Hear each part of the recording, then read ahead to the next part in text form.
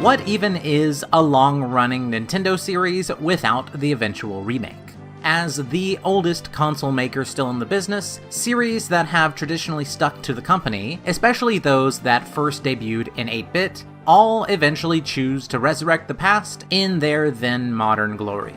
In times of uncertainty, it's natural to want to go that way. Not only do you allow new fans to catch up, but you also allow your old fans to reminisce for a bit. As long as it's not overdone, it's a harmless way to shore up enthusiasm, especially when recent fate has not been going your way. Fire Emblem 11 Shadow Dragon is easy to call just another remake, but I find that to be a bit dismissive. Fire Emblem 1 wouldn't have led to this, and neither would Mystery of the Emblem.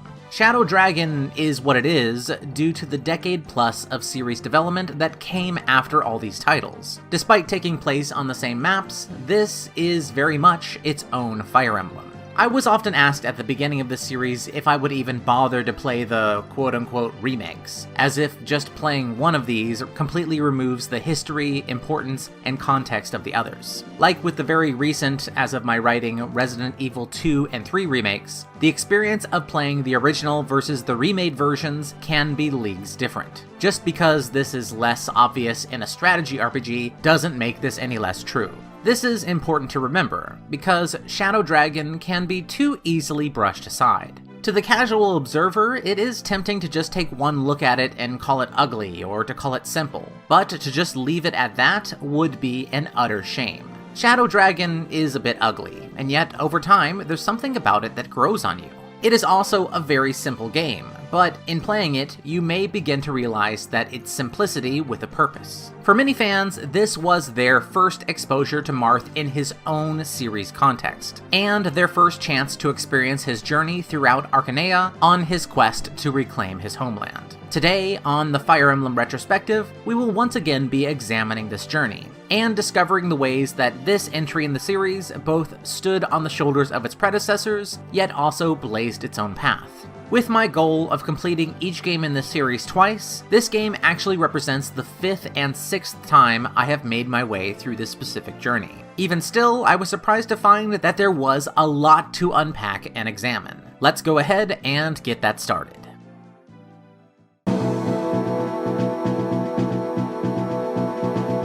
Unsurprisingly, the release and poor sales performance of the two prior games, Path of Radiance and Radiant Dawn, put the development of the next Fire Emblem into a whole new context. Despite trying and failing to land back on the home console twice, the next game in the series was originally planned to be released for the Wii.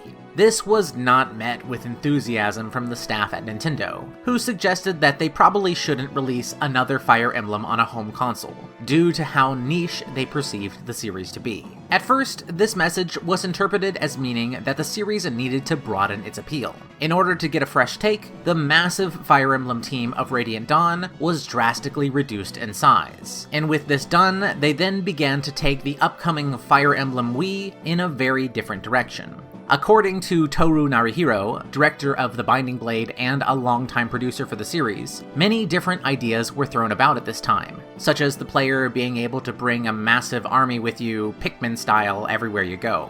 It's a bit hard to understand exactly what he meant nowadays, but whatever the case, ultimately this project fizzled out. It was Kohei Maeda, a writer and planner since The Blazing Blade, who got the ball rolling once more, expressing his desire to become a director and to reintroduce marriage into the series so that they could kickstart that mass appeal. Ultimately, he was passed over for this entry, but if you know the future of this series development, then what he had just proposed should sound a little bit familiar. Longtime project coordinator for Nintendo Masaki Tawara became the director, taking the series back to a portable system yet again. It was decided to remake the very first game, which had already seen an altered revision seen in Book 1 of the third game, Mystery of the Emblem. Despite the journey of Marth having already been retread one time, the team really wished that players outside of Japan would be able to experience his story for themselves. And going back to redo this entry also meant that they could fix some of the issues with Mystery of the Emblem's version, which had to cut 5 levels and some playable characters due to Super Famicom's storage limitations. Fire Emblem Shadow Dragon was viewed internally as more of a renewal rather than a remake. This meant that multiple new mechanics were implemented for the first time, and the team even went out of their way to add 5 new Gaiden chapters, each with new recruitable characters. Even with these new chapters and units, a concerted effort was made to not overcomplicate the story. And though much more dialogue was added, which fleshed out the cast tremendously compared to their previous outings, the team was committed to keeping the atmosphere as close as possible to the original. Yet again, they used a guest artist for the visual design, with Masamune Shiro of Ghost in the Shell fame redesigning Marth, Sita, and many of the other more prominent members of this cast. After serving as a sound supervisor since the 7th game, none other than Yuka Tsujioko returned back to a more direct role, serving as Shadow Dragon's composer. This of course was a natural fit, since it was her who had composed the music for the original game nearly 18 years prior. With the ball finally rolling, development only took 10 months to complete, with the game releasing on April 7th, 2008 in Japan, with Western releases in December of the same year and February of 2009. Along with positive reviews from a number of outlets, sales for the game thankfully went up, with this game easily outselling both of the previous entries. However, very strangely, sales numbers for this game were higher in Japan than in the West, which definitely wasn't a great sign given how much larger the Western market is compared to Japan's. This was very quickly noted, as it showed that the series had maintained an invested audience in its home country, but in the West, much of the attention since the successful Game Boy Advance games seemed to have mostly worn off. After the panic-inducing results of the last 2 entries' sales performance, this game succeeding was a slight ray of hope, although it was one that would soon be interpreted in a disastrous way. We'll be getting into that, naturally, in the next video. For now, we will be moving on to covering the plot. Technically, I have told this story 2 previous times, but I still find it important to do it here as well. Even the most complete fan translation of the original game continues to be extremely rough. And of course that was on top of the lack of storytelling capabilities that the Famicom already had. Of course, the second retelling, Fire Emblem 3, which had a better fan translation, still had to cut out large portions of the original in order to fit in the real meat of that game, which was the Book 2 sequel section. Fire Emblem Shadow Dragon is the only official English translation for these events. But on top of that, the vastly improved storytelling and writing has gone on to make it the definitive version for all regions. As always, I will provide links for those who wish to jump right to the story analysis section at the top of the screen, or a link to the start of the gameplay sections at the bottom for people who want to avoid all story spoilers whatsoever. Alright everybody, let's get going in 3, 2, 1.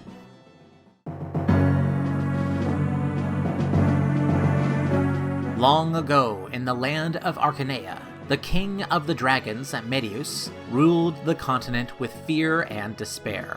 In response to the tyranny of his wretched rule, a hero hailing from the small nation of Altea appeared, wielding a shimmering blade. This man, Anri, challenged the evil dragon, and ultimately prevailed. 100 years of peace followed him, but eventually, the dark dragon Medius returned to the world. He seized power in the land of the dragons, Nohr, and began gathering allies for his second conquest of the continent. Nation after nation submitted or fell to the Shadow Dragon's power, and it was now up to the current ruler of Altea, King Cornelius, to wield Anri's blade the falchion against the tides of darkness yet again. While the king sallied forth, it was up to his royal children, Princess Ylisse and Prince Marth, to maintain the castle with the queen, and to host a garrison of troops from Altea's neighboring ally, Gra. Although Prince Marth's days of training both the pen and the sword passed without incident, all of this would soon change. One day, the same as any other, Marth was suddenly awoken by a castle guardsman, who had been seeking him on behalf of his sister. And as Marth was going to the throne room to try to find her, he was shocked to see soldiers of Gra within the castle, working together to try to apprehend him. After proving to them that the son of Cornelius was not to be underestimated, Marth reunited with his sister, who informed him that they had all been betrayed. Gra had chosen to side with Dolar and had turned on their father, slaying him in the field of battle. Now, the entire castle was under attack, as their former ally soldiers were frantically searching for the both of them, hoping to wipe out the bloodline of Armory on behalf of their new master. Ylisse implored her brother to flee, choosing to stay behind herself instead. Marth quickly gathered his guardsmen around him, and together they fought to secure the young prince's future, even with their very lives if they had to.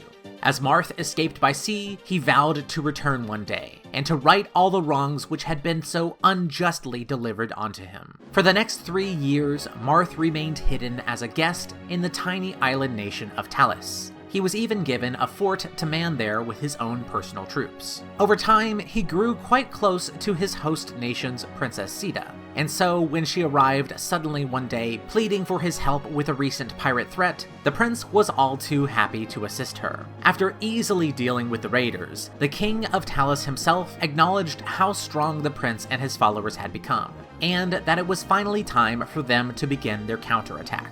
After being granted some of the most powerful fighters of Talis, Marth sailed west, arriving in the kingdom of Ylisse. And as he battled through both bandit and soldiers standing in his way, he would gather more and more powerful allies, drawn in either by the kindness of Princess Sita or the righteousness of the prince's cause. At the gates of Ylisse Castle, Marth was met by Duke Hardin, the younger brother of the local king and a fiercely powerful cavalry commander.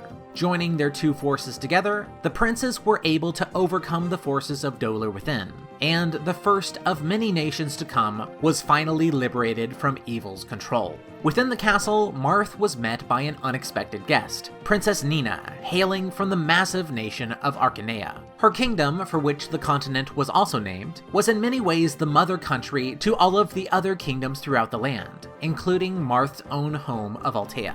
As the heir to Arcanea, it was Nina's role to protect all of the nations in a time of crisis, a task which she was woefully unable to do in her current situation. What she could do, at the very least, was choose a champion, and adorn him with a symbol of her family's trust. Marth was presented with such a symbol, the Fire Emblem, a holy object which was only to be bestowed to a true hero, one who was believed had the power to save the world. With this act, Marth's cause now had full legitimacy, granted by the most powerful royal family in the land. With this, his group became known as the Arcanean League. For those living under the tyranny of Medius, Marth's fight represented hope, and soon many others, such as the warrior Princess Minerva of Macedon, were seeking out his help.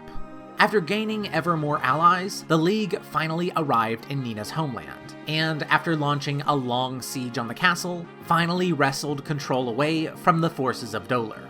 With half of the continent free, the next stop on the prince's journey would be a personal one, as he now set his sights on Gra, the land that had betrayed his family so long ago. At that time, 3 years ago, the prince had been nothing but a weak boy, fleeing for his life thanks to the sacrifice of others. Now, with the might of many loyal soldiers from all over the continent at his command, the tables had completely turned. Though the soldiers of Gra had personally seen to King Cornelius' death on that fateful day many years back, his divine blade, the falchion, was not to be found within their castle. Luckily, through careful search, Marth's group was able to learn that it had been taken away by Garnef, a fearsomely powerful dark magician who was also one of the Shadow Dragon's first and closest allies, located currently in the northern magic kingdom of Gaiden. In the sands of this land, the Arcanean League were finally able to confront the magician, but they soon found that no sword, spear, axe, arrow, or magic could possibly break through the barrier of dark magic he commanded. After Garnef grew bored of this show and vanished to parts unknown, Marth was suddenly telepathically contacted by the sage Goto, the very man who had taught Garnef before his dark turn. To defeat the mage and retrieve his family's sword, Marth would need to craft the magic of starlight, which could only be done by retrieving 2 powerful orbs from a temple nearby and personally delivering them to Goto in the heavily guarded kingdom of Macedon.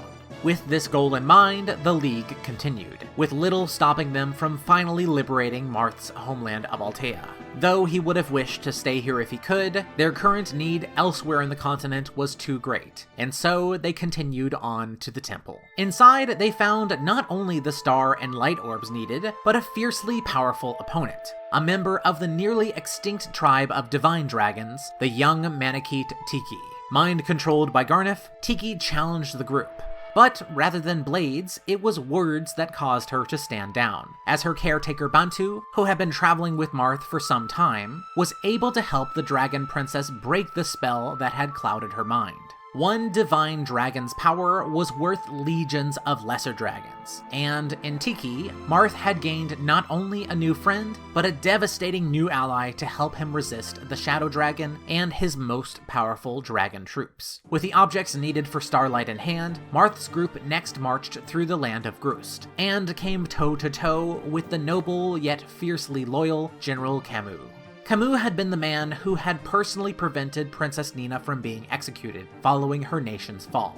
But despite the love that the two shared for each other, the general refused to betray his home country for their side, and soon he too had to fall at the League's hands. Though this resulted in utter heartbreak for Princess Nina, at last very little remained of the Döhler alliance. Now, even though Macedon's king Ylisse, the brother of Princess Minerva, threw everything he had at them, it was not nearly enough to stop the League, and eventually he too would see the end of his rules at the hand of Marth.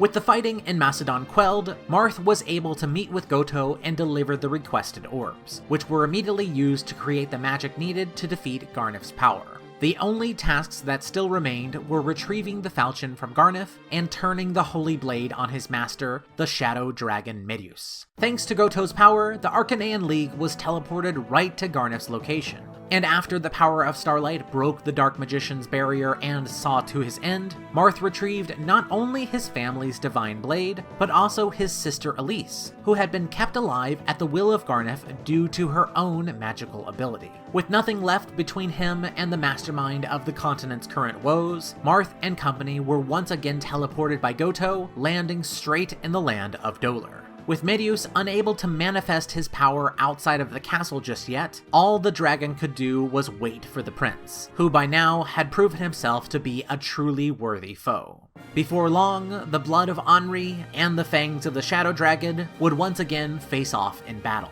Just as his ancestor had done a century before, Marth struck down the dragon, who was yet again disgusted to fall at the hand of a mere human. Promising to return as long as darkness remained in the world, Medius finally disappeared. With the dragon's defeat, peace had once again been restored to Arcanea. As the many allies who had all gathered around the prince over this past year returned back to their homes and families, the prince's final battle was won for his own happiness. Thanks to his dear friend Nina, Marth was able to muster his courage and ask Sita to remain with him, forever at his side. The tale of the Shadow Dragon and the Sword of Light had finally drawn to a close. For now.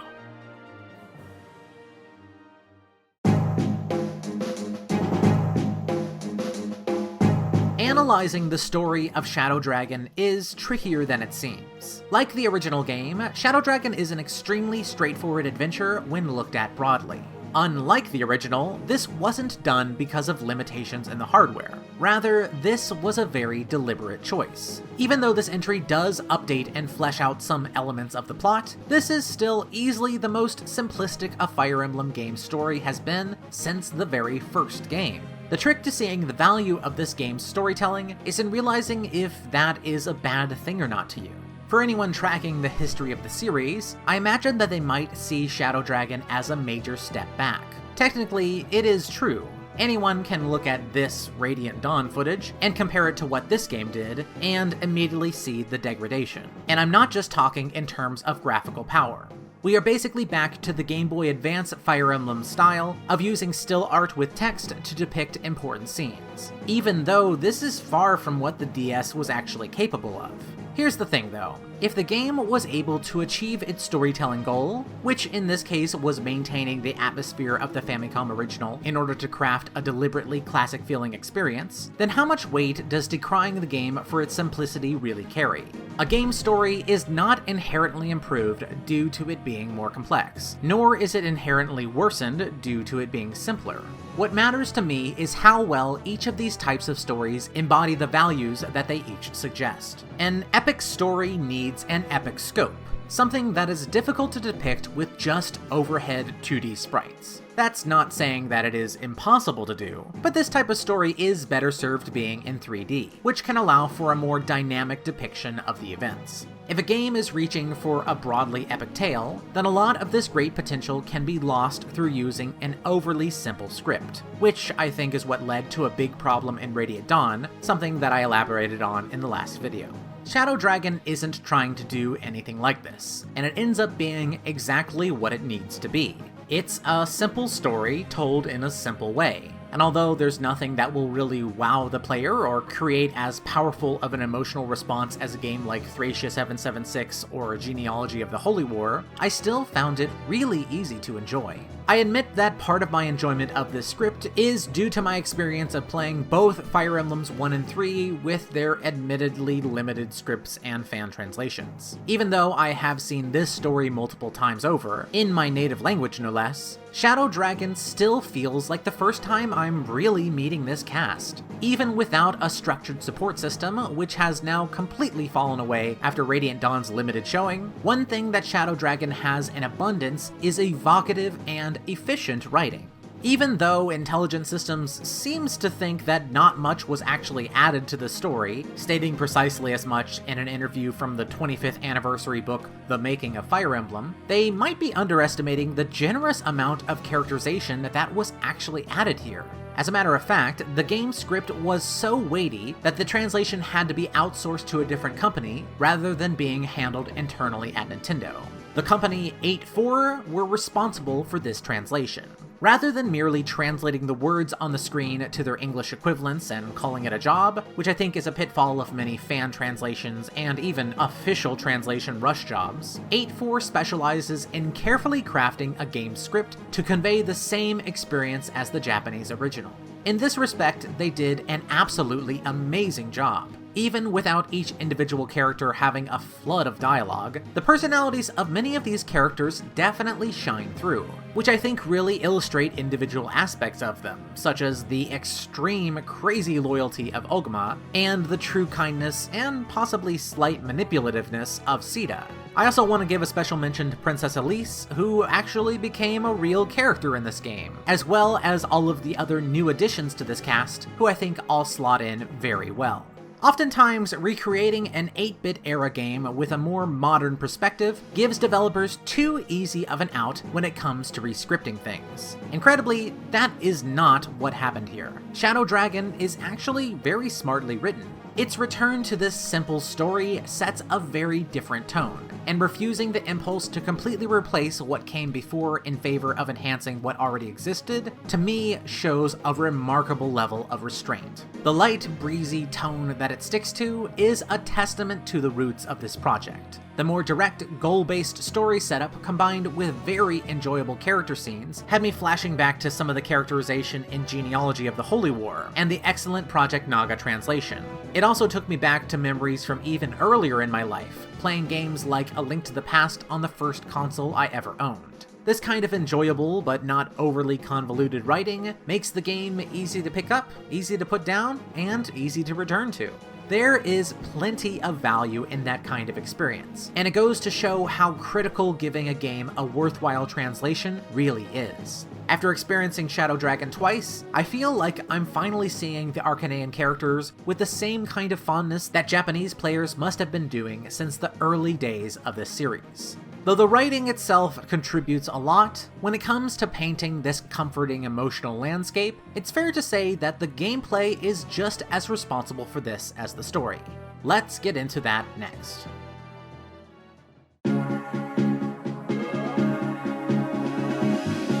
The The last time that any Fire Emblem game shook up the formula so dramatically from one game to another, the series creator Shozo Kaga had just left Intelligent Systems completely. Like the Binding Blade before it, Fire Emblem Shadow Dragon was ruthless in how many long-running systems it hacked off itself, stopping just short of regressing back to the days of the early Super Famicom games. About the only additional systems that remain that weren't in the original game are the Weapon Triangle system, Weapon Proficiency system, and Weapon Forging. Character skills are gone, the C to A support system is gone, bonus experience, charging transformation forms, tier 3 classes, Kanto, Shove, Rescue, Auto-Promotion, they have all been cut. Almost every new addition since the Binding Blade is not here. And though this seems obvious since we are returning to the Arcanean games, remember that even in Mystery of the Emblems version of this game, the Weapon Triangle system didn't even exist yet. Of these implanted inclusions, the deliberate incorporation of both the Weapon Triangle system and Weapon Forging are more than enough to completely change how this game is played. These changes are so significant that when you seriously start to consider this game versus either previous version, calling it simply a remake struggles to have any useful meaning. To get what I mean by this, an understanding of the originals is required, and I'm not sure that this is an understanding that many people have. Not many people play Fire Emblem 1, and probably at this point even less people play Mystery of the Emblem. I really have no doubt that for many watching this video, the exact specifics of that era in the franchise continue to be somewhat vague. I'll try to clear things up briefly here. In both Fire Emblems 1 and 3, the difference between sword, axe, and spear was only seen in their hit rate, damage, and weight. No weapon had any innate advantage over the other. There was no real drawback to assigning the baddies all one kind of weapon or one kind of class throughout a whole map.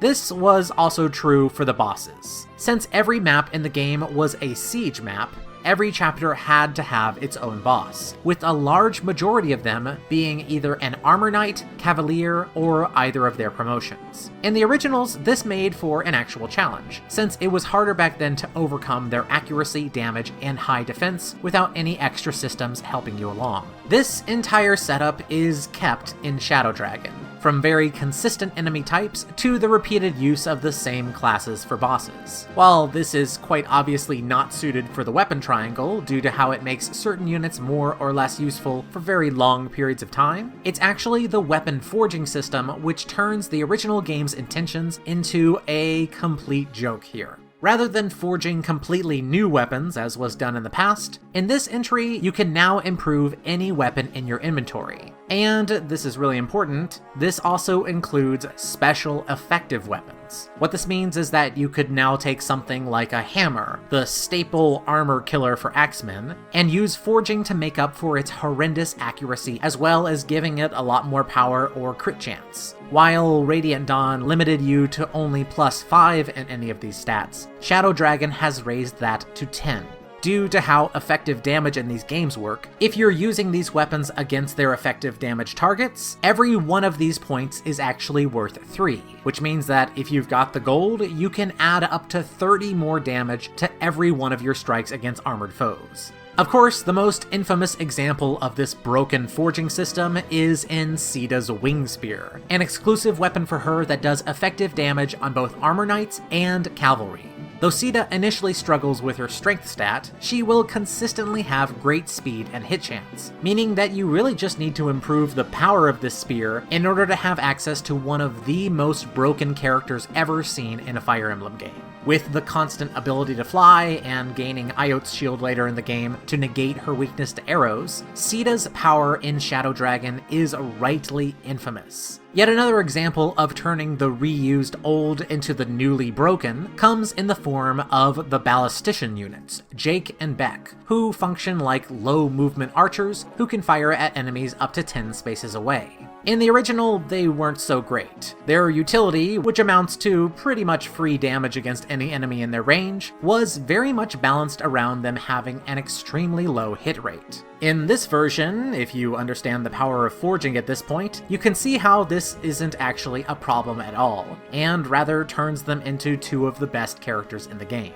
With a little bit of gold, you can boost that accuracy right up, as well as a healthy dose of power, allowing you to one-shot any enemies in range that you wish, and even sometimes two-shotting the bosses. With the abundance of warp staves in this game, and this kind of power at your fingertips, Shadow Dragon plays a lot faster than any game in this franchise before it, which is ironic considering that it's the tedium of the original versions that keeps most players from experiencing them these days. I imagine if I'd played these out of order, it would be really hard to go back. And that's not even mentioning the host of other quality of life features that were added here, like the ability to skip through animations even when they're turned on, which includes skipping entire enemy turns if you wish, as well as being able to see every possible danger zone at the push of a button. FE11, more so than any other entry before it, seems like it was built for you to go back for more, to keep pushing yourself to do better and better, until the tricks you've learned can no longer break it as hard as they could on your initial runs. This was done primarily by making this game one of the most modular and self-correcting games I have ever seen in my life, which is precisely what we need to talk about next.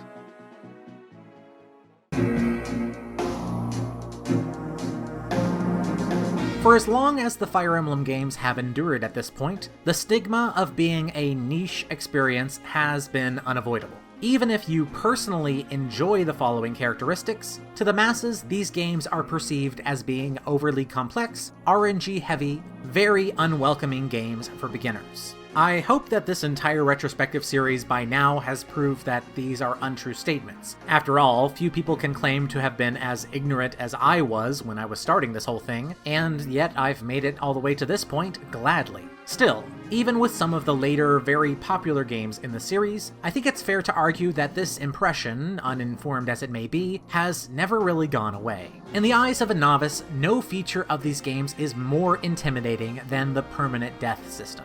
If this game is about building your army, then nothing else is so blatantly intimidating than the thought that, if you do make a major mistake, not only will you be punished for it, you will also suffer permanent loss. People want a challenge, sure, but nobody wants to suffer while they're just trying to learn.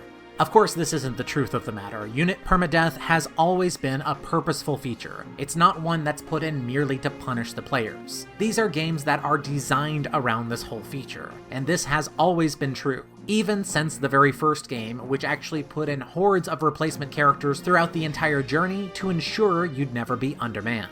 There's a quote that I see over and over again concerning the issue of permanent death. It usually goes something like this: I hate having to start over whenever I lose a unit. It's either start over or lose hours and hours of work. I'm fairly confident that a lot of Fire Emblem fans have had this feeling at some point, and I'll admit that includes myself.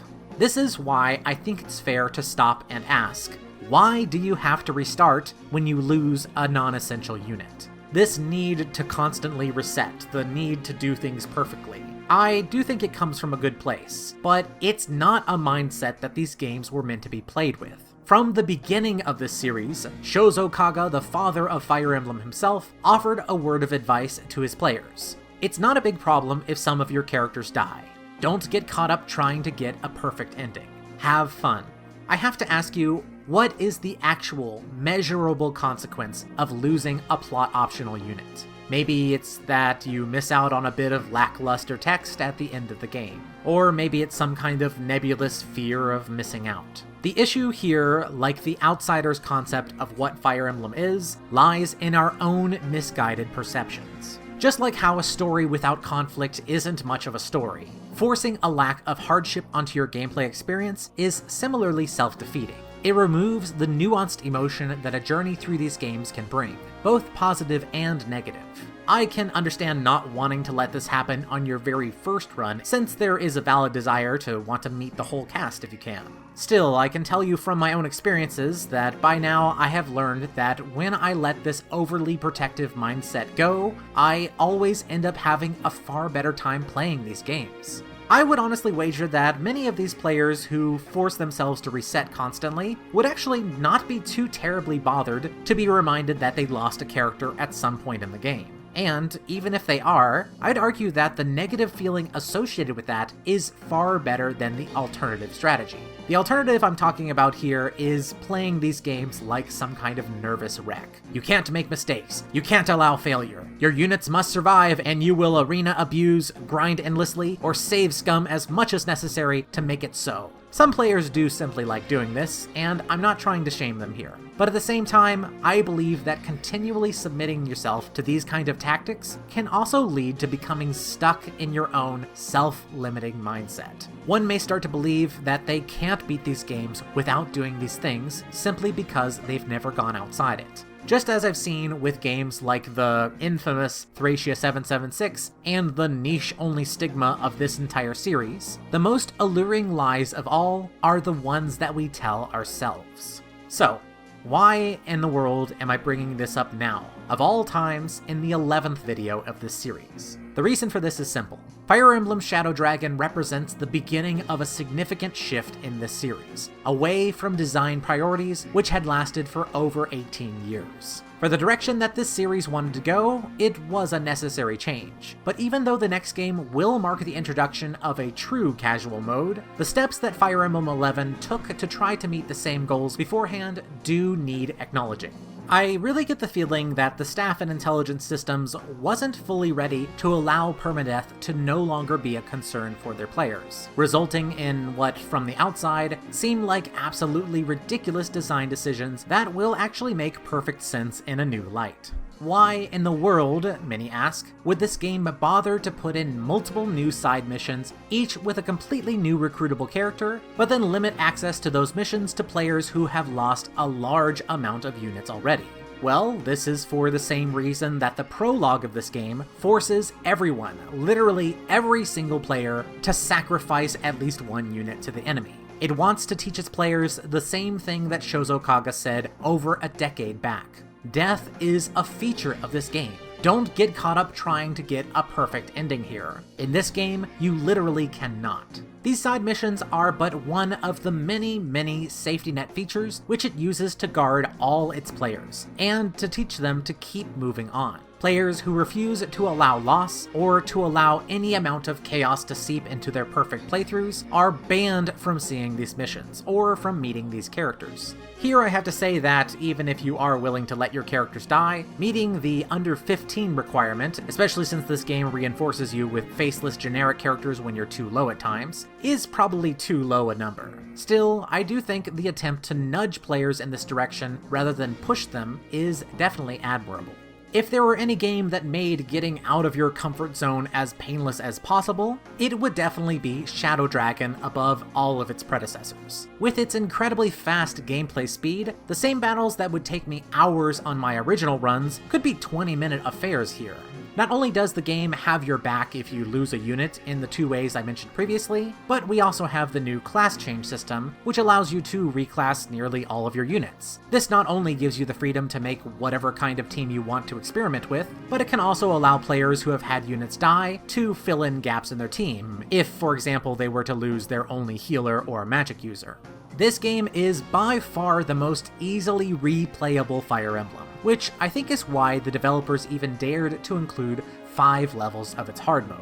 Both of my full runs were actually only about 15-hour affairs, and with animations always off or unnecessary enemy turns skipped, which I couldn't really do because I needed to capture footage, this playtime could likely have dropped even closer to 10, or maybe even under it. So you finished normal. Why not try Hard 1? It's not that much of an investment of your time. Well, you finished Hard 1. Why not try Hard 2? You've already learned so much about this game. This approach, I think, is significantly less intimidating than suddenly bumping a player up to one of its very hardest difficulty settings. And all in all, the changes here were an admirable attempt to try to begin to appeal to players of many different stripes. Though the changes seen here were far from overwhelming, all of these additions were signs of the inevitable. Fire Emblem was going to change. Whether that was all for good or ill is something that we'll have to examine more in the future. For now, at last, it's time that we wrap everything up.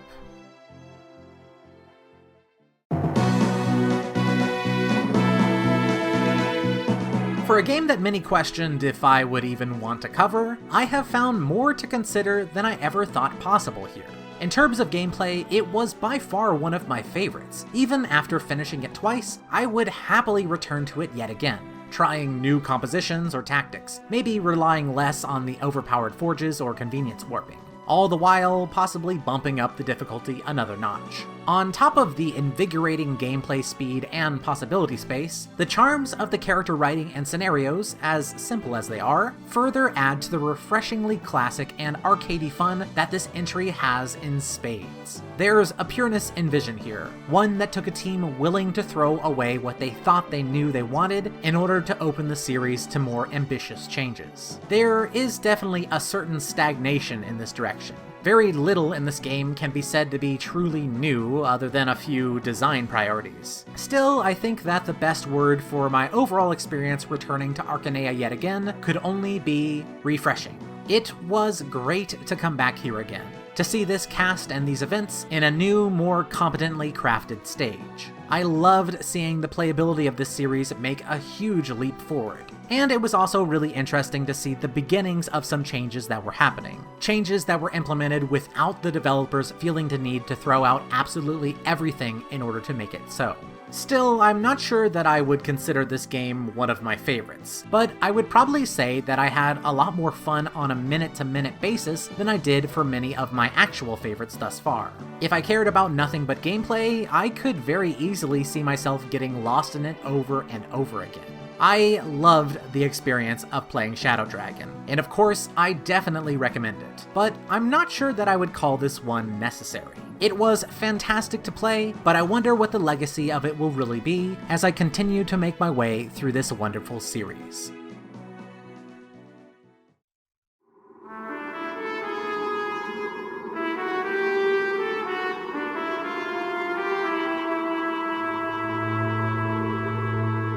On our next stop on the Fire Emblem Retrospective, we will once again return to Command Marth as he faces a new mysterious threat. Join me then as we take on enemies unforeseen in Fire Emblem 12: New Mystery of the Emblem.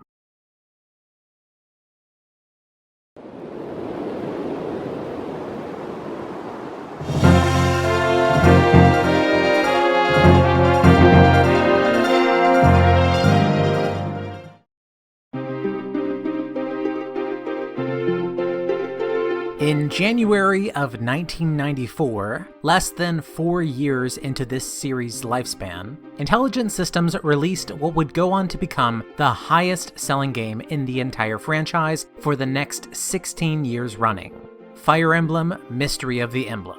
Though it contained a shortened remake of the original story of Marth, the real focus was its brand new sequel campaign, which followed Marth again on an all-new quest to save the world. The impact that its release had on this series cannot be overstated. Its high sales and glowing reception in Japan transformed Fire Emblem from a noteworthy but still developing young series into an attention-grabbing mega-hit. Though the original 2 Famicom entries had their own fans, it was this moment when the Fire Emblem series developed into a full-blown franchise, one whose very long history of ups and downs have finally led us here. Fire Emblem 12: New Mystery of the Emblem, Heroes of Light and Shadow, on top of being a mouthful of a title, would eventually prove to be just as pivotal for the series' development. Taking the story of Book 2 of the Super Famicom original, New Mystery not only expanded upon the story with new plot lines, characters, and maps, but it also added a host of new features and systems that, like its predecessor on the DS, made it less of a remake and more a completely new entry that just happened to share its maps with an older game.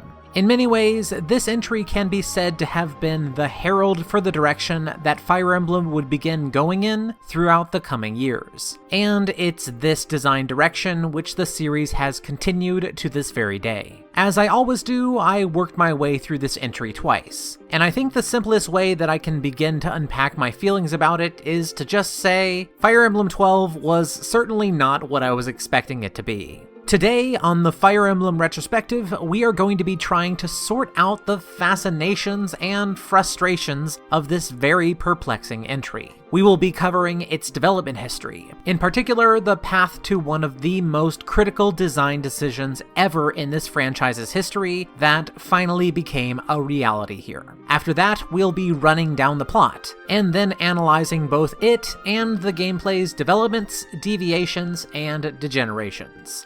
Alright, let's get started.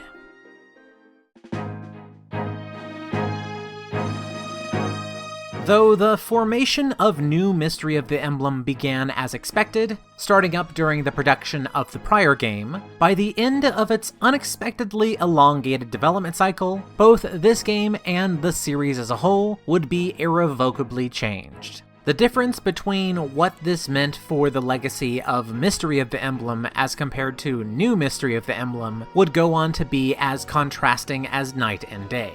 The period of time between the releases of Fire Emblems 9 to 12 was, without a doubt, the darkest age of the franchise. At this point, Intelligent Systems had been trying to find their feet for almost 5 years straight, consistently failing to find the same success of the Game Boy Advance era Fire Emblems. After the last game, Shadow Dragon failed to make significant sales in the West, but still sold a decent amount of copies in Japan, it was decided to bring the series back to only releasing in its home country, making this next game the first since The Binding Blade that would not be getting a Western release. Originally, New Mystery was meant to debut much closer to Shadow Dragon's 2008 release date, but the staff soon found that the same design ideas used there were not going to fit this particular project. As more and more ideas were pooled and implemented, one of the most contentious issues for the team since the days of Genealogy of the Holy War reared its ugly head. This issue was the possible inclusion of a new mode which would remove the long-running system of permadeath from the game experience. When asked about what makes Fire Emblem as a series unique, one of the most common answers that many at Intelligent Systems give is the fact that their game contains permadeath. It's often described as the key element of tension that makes the joy of success feel even more rewarding, and is a major element of what they see as the fun of Fire Emblem. Removing permadeath, or at the very least allowing some players to remove it if they wished, was not going to be an easy option for the team to take. However, where this series was financially during the development of Fire Emblem 4 compared to where it was right now were totally different. It was actually Nintendo who started to suggest that the team seriously consider allowing players to make this choice. Discussions with Nintendo made them keenly aware that the permadeath system was not only seen as harsh from non-fans, but it was actually turning away people who would have otherwise tried the games. It was this statement that finally made the idea stick. For the developers, the distinction between players that will constantly reset so that they can go for a perfect run, and those who just play on even if they lose a unit, were very apparent. However, they had never before considered that new players simply wouldn't have these instincts, or realize that they have the choice to reset or not. From that perspective, they would instead find the game to just be overly punishing without any acceptable recourse. Finally, they began to wonder if some kind of accommodation could be found. In August of 2008, very early into New Mystery's development period, in an interview performed by Satoru Iwata, former CEO of Nintendo Japan, the developers discussed at length the critical link between Fire Emblem and the concept of permadeath, breaking down the reasons why, after a decade and a half, that this aspect would finally be made into an option for players to choose for themselves. Although the staff was wary of such a direction, a prototype featuring these changes was made and playtested, and the results of this experiment were very clear. This new mode, which allowed permadeath to simply exit the entire experience, was immediately lauded by testers, which was the result that cemented its oncoming inclusion. After years of the topic being shelved, one of the most pivotal changes in the entire series had just been set into motion. Since this mode was not only built for beginners, but just for anyone who wanted to play the games comfortably and without the tension of the older style of play, it was not named easy, but instead a casual mode. The The traditional format was named Classic in order to reference how it was to be viewed as the continuation of the gameplay of old. Like Shadow Dragon, New Mystery of the Emblem was not simply a remake, but rather a whole new Fire Emblem, adding in a brand new prologue, side story missions, new characters, and bringing back a support system and info conversation system in the style of Path of Radiance. As a bonus, many new extras were also included, such as the maps that had previously only been seen in Fire Emblem BS, one of the few games that were only available on the limited access Satellaview add-on for the Super Famicom in Japan. Just a note here, I may look at Fire Emblem BS and its remade content from this game in the future as a bonus video for the series, but for the rest of this video, I'm just going to be focusing on New Mystery of the Emblem's main content. Speaking of that new content, the biggest of all the additions can actually be seen right on the front of the game's box, and that is Chris, the generic name for New Mystery's customizable My Unit character. The only other time the series had done anything like this before was in the Blazing Blades Tactician. But unlike them, Chris would be a fighting unit with a substantial place in this plot. After an unusually bumpy and contentious development period, the 12th main entry of this series finally released only in Japan on July 15th, 2010. Despite all this work to open up the gameplay to everybody, the sales of this entry started out very disappointing, selling 75% fewer copies during its debut week than Shadow Dragon. Over time, Fire Emblem 12 did manage to climb to almost the same Japanese sales numbers as Shadow Dragon, but these results still meant that for the 4th time in a row, this series had failed to achieve its desired sales numbers. Nintendo now saw Fire Emblem as a franchise on the verge of collapse. In the wake of yet another inadequate sales report, the Fire Emblem team would soon be given an ultimatum.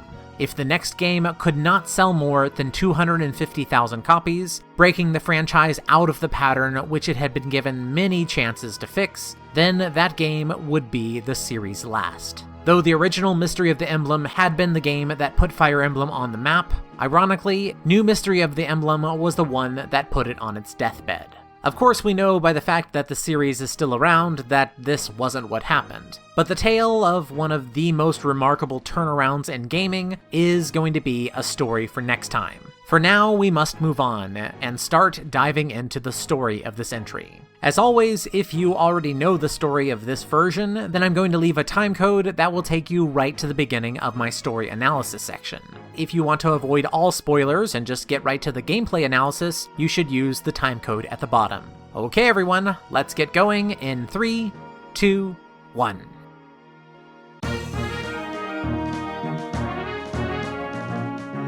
At last, the conquest of evil had been stopped, and the continent of Archanea was finally at peace. After Prince Marth had led the revolutionary army and struck down the dragon Medius with his family's divine blade, he had settled back down to rule his kingdom of Altea with the beautiful Princess Sita at his side. Though it was ravaged by the war, the peaceful days he spent rebuilding his kingdom were a treasure that he had fought very hard for.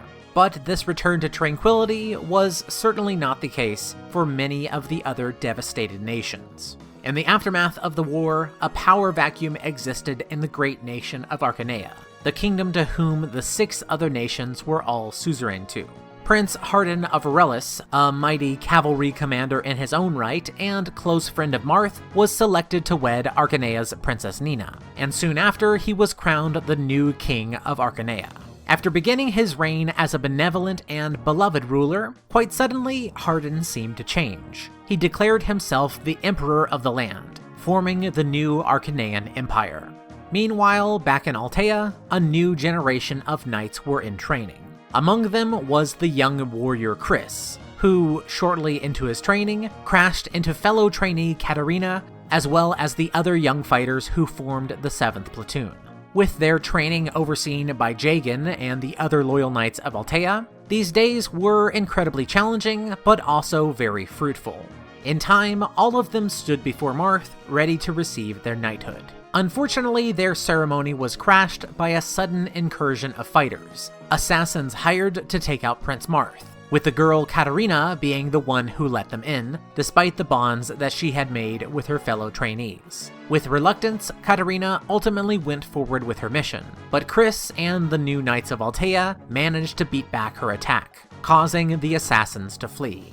It had been 1 year since the destruction of Medius. While Marth and his new royal guard Chris were focused on safeguarding their own nation, a messenger from Emperor Hardin arrived, bringing with them an ominous request. In the west, the nation of Grust had rebelled, and Marth was called on to restore the Emperor's control there.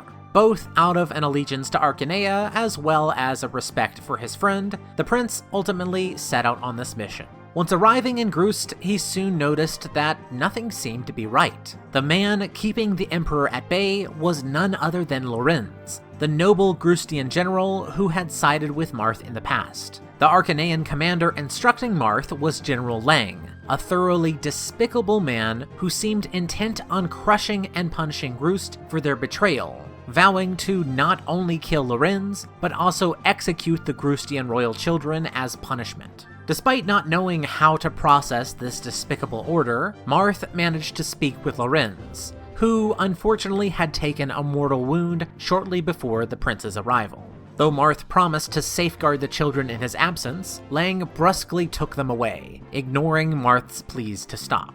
He then informed them of their next mission, which was to travel to Macedon and free Princess Minerva, who had also had a revolution spring up in her land, one that had resulted in her capture and imprisonment. After agreeing even more reluctantly this time, the group departed, along the way running into their ally Lind, who came bearing a gift from the Empress Nina, the Fire Emblem.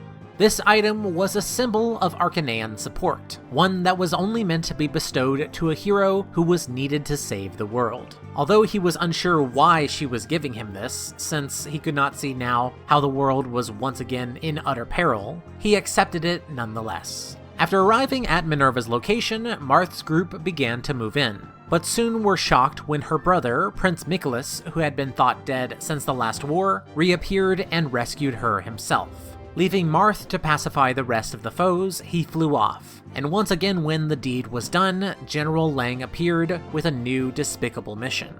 This time, however, Marth and his knights could no longer bear to follow his orders. Not caring for the consequences, Marth, Jagen, and Chris all confronted him, with the old knight Jagen even going so far as to challenge him to a duel to the death, a threat which Lang responded to by immediately fleeing. With an intent to confront Hardin about the recent atrocities inflicted on his people by the likes of Lang, before setting out for their next destination, in the skies above, a single Pegasus rider appeared, none other than Princess Sita, who brought with her extremely dire news. While Marth and his forces had been away, the Arcanean Empire launched a sudden invasion of their homeland, and had quickly seized complete control over it. Now, without a doubt, Emperor Hardin had set himself towards destroying Marth and his allies, and once again, the prince commanded nothing more than a small rebellious force, facing up against a continent-spanning empire. It was this empire that was now actively hunting him this very moment.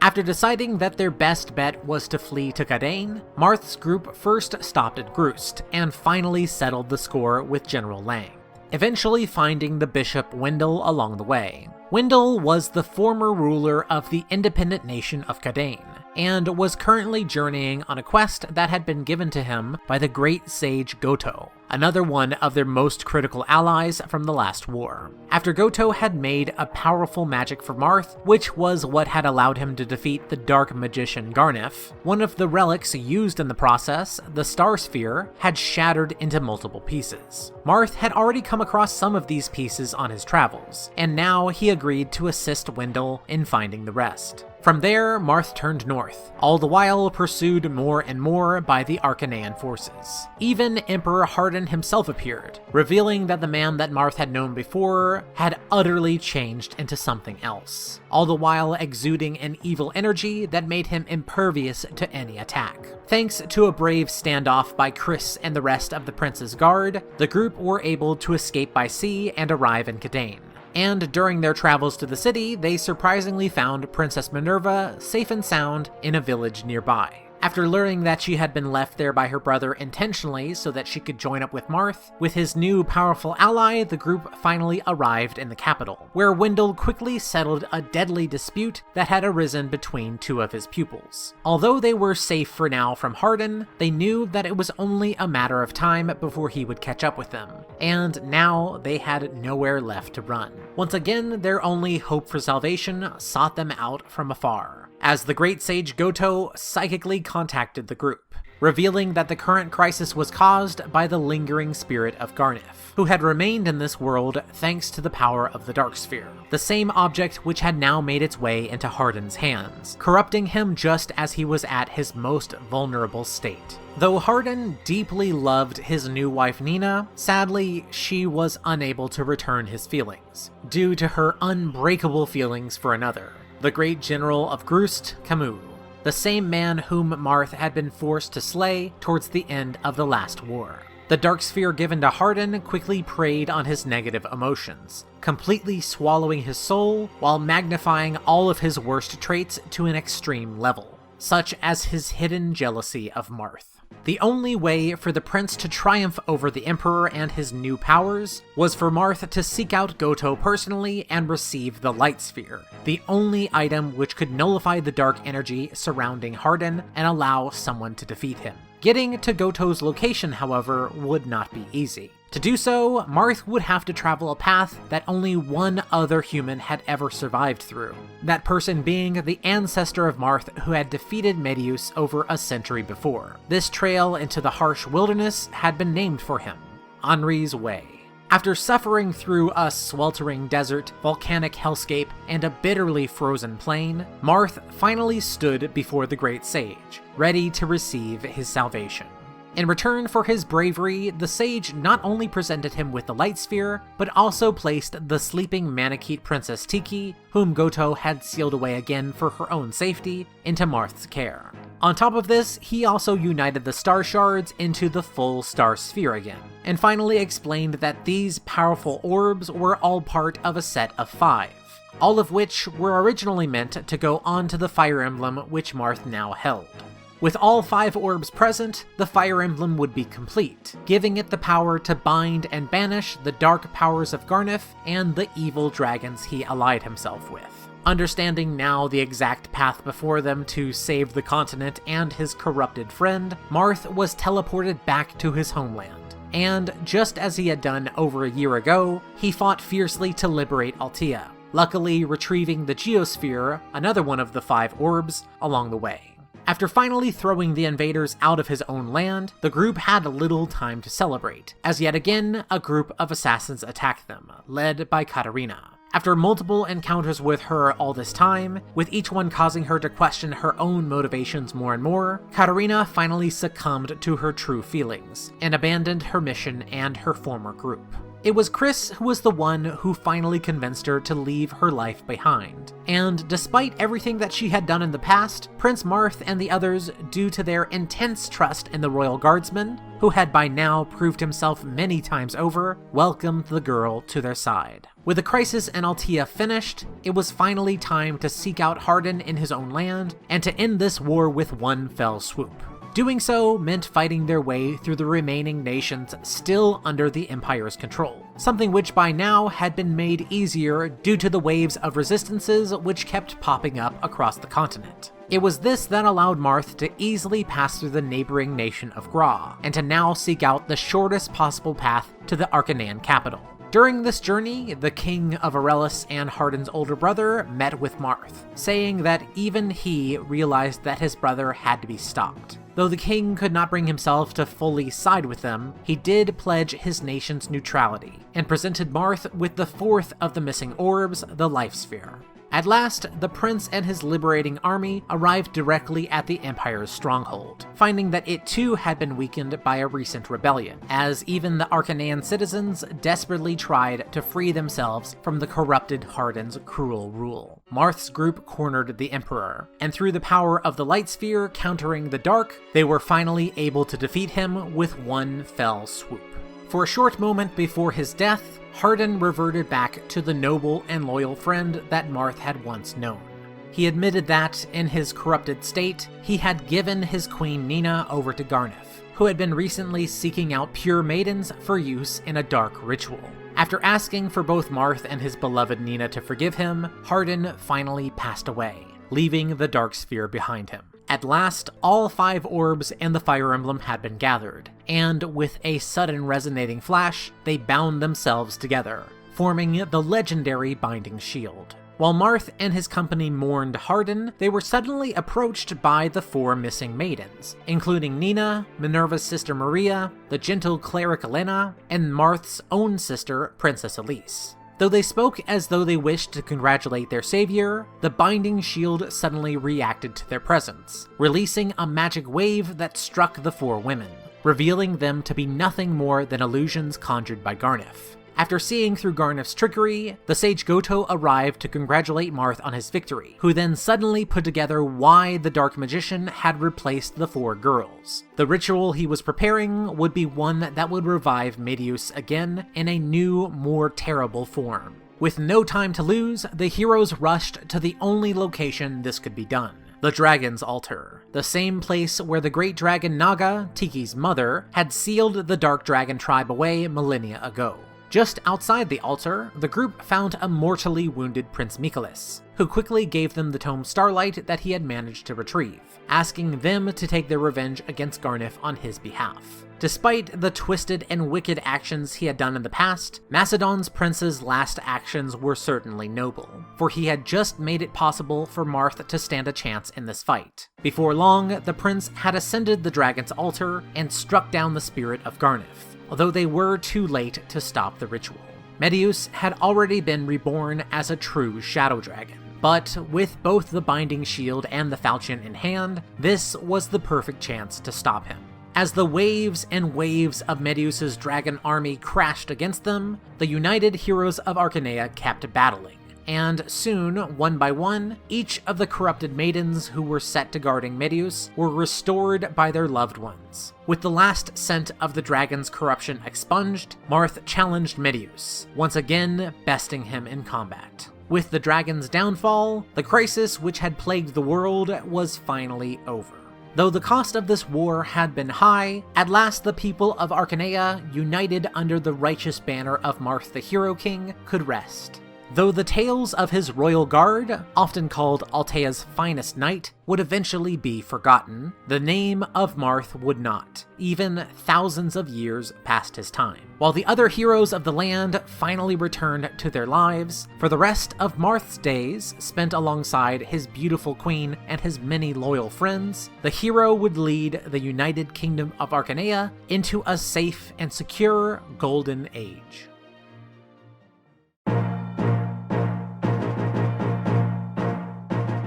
I have to admit that I have a bit of a soft spot for the story of the original Mystery of the Emblem. From the perspective that I took going through these games, and that's of a person who was blind to the rest of the series and intentionally went through them in release order, the steps that the third game took to modernize its presentation were actually very exciting for me. I remember thinking at the time, wow, a map! They used a map, and I can actually tell what's going on and where I'm supposed to be. That was the first time I felt that I was getting a readable glimpse into the world of Arcanea. But the story that followed was never one of the series' best. Marth's follow-up tale wasn't planned out during the original game. Rather, it was a new direction after the team finished Fire Emblem Gaiden. This results in this story's major plot drivers having absolutely no setup in the previous game, which misses out on a lot of the potential for sequels. Looking back on my time with Fire Emblems 9 and 10, many of my favorite plot points in the latter came from things that were set up in the prior game and satisfyingly paid off. Had Radiant Dawn been completely without these, then I imagine that I would have been harder on the plot than I already was. Before embarking on the DS Fire Emblems, I of course knew ahead of time that the two games had been created one after the other, meaning that this time around the developers would have the chance to tie them in better with each other.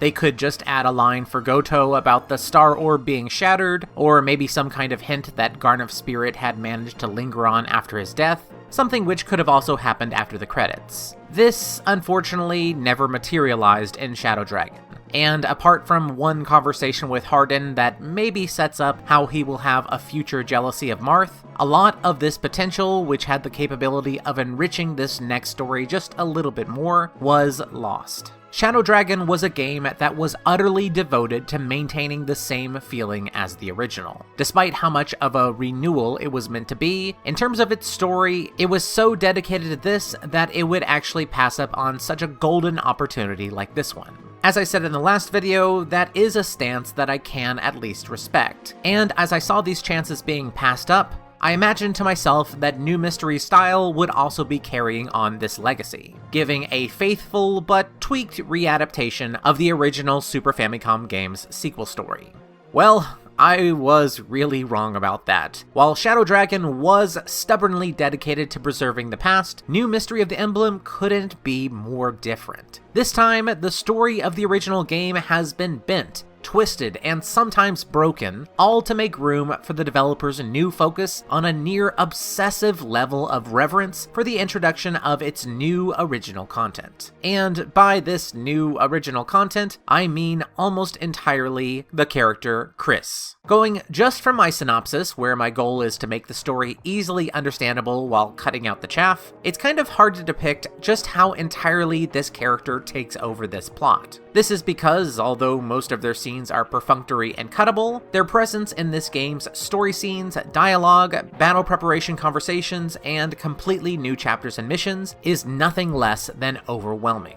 Though I choose to shorten this game's title to New Mystery of the Emblem for brevity's sake in this video, Fire Emblem 12 is definitely more dedicated to the Heroes of Light and Shadow part of its name, rather than the Mystery of the Emblem part. While Marth is the hero of the light who is remembered throughout time, he actually shares half the limelight with the hero from the shadows, the one that was supposedly forgotten about, aka retconned, Chris. I find whenever I write my story synopses, simply going through the process of writing down what happened tends to sort out what is actually important and what is completely disposable just on its own. When retelling the plot of New Mystery of the Emblem, it was tempting to simply leave out Chris entirely, because everything to do with him, the training of the 7th Squad, and the events with Katarina and the League of Assassins is entirely filler. This isn't a bad thing. The questionable part of all this only comes in when the game overtly starts overshadowing the original plot to bump up this filler's importance. In no uncertain terms, Marth is no longer the main character of this game anymore. Though Marth does still have to stick the dragon in the end, had this been another genre, then Chris would have been the main character and Marth our AI-controlled sidekick. We start the game with the creation of Chris, and then take them through the quite hefty prologue section as they form their own circle of friends, rapidly become the most important knight in Altea, and then go on to form relationships with every single character in the entire game. Now, I don't actually have an issue with this structure in theory. It actually sounds pretty cool to imagine a Fire Emblem game where we are not playing from the perspective of the main lord, but just in the role of one of his knights. It's kind of like how we played as Raiden in Metal Gear Solid 2, for the purposes of making the longtime series protagonist Solid Snake look like the super soldier legend that the games built him up to be. This is more of an issue in the context of this game specifically, because not only does Chris have a lot of exposure here, but every bit of it that he was given in the main plot was done by writing all over someone else's development. Most of the time in Fire Emblem 12, this is done by making Jagen an irrelevant character. As every great scene of his in the original Mystery that showed off how loyal and intimidating the old knight could still be, we now have Chris sticking his head in the middle of things to lap up an undeserved level of attention. By the way, I was not joking when I said that literally the entire cast forms relationships with Chris, and this is easily seen with the return of the leveling support system. At first glance, New Mystery seems to be returning back to the info and support conversation systems of Path of Radiance, which is quite the worthy goal. Fire Emblem 9 definitely had the best support system in any of these games so far. The critical difference between FE9 and FE12 is that this system is less of an army support system and more of a Chris support system.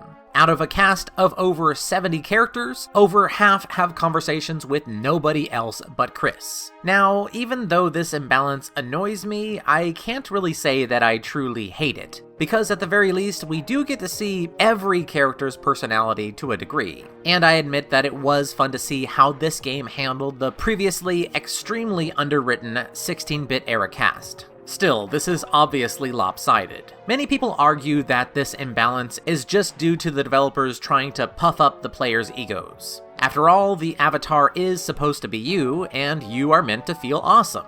If this is the trope that they were trying to go with, then it actually wasn't done very well here. Unlike the other overly beloved heroes from other games that are meant to fulfill this role, for instance Link from the Legend of Zelda games, Chris, by comparison, is a fully written character with their own predetermined personality and responses. He or she has a backstory, albeit one that is marginally affected by the player's responses during character creation. But with this aside, Chris has their own reaction and place in the plot, and completely predetermined aspirations and goals. Chris isn't you or me.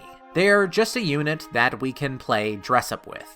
All this attention on them is inappropriately placed. Even if I did get a kick out of many of the underwritten cast's conversations with them, as I discussed in my Radiant Dawn video, I have over time gained higher and higher expectations for the ensemble writing of this series now. Putting this much focus on a single part of this overall cast, even if it was done on the traditional main character Lord, is still a mockery of the exciting and varied pairings that fleshed out the Fire Emblem casts of old.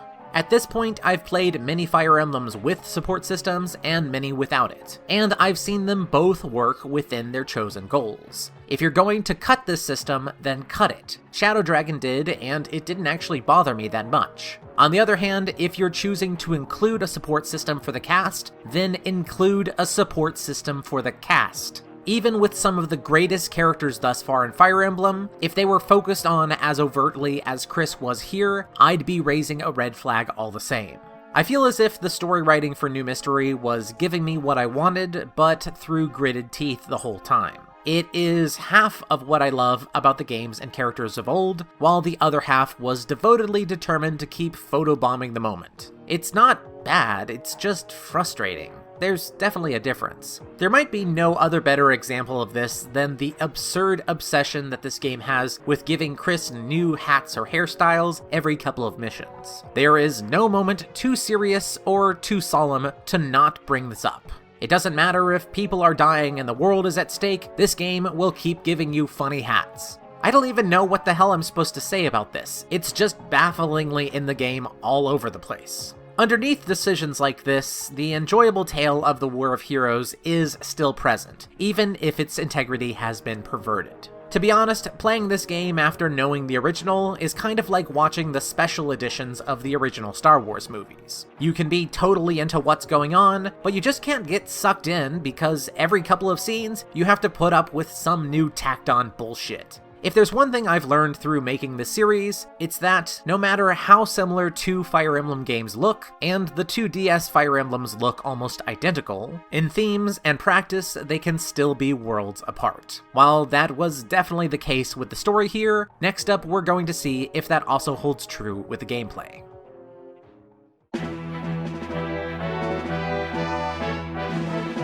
Fire Emblem 12 is definitely a game that wears a lot of hats. All at once, it is dedicated to remaking and remixing the content of Fire Emblem 3 Book 2, implementing huge balance changes that followed on from its direct predecessor, and also bringing new systems out on top of both of these at the same time. Trying to tackle these all at once would make it sound like a confusing, contradictory mess, so I'll try my best to sort these out. Let's start with updates to the original Super Famicom game. One of the new flashy features of the original Mystery of the Emblem was the newly added ability for mounted characters to dismount, a feature that was further enforced through Mystery of the Emblem's level design.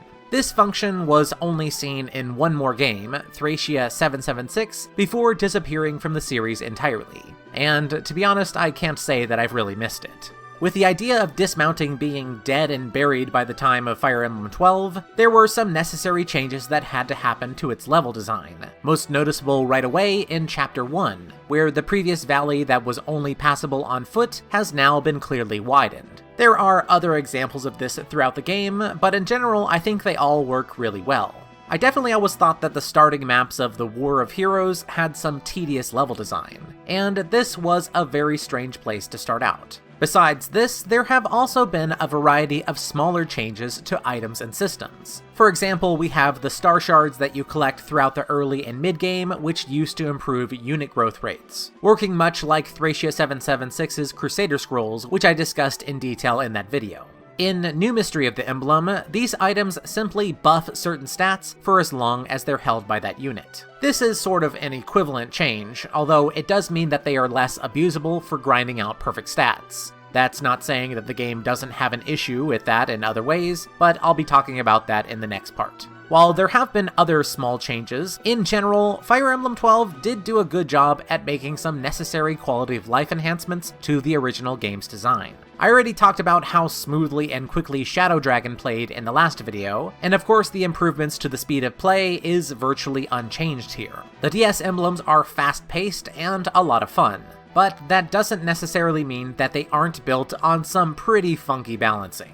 Of course, the issue in Shadow Dragon was you being able to forge unbelievably useful weapons, which preyed upon the game's lack of enemy and boss variety. Fortunately, New Mystery doesn't really suffer from that same issue as much. For one, enemy and boss variety is far better, which definitely addressed the godlike usability of Sita's Wing Spear and other effective weapons. On top of this, the ballistician units, Jake and Beck, who were also able to benefit from forging, in this game have both just happened to misplace their ballistas between now and then. As a result, there is really no outright broken mechanic that sticks out as hard in this game. But there is something to be said about how class change can now lead players to an easy path to victory. The whole system of class change was a brand new feature introduced in the previous game, and to be honest, I thought I would have a lot to say about it, but when I started writing the script, I just couldn't think of anything interesting to add. It sort of just does what it says on the tin. Almost all units are able to change classes, with quantity limits set on each type of unit, so you can't just roll up with a party of 12 Wyvern Riders and end missions in 3 turns. It's an interesting option that gives you the ability to choose the classes that you want, or it can also serve as a failsafe if you happen to lose a key ally like a healer or magic user. While the 6 flyers that the system limited you to on the last game's maps was reasonable, Mystery of the Emblem's maps, by comparison, tended to have a lot more quirky personality. They often implemented tricks and traps that were designed about you being landlocked early on, and not having a sudden fleet of units who could sail right over its intricately crafted level design. Take, for instance, the Wyvern Trap in Chapter 3. In the middle of the map, there are extremely powerful Wyvern Riders who appear to be neutral to your actions. They will only aggro you if you visit the armory nearby the castle, due to the owners of the shop being in league with the Macedon rebels, which is something that one of the people in the houses will warn you about if you visit them. Although you gain Paula on this map, and she is very much a powerful unit at this point in time, even she can still struggle with these units, especially since they all dive you at once. I definitely remember only barely squeaking by their encounter in the original game. In New Mystery of the Emblem, I was able to simply reclass the promoted Aaron into a Wyvern Rider. As the Jagan of this game, early on he is absolutely in his element, and of course he totally destroyed these guys. I admit it felt good that I was finally able to get my revenge after all this time, but as more and more of these instances of spoiling the point cropped up, I couldn't help but feel just a little bit let down. As you get more and more pre-promotes who you can immediately class change to flyers, this issue crops up more and more in the later game maps as well. Though I may have been complaining a bit about how this thing let me down, I have to say that I don't think that breaking the map design intentions is a wholly bad thing. After all, I only realized how I could trivialize a lot of these maps due to my time investment and knowledge of this series' systems. Unless a player is already experienced with these games, this path to power is not completely evident, and I do think it is okay to include faster paths for those savvy enough to find them. A great example of this in another game happens in the first real boss of Demon Souls. The boss, Phalanx, is weak to fire, and you find plenty of fire bombs in the level leading up to them. A novice player who is struggling just with the challenge of the level getting up to him will see these firebombs as meant to help them with the regular enemies, which could lead to a later event where they struggle heavily against the boss. Likewise, an experienced or researched player would know to keep these firebombs for the upcoming fight, and once getting there, they would be rewarded by being able to trivialize it. In this situation, the player's knowledge of the game was just as much a weapon as the actual item. I really do love games that have this kind of depth, where long after you've turned off your console and set down your controller, they still stick in your head, and you find yourself considering more and more possible ways of claiming mastery over them. This sort of feeling, which I hope many other gamers will recognize, was actually the inspiration for this channel's original name, GamesBrained.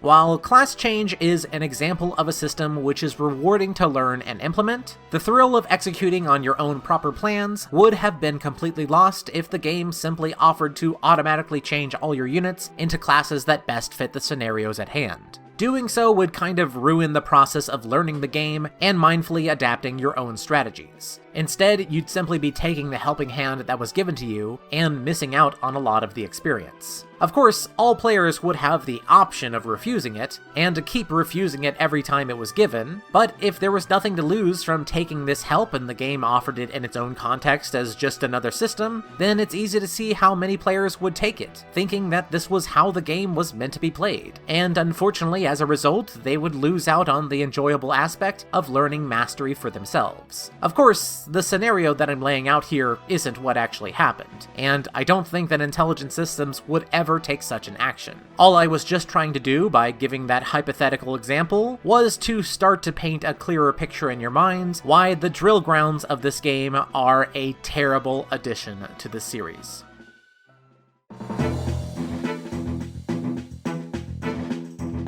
Back in my Fire Emblem 8 The Sacred Stones video, I laid out my initial take on the free experience grinding system of that game, and how I thought I couldn't see myself having an issue with it as long as grinding systems continued to be an optional feature. As much as this retrospective series is meant to solidify my opinions on each game, I make these videos between my experiences with each one, and also before I have played through the entire series. In short, they are retrospectives and also reviews, but what you're basically watching is each step of my documented learning process. What this means is, from time to time, simply through having more exposure to the series, or just more time for certain ideas to ruminate in my mind, sometimes my previous opinions are going to change. This has already happened subtly one time before, as over time I eventually realized the true power of cavalry units, even without Kanto. The next one has already happened. It's just that Fire Emblem 12 gives me a good time to explain how my opinion on optional grinding systems, and especially Fire Emblem 12's drill grounds, has changed quite a bit. Let's back up for a minute here though. The drill grounds of Fire Emblem 12 is basically just another arena, and in combat it works similarly to how it has always been done, going back as far as the very first game. There's a pretty big difference here though. In New Mystery of the Emblem, you use the arena between maps, and quite critically, you are able to see the battle readouts ahead of time. Previous arena systems were balanced out by being a big risk, and not knowing exactly what you'd be going up against. If you couldn't exit your fighter out quickly enough, they would be gone for good. In this version, where you can see exactly what you're going up against, as well as save in between every bout if you wish, it's not really risky anymore. This is just math. The one saving grace of the drill grounds is the fact that using it does not return your money back to you, and each time you fight, you will be using up your weapon durability. This would be a decent limiter, except that using it is comically cheap. It is by far the safest and simplest method of grinding ever seen in the series before. Sure, Fire Emblem 8 actually pays you for grinding, but the Tower of Valmy can be a dangerous place for low-level units, and grinding through it takes much more time. The drill grounds can get any character from newbie to veteran in a matter of 10 minutes tops maybe, all for a few thousand gold. So, what is the problem exactly? I have the option to ignore this system if I want to. That is true, but that doesn't mean that we don't have a problem here. The issue is, and always has been, how these simple grinding systems imbalance the limited resource system that Fire Emblem is built around. It's pretty universally agreed on that units like Seth, Titania, and Sita with her wing spear are way too strong, and can end up invalidating a lot of other units. Free grinding is this same problem, but from a resource systems perspective. Allow me to illustrate this from a completely different viewpoint. Imagine that there was an action game that, during the course of your first playthrough, allowed you to purchase cheats that could let you turn on something like invincibility for your character, or permanent invisibility, or infinite ammo. All of these with absolutely no drawbacks. If this was done using the same currency as the rest of the game, then every player would have a bizarre dilemma to deal with. It feels obvious to say that these kind of power boosting options are better reserved for New Game Plus modes, simply because their mere presence as equally available options throws a heavy shadow over any other potential purchases. This is exactly the issue that free or painless grinding systems inflict upon this series. Why bother forging weapons after all, when with far less money you can just train up the same unit that you might have given that weapon to? If I suddenly jump my Est 20 levels as soon as I get her, for half the price of any decent forged weapon, every iron lance that I put in her hand is going to kill everything anyways. A new weapon would only benefit her attack. Using the cheaper training grounds also gives her more health, defense, speed, and just about everything else. To clarify, I have no problem with grinding being in Fire Emblem games, but it is entirely a matter of implementation. I am aware that grinding systems are going to stay with this series from this point on, and with that being the case, I think it's good to establish a baseline going forward of what good and bad versions of that will be. So far from what I've seen, and what I think I will see in the future, I feel pretty safe in saying that the drill grounds are probably the worst implementation of this in the whole series. Well, exploring the depths of New Mystery of the Emblem has certainly been a more difficult journey than I could have ever imagined. Having now covered everything that I wanted to cover with it, it's time to finally take a step back and see how everything in this very unique entry adds up.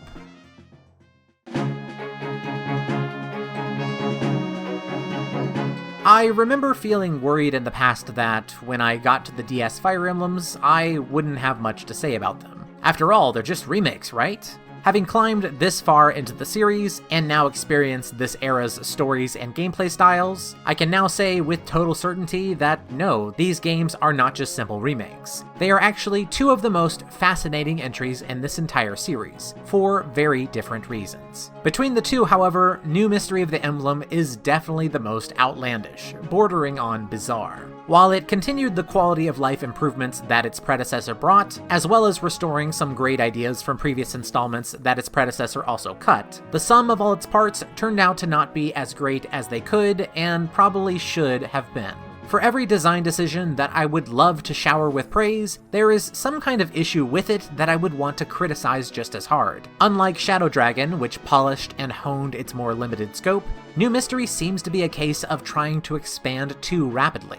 And at the end of the day, it makes it really hard for me to recommend it. I actually enjoyed the original version far more than this one, and the original Mystery of the Emblem isn't even one of my favorites, but at least experiencing that version allows me to cut out the bloated and ill-conceived additional functions here, and it just gives me what I enjoyed most out of it: a deeper, more difficult, and slightly excessive follow-up journey for Marth and his allies. Perhaps it's this realization that I would honestly prefer playing the now 26-year-old original over this newer version from only a single decade ago that says the most about my overall feelings on this one. It's hard to swallow the truth sometimes, especially because I really found myself wanting to love this game.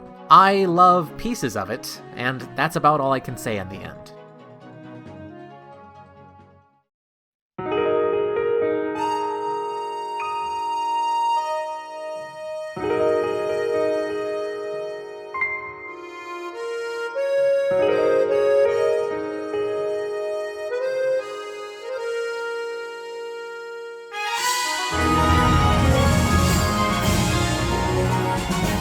Next up on the Fire Emblem Retrospective, we will at last be arriving at one of the most pivotal games in the entire series. Join me next time as we jump over to the 3DS in Fire Emblem Awakening.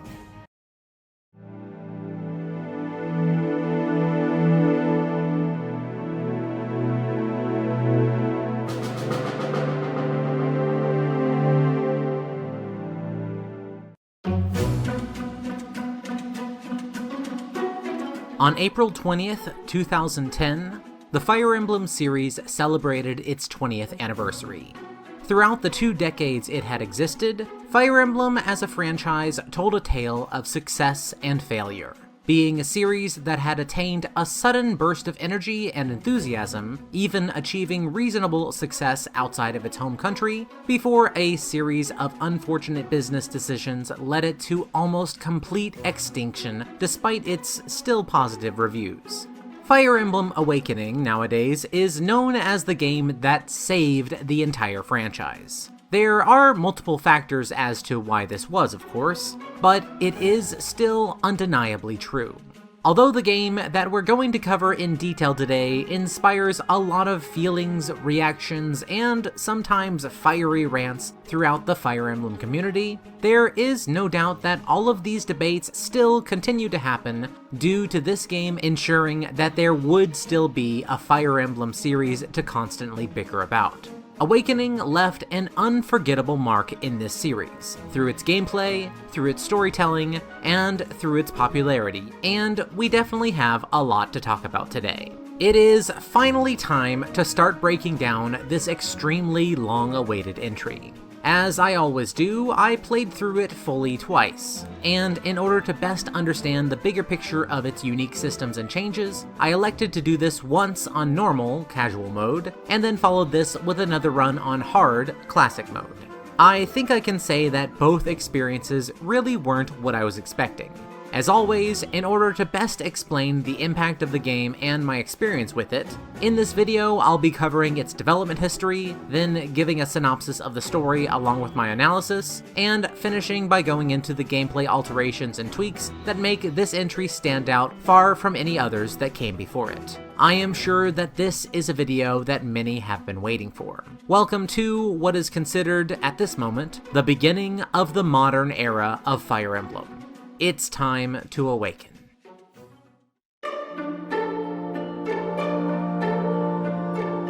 At the time that the 13th Fire Emblem game entered development, the series as a whole was in its darkest hour. After finding a strong audience from its days on the Famicom, Super Famicom, and Game Boy Advance, the series' first ambitious attempt to jump to 3D with the 9th game unfortunately crashed and burned, leading to the lowest sales in the franchise. Over the course of the next 3 games, disappointing sales and waning interest in the Western market led to the series eventually going back to being a Japan exclusive, where, on top of everything, it then failed to meet these even lower expectations. In response to what Nintendo saw as a series on the verge of collapse, the developer Intelligent Systems was given a very clear ultimatum for their next game. If it did not sell more than 250,000 copies, then Fire Emblem would be coming to an end. This demand threw the development team into panic, and plans were frantically made for what could possibly dig the series out of the hole that it had been stuck in for years. They at first thought that maybe a change of setting would ignite new interest, so even out there ideas such as moving the series to modern times or Mars were considered, although they were eventually dropped in favor of a more traditional Fire Emblem setting. Something significant still needed to happen though, and as a compromise within the team, it was decided that for this being possibly the final game, they would do their best to make it a culmination of the entire series. Throughout Fire Emblem's release history, many new game systems had been tried, left behind, resurfaced, tweaked, or abandoned. But to make this next game really stand out, there was never any better moment to try and gather the most popular of them and attempt to make them work together somehow. These included character marriage and child units, which started in Genealogy of the Holy War, the branching promotion system and open maps of the Sacred Stones and Gaiden, along with the skills system seen in various forms throughout multiple entries. Whether or not to bring along more recent ideas, such as the casual mode which had just been introduced in the previous game, was actually not a given. Even though they had decided to include it in New Mystery, this came after much debate. And even at this time, including it again was still opposed by many within the development team. Once again, this topic raised a lot of debate, but the producer, Hitoshi Yamagami, along with others on the team, were ultimately able to defend including it again. Two key themes were decided for the game that was taking shape. These being 1, a focus on the player's love for their characters, and 2, the bonds that the game's characters would make over the course of the story. These really set the tone for what this game would become, as an unprecedented level of attention for its characters took center stage. Multiple writers were employed to give the cast of this game a lot more personality than had ever been attempted before, with each and every one of these units getting an individual backstory and full character art. Both of these were used to imbue the writing behind the characters with a lot more life, resulting in both the critical and non-critical character interactions getting a tremendous level of attention. Though the team toyed with the idea of using full voice acting, including hiring several famous Japanese voice actors, they were concerned about having too much content to fit onto the actual cart. So this was changed to voicing only minor, snappy lines, which were meant to evoke the feeling of the scenes without having to record everything. To help flesh out this cast even more, many more character expressions were added, with character art this time handled by Toshiyuki Kusakihara of Intelligent Systems, along with Yusuke Kozaki, a Japanese artist familiar with designing for manga, anime, and multiple video game properties such as No More Heroes. Outside of using this new artwork for dialogue, characters were also physically represented in 3D during battle animations and story scenes. But due to the 3DS not yet being released during the bulk of the development time, the team didn't exactly know how detailed they could make the character models. Without having a very clear picture of the 3DS's CPU strength, a deformed style was chosen, but one that omitted certain bone structures from the models, namely the feet and ankles. This hoof-looking design was just a temporary compromise, but by the time the team realized that the 3DS would be perfectly capable of handling slightly more detailed figures, it was already far too late into the development cycle, and things were left as they were. Though this was an unfortunate casualty of its early 3DS development, the cutscenes, on the other hand, turned out absolutely gorgeous. Handled by Studio Anima, a relatively new Japanese animation studio at the time, to many, these scenes are still cited as some of the best work in the entire franchise. When it came to map design, the same priority of pulling all of the series into one place was still kept, with the team endeavoring to equally represent the two main types of Fire Emblem battles. The first kind, linear, story-focused maps, usually only had one solution or goal, while the second kind, open maps, had multiple routes, and typically no two players would have the same kind of experience on them. Since most games focus on the former of these, with only Gaiden and a few specific maps from the other games representing the latter, this mixture has gone on to be a bit disconcerting for some. Still, the priority was on pulling the history of the franchise together, and not exactly a blanket shift in map design.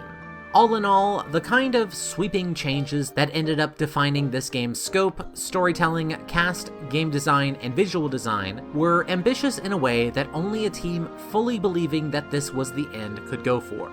Internally, this game was known as Fire Emblem Finn, the Children from the Brink, which reflected the team's acceptance of this series being one slip away from disaster, but also hoping that this final project bring about a second generation for the series, even though the later games might have been changed in the end. Amazingly, this is exactly what was about to happen.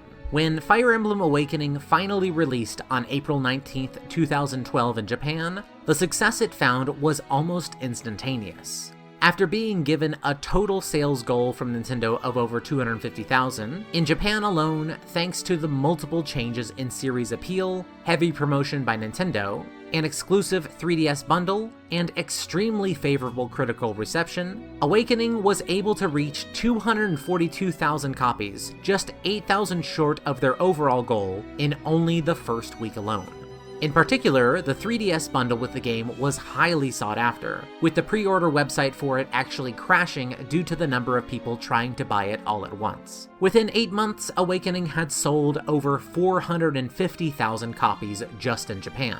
By that time, the DLC for the game, which included multiple side missions broken into individual DLC pieces, had managed to move over 1.2 million units. Before even coming to the West, Fire Emblem as a franchise had indeed been saved. Localization for the game took 1 year, this time being a collaborative effort between Nintendo of America and 8-4, who had handled the excellent Shadow Dragon script 4 years prior, finally releasing on February 4th, 2013 in North America, with other regions' releases coming in April that year. The game received high sales and praise, and soon became the fastest-selling game for the series in the West thus far, moving over 180,000 copies in its first month.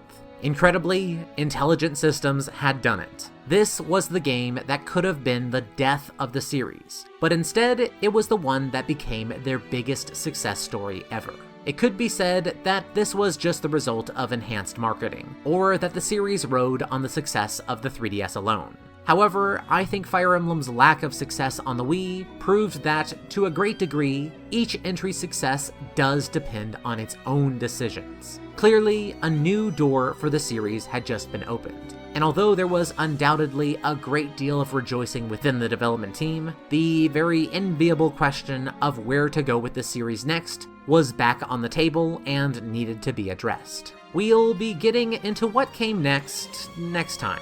For now, we're going to focus on the story of Awakening. As always, you can use the timecode above if you want to jump past my story synopsis and just get right to my own analysis of it. On the other hand, if you'd rather avoid all story spoilers and just jump right to the gameplay sections instead, you can use the timecode at the bottom. Alright, here we go, in 3, 2, 1.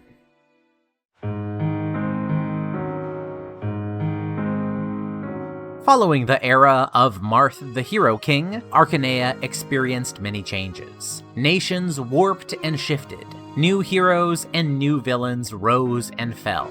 And over the course of 2 millennia, the land today scarcely resembled that of the past. The nation of Ylisse sat to the southeast, where the reigning Exalt Emmeryn now sought peace with her neighbors, making up for her late father's warmongering nature. To the north, Regna Ferox, where factions of honor-bound warriors, sometimes considered barbarians, rule. Last to the southwest was the land of Plagia, who still bitterly sought recompense for the pain Ylisse's former ruler had put them through. In these days, a frail peace held, and within this time, the heroic Prince Chrom, younger brother of Emmeryn, patrolled the countryside with his loyal followers and younger sister Lissa. Calling themselves the Shepherds, the prince's band protected the small folk of Ylisse from bandits and other threats. This normal routine was broken one day when the royal siblings discovered a mysterious person laying in a field, who awoke with no memories beyond their own name, Robin. This mysterious figure soon proved themselves to be a genius tactician, making them a more than welcome ally despite the mystery behind their origins. While on the way back to the capital, the Shepherds encountered yet another surprise, seeing what could only be called a tear in reality in the open sky above them, with waves of undead soldiers pouring down near their location. As they began to fend off this bizarre threat, another ally arrived, a mysterious masked man calling himself Marth, who, after saving Chrom's sister, suddenly disappeared. After arriving at the capital and informing Emmeryn of the situation, dubbing these undead soldiers as the Risen, Chrom learned of aggressive raids coming from Plagia, as their king, Gangrel, grew bolder and more brazen every day.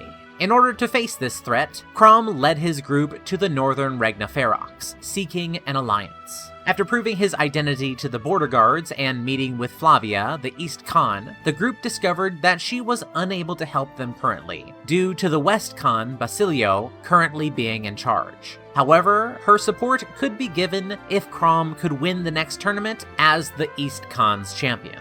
Chrom's opponent in the tournament turned out to be none other than this mysterious Marth, who also inexplicably wielded an identical version of Chrom's legendary blade, the Falchion.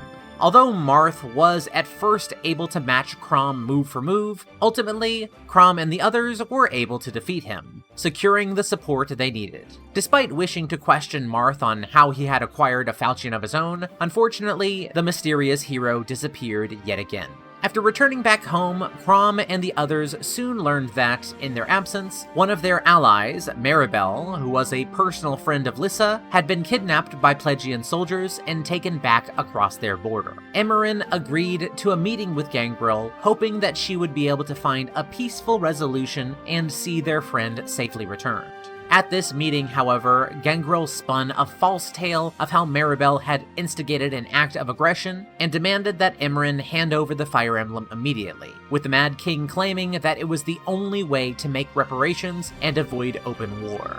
Crom, unable to accept these blatant falsehoods nor his ridiculous demands, angrily struck down some of the Plegian soldiers as soon as they moved to attack Emmerin, which finally gave Gangrel the excuse to declare his war. While the Shepherds were able to rescue Maribel in the ensuing battle, Gangrel had definitely gotten what he wanted. When returning back to the capital, Crom encountered Marth yet again, who brought with him a warning. This night, there would be an assassination attempt on Emmerin's life. Claiming to have seen the future, the mysterious hero proved it by stopping hidden assassins aimed at taking Crom's life. Though in this ensuing conflict, a near miss shattered his mask, revealing this Marth to actually be a woman. Soon after, her predictions spoke for themselves, as the group faced a sneak attack led by Validar, a Plegian mage who seemed to recognize Robin, shortly before his attack was stopped and Validar was slain. Without the means to hold out against the main Plegian army, the Shepherds and Emmerin reluctantly fled their capital. And only a short time later, they were informed of the terrible charge they just barely managed to avoid, which had completely conquered their homeland. In order to try one last time to make peace with Gangrel, Emmerin decided to head back to speak with the king, whilst entrusting the Fire Emblem to Crom's care while he continued to flee. After learning that this last attempt at peace had only gotten Emmerin captured and scheduled to be executed, the Prince Crom knew now that his only course was to charge straight for Plegia and remove their vengeful king from power. After catching up to Gangrel at Emmerin's execution grounds, they were very nearly able to rescue her, only to have their plans suddenly shattered by the revelation that Plegia was able to control the Risen army and summon them to their side. Gangrel then gave Crom one last ultimatum: hand over the Fire Emblem now, or watch Emmerin be killed.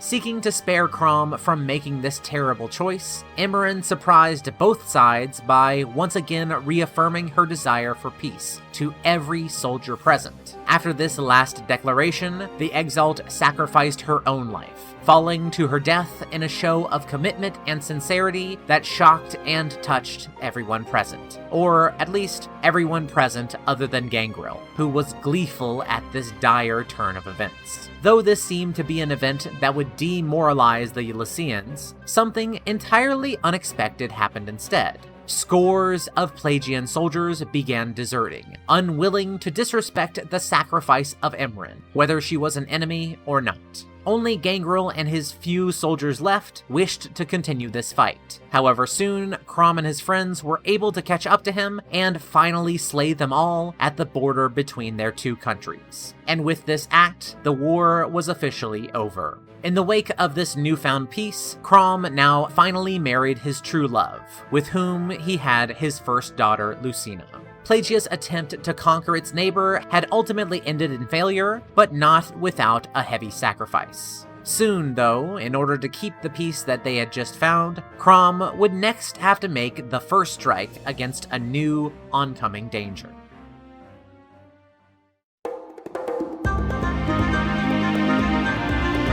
Two years had passed since the war, and while the life of the Shepherds had been peaceful, across the water in the former land of Valentia, now known as Valm, a conqueror named Walhart was setting his sights eastward.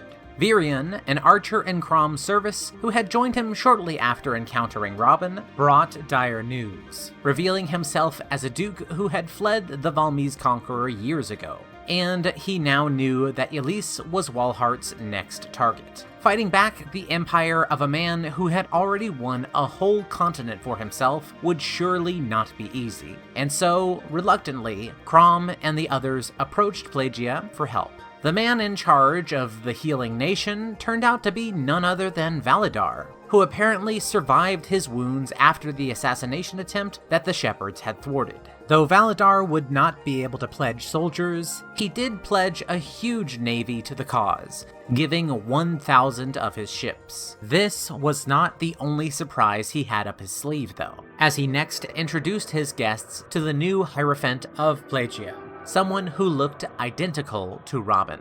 Privately, Valadar approached Robin through a mental projection, revealing that the connection they shared was a familial one, and Robin was in fact Valadar's child. After the attempt to bring them over to Plagia's side failed, Robin left to accompany Crom and the others, while their head swam with the revelation that they had just been dealt. Before being awoken by Crom way back in that field so long ago, Robin had had a vision which they still puzzled themselves over. That of themselves having a victory over Valadar alongside their friend Crom, before they themselves betrayed him unto his death. Before departing, a surprise attack of the Risen, likely sent by Valadar, ambushed the group, and shortly after the attack, a final assassin got close to Crom. Though he would have lost his life this time, the mysterious Marth intervened yet again, reflexively calling out Father during the rescue. Finally confronting this mysterious figure about her identity, the girl revealed the brand of the Exalt in her eye, a marking that only passed through Crom's family lineage, and one that exactly matched up with Crom's young daughter, though she was still an infant in this world. This girl, in actuality, was Lucina all grown up, who had come from a distant alternate future. After witnessing her own land be conquered, not by Walhart, but the titanic and unstoppable fell dragon Grima, Lucina had made it her mission to stop the return of the dragon in an earlier timeline, using the power of the god dragon Naga to travel through time itself alongside her own allies from her time. Having pride and love for his daughter no matter what timeline, Crom embraced her, promising her that together they could accomplish this goal, no matter what it took. After finally departing the continent for Valm, the group ran into the vanguard of Walhart's navy, and through a plan that forced them to sacrifice half of their 1,000 ships, Crom and the others successfully managed to halt this massive oncoming force. In the wake of this victory, after making landfall in the new continent, they soon found a woman named Seri making a final stand against the Empire. Upon saving her, they learned that she was attempting to form a resistance against the Emperor, but as of yet, still having little success. Though she was unable to get the competing dynasts under Walhart to work together against their Emperor, the young revolutionary did share her plan to awaken the divine dragon Oracle Tiki, who had been sleeping at the top of a massive tree, known as the Military, located near the center of the continent. After facing off with more Imperials who were led by a wonderfully mustachioed general, Crom and the others were able to find the sleeping Oracle, who soon recognized the greater threat that was currently befalling the world. The fell dragon Grima, who had been sealed away 1,000 years now, was indeed swiftly gaining power yet again. To stop the future which Lucina had already witnessed, the group would need to locate 5 powerful gemstones which were meant to adorn the Fire Emblem. With them gathered, the true power of the falchion could be awakened, and with its new power, Grima could once again be sealed away. Luckily, Crom was already in possession of one of these gemstones, and Tiki was also holding another. However, the other 3 were still out there, held by the various nations of the world. With Tiki now guiding them, the resistance movement carried on, and as their group continued to win more and more territory, the looming threat of the Emperor himself, said to be able to slay anyone with a single strike, drew closer and closer to them in equal measure. Soon after, they learned that they were faced with 3 armies, one led by Walhart himself, another by Yen Fei, Seri's brother, and a final one stationed at Fort Steiger, between the other 2. Robin, seeking to divide and conquer, elected to attack the fort. Initially, the attack went very well. However, the group's promising progress suddenly came to a halt, as nearly all of their forces turned traitor against them, and attempted to corner the shepherds within. Worse yet, they learned that both Walhart and Yen Fei's army were also marching on their location, and would soon reach them, combining their already immense strength into a nigh unstoppable juggernaut. In response to this sudden shift, Robin suggested that they retreat from the fortress immediately while moving to take out one of the armies bearing down on them. The plan was to send a small diversionary force, led by the Khan Basilio, to delay Walhart, while the Shepherds and their remaining forces would attack Yin Fei and attempt to defeat him before he could combine his army with the Emperor's. However, before leaving, Lucina tried to warn Basilio that if he attempted to fight Walhart, he would surely lose his life, just as he did in her timeline. In spite of this forewarning, Basilio chose to go anyway alongside his fellow Khan Flevia. Through a plan that involved luring Yin Fei into a volcanic cave, the Shepherds were able to eliminate his advantage over them and slay him, learning only later and too late that the only reason he had joined the Empire was just to ensure his sister's safety. While this battle was happening, Basilio and Flavia's assault on Walhart unfortunately went exactly as Lucina predicted, with Basilio losing swiftly to the Conqueror, though he did impress him with his ability to survive more than a single strike. After the surviving Khan Flavia was able to deliver this sad news, she passed on the third gemstone for the Fire Emblem, which Basilio had kept in his possession, leaving only 2 more to find. With the loss of Yin Fei, who was the real figure that held the dynasts of the Empire together, suddenly huge groups of Imperial defectors started joining their side.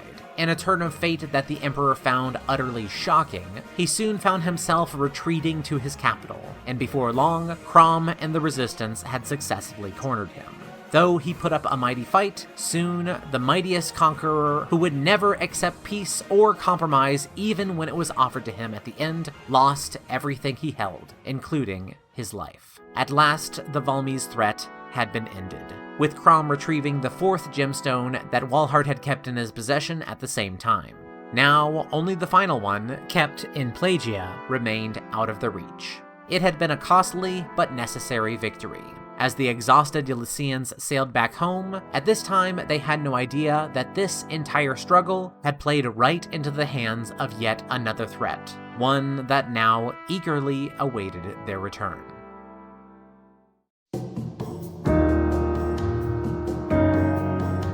Upon finally returning to his home, Crom's group was surprisingly contacted by Valadar, who explained that Plagia was in fact willing to give away the final gemstone to them. Even though this claim certainly seemed suspicious, Crom knew that they had to get that final stone no matter what, and so, keeping the Fire Emblem on him personally for protection, he marched into Plagia to see what awaited him. Once they were in their borders, Valadar's true intentions were revealed, as he ambushed the Shepherds and attempted to slay them all then and there. Though this attack did not go as planned, Valadar did seem to be able to exert some amount of control over his child Robin, and gained control of their body long enough to force them to steal the Fire Emblem away from Crom and manage to deliver it to their father. After this, when Robin was able to gain control of their body, their clear weakness to Valadar's persuasion left them racked with guilt and self-doubt. As their group now had to make it a priority to stop Valadar before he could awaken Grima at the Dragon's Table, Crom attempted to reassure his friend that they were strong enough to resist any future control attempts, even though Robin themselves remained unsure. Later, at sunset, Lucina approached the tactician. Though she admitted that she knew that Crom and Robin's bond was absolutely undeniable, she accepted that there was now only one way to save her father's life, and drew her sword at them. Despite Lucina's conviction, the act of slaying Robin proved to be too hard, with her hesitation giving Crom just enough time to intervene and help talk her down. The group decided that, whatever their fate, the father, daughter, and partner would do whatever it took to stop Valadar's plot and to end the threat of Grima together. After arriving at the Dragon's Table, the dream that Robin had had before seemed to repeat itself. Just as they had foreseen, together with Crom, Robin was able to defeat Valadar, followed by the mage attempting to control them, which led to Robin fatally stabbing Crom. Though the worst seemed to be coming true, as Valadar re-emerged to gloat over his victory, Basilio, thought dead since his battle in Valm, also reappeared, revealing that, thanks to Lucina's warning, he had simply played dead rather than foolishly continuing to fight with Walhart. And while he was presumed dead, this had allowed him to move in secret against Plagia for the Shepherds. Thanks to Robin's dream foresight, one of the Fire Emblem's orbs had been swapped with a fake, and Robin and Chrom had worked together to stage this false scene. In fact, Robin had managed to fight back against Valadar's control and weakened the power of the spell that had been used to stab Chrom, doing only minor damage in the end. With Valadar's plan spun completely out of control, the madman made one last stand before he was finally slain for good. Though one threat had been ended, the Hierophant of Plagia, the one who carried the same face as Robin, emerged as the true threat, revealing that they had come to this world at the same time as Lucina, and were in fact the avatar of Grima. Upon first landing in this timeline, the future Grima had attempted to assert its control on the Robin of this world, but failed due to their body not yet being ready to act as a new host. Though Robin managed to survive the attempt, this was the action that had destroyed their memories, and left them laying in the field where they had fortunately been stumbled upon by Chrom and their future friends. Despite this timeline's Robin being unable to be used as a host, Grima did have one way to restore the powers of the Fell Dragon in this world. This was to finish the restoration of this time's Grima through the use of human sacrifices that had already been prepared by the Mad Plagians. With the Shepherds being able to do nothing to stop this, the dark power created by the mass sacrifices was immediately used to bring the Fell Dragon in its full form back into this world. While the Titan began its ascension, the Shepherds scrambled out of Plagia, carrying both the Fire Emblem and the final gemstone with them. Following Tiki's instructions, they made their way to Mount Prism, where they were able to use the complete emblem to both restore the true power of the Falchion and get in contact with the god Naga. Here they learned of two options which awaited them. They could either use the Awakened Sword to seal away the dragon for another 1,000 years, or, due to Grima's unique connection to Robin, have them finish the dragon off instead, whereupon the Fell Dragon's life could be ended for good. Unfortunately, this second option would almost certainly come at the cost of Robin's death as well. At the very least, doing this did have one small fragment of hope. Due to the incredible bonds of friendship that Robin had made with Chrom and the others, there was a small chance that they could hold on to life in some form. With this heavy decision to make, the Shepherds finally went on the offensive, seeking out Grima at the place where it was gathering power and preparing for its worldwide conquest. Using Naga's magic to teleport them onto the dragon's back, here they found Robin's double awaiting them. In this massive final battle, after finally cutting their way through the most powerful forces they had yet faced, at last, Chrom and Robin stood before the avatar of evil. If it was Chrom who slayed the beast with the falchion, Grima returned to sleep. And while this signaled its inevitable return, at least the prince was able to keep his friend at his side. However, when Robin dealt the final blow instead, the tactician was successful in using their unique connection to the Fell Dragon to destroy Grima forever. With no time to celebrate, soon Robin began to fade away with Chrom at their side, using their last words to thank everyone for the brief but wonderful life that they had managed to find amongst them. Though peace had been restored, the Shepherds mourned deeply for their lost friend, while still holding out hope that the strength of their bonds with Robin would hold true, and that someday, somewhere, they could see their friend once more. Eventually, one day, long after the threat of Grima had been erased from the world, yet again, a mysterious figure was spotted sleeping in a field. Chrom and the others could only smile, and once again, reach out a hand and help them stand once more.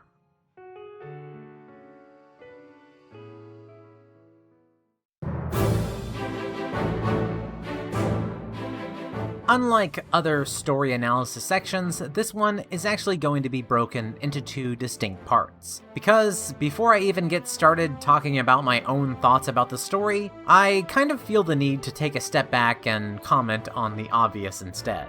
A lot of people have a lot of different feelings about this game. Every Fire Emblem game thus far has had their defenders and detractors, but something about this one, and the ones that will follow it, really feel different. So, before I get to my opinions, I feel I simply have to acknowledge why, when talking about this game especially, there seems to be so very little middle ground.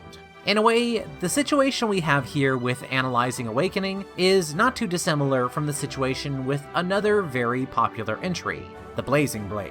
Fire Emblem 7 was the first game in the series that many fans started with, and people build a lot of their attachment to a franchise from their first significant experience with it. Fire Emblem Awakening, like the Blazing Blade, was a lot of people's first Fire Emblem, and simply from how widespread and popular it got because of this, heavily plays into why there's so much disagreement about this game to this day.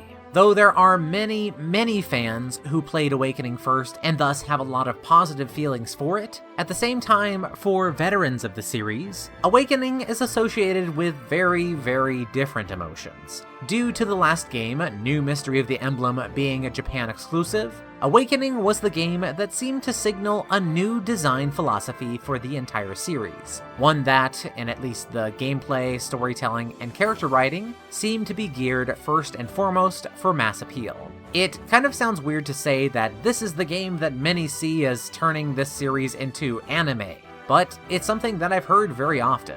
If you've been watching these videos and paying attention to this series style, it probably doesn't really make sense, but I do understand why people can see it that way. From the very beginning, the Fire Emblem series has been heavily inspired by anime, and the progression of its own visual style does a good job at reflecting that very clearly. Fire Emblem Awakening, of course, does this as well. However, the reason why it gets this anime distinction is due to a combination of a number of different factors. If you look at it just in broad strokes, well, it's got a plucky cast of handsome young people with very indistinct ages, all of whom are badasses to an incredible degree. However, this cast of badasses still have heavy vulnerabilities and little character quirks that define them, such as suffering from a lack of self-confidence or always impassionately analyzing everything in a scientific way. We have the cool one, the serious one, the crazy one, the silly one, etc. On top of this, if you really want to start reaching, you can even go as far as to say that Robin has their own harem, since just about every male or female character, depending on Robin's gender, can fall in love with them. I guess you could say that if you asked just about any member of the public who only had a passing knowledge of what anime was, they might describe it a lot like this game. To be fair, this can also be a reason why a lot of people liked it. Whatever corner you find yourself in throughout the Fire Emblem fanbase, there are going to be thousands of different opinions about this game. It does only make sense. This game sold nearly 10 times more copies than the average Fire Emblem, so the sheer exposure alone is going to guarantee more diversity in opinion. Since making my series of videos, I've witnessed this myself. I found it hard to sustain a conversation with anyone about topics concerning Fire Emblems 1, 2, or 3, for example.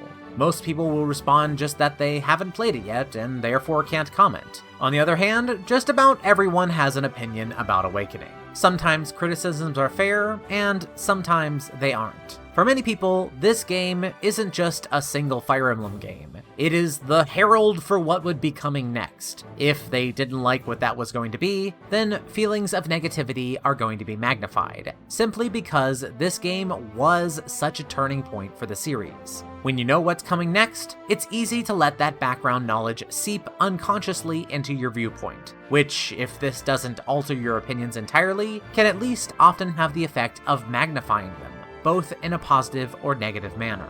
This is exactly what bias is, and although this word generally has negative connotations, it really is just a neutral term that points out how our perceptions shift based on our own personal life experiences and knowledge. While some information about the future of this series dripping down to me is unavoidable, I do talk about Fire Emblem on the internet after all, I view having concrete opinions already formed about the future games of this series when breaking down the value of this one to be a form of unfair bias. Unfair bias doesn't mean the same thing as a bad bias here, just that having this kind of preconception demonizes Awakening for future developments which 100% did not exist yet when this game was made. Understand that even my having played all 12 prior games to this is a form of bias. My bias is that I know how the series developed to get here, which is why, to me at least, the developments that Awakening made to character and story writing are not unprecedented at all. To me, almost everything seen here is either a repeat of something that came before, or a totally reasonable progression of previous design priorities. I know that was quite a long build-up just to get to my point here that Awakening didn't actually change that much, but nowadays a lot of the audience's preconceptions about this game are so wrapped up in the general discourse about what modern Fire Emblem has become that I felt that all of the prior things needed saying before I could talk about it.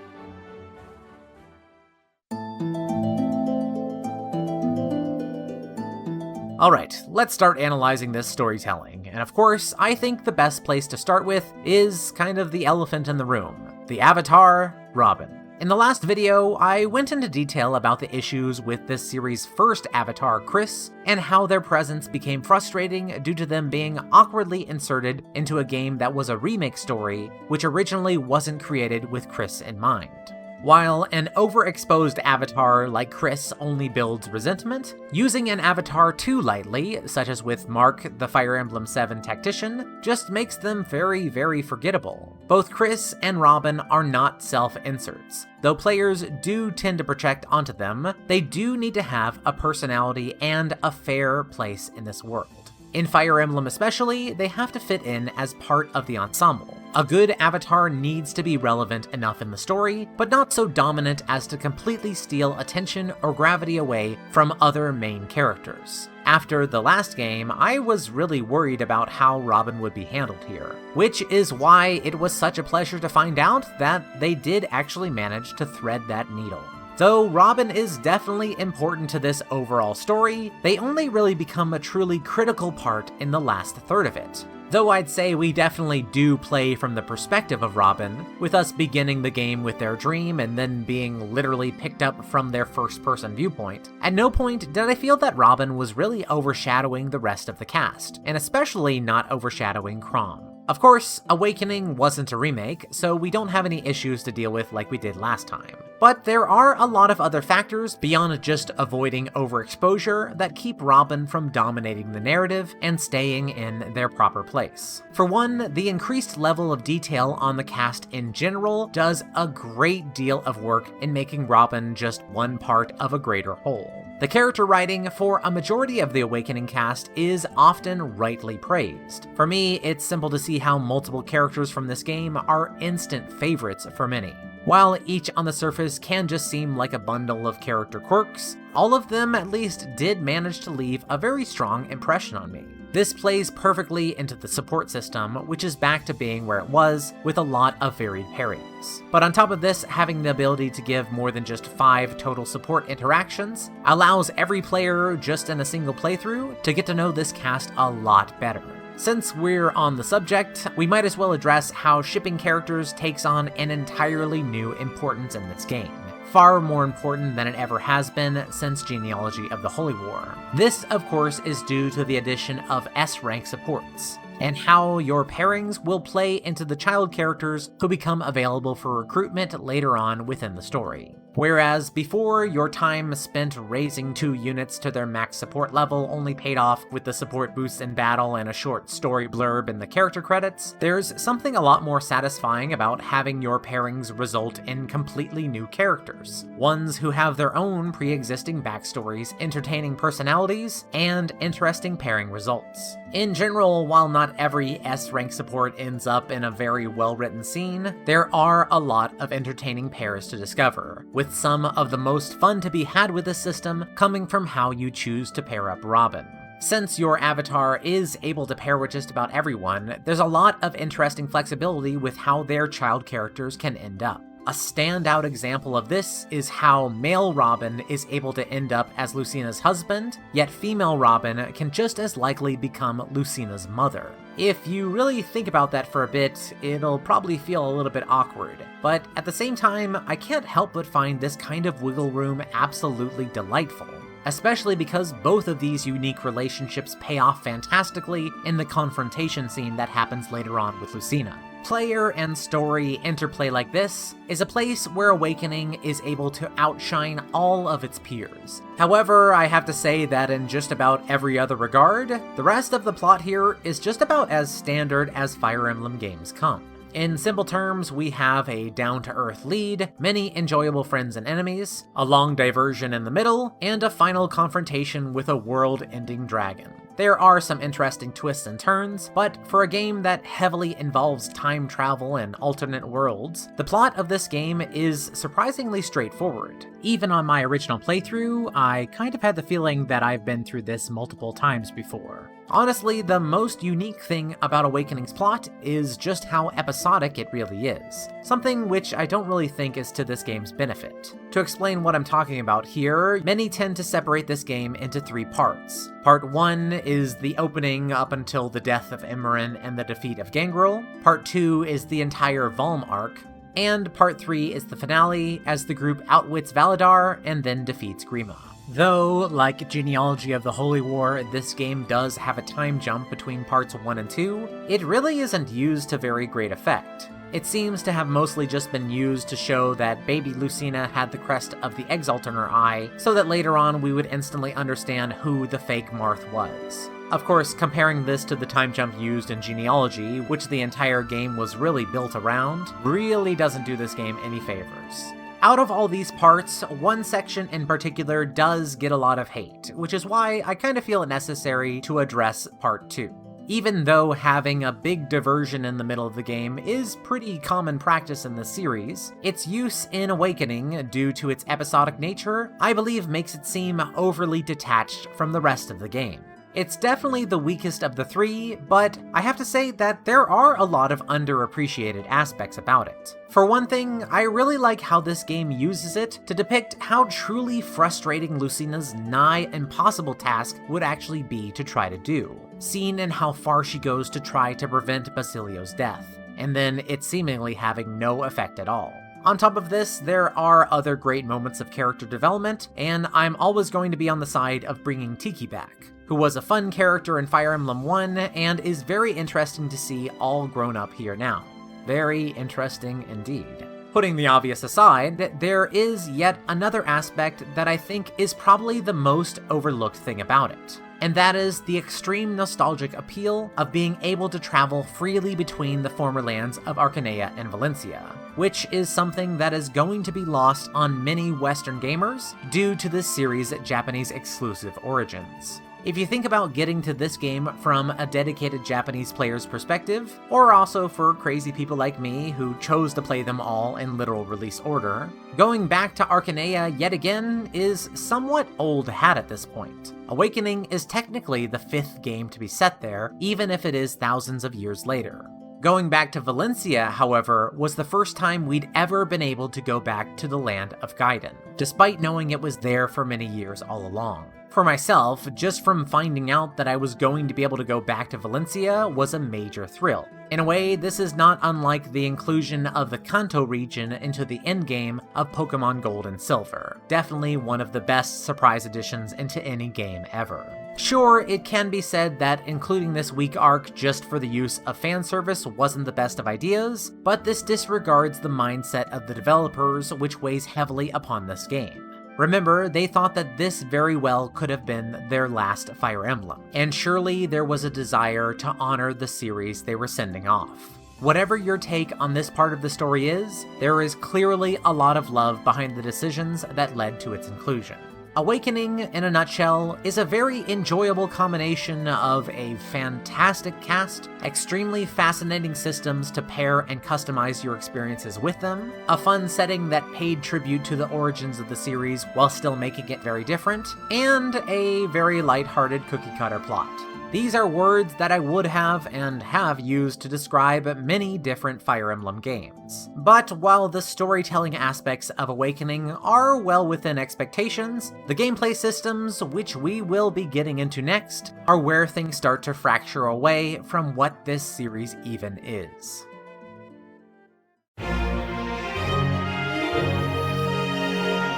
Before even getting into talking about the gameplay, we kinda have to acknowledge that, at this point, this is video 13 in this gigantic series that I've started.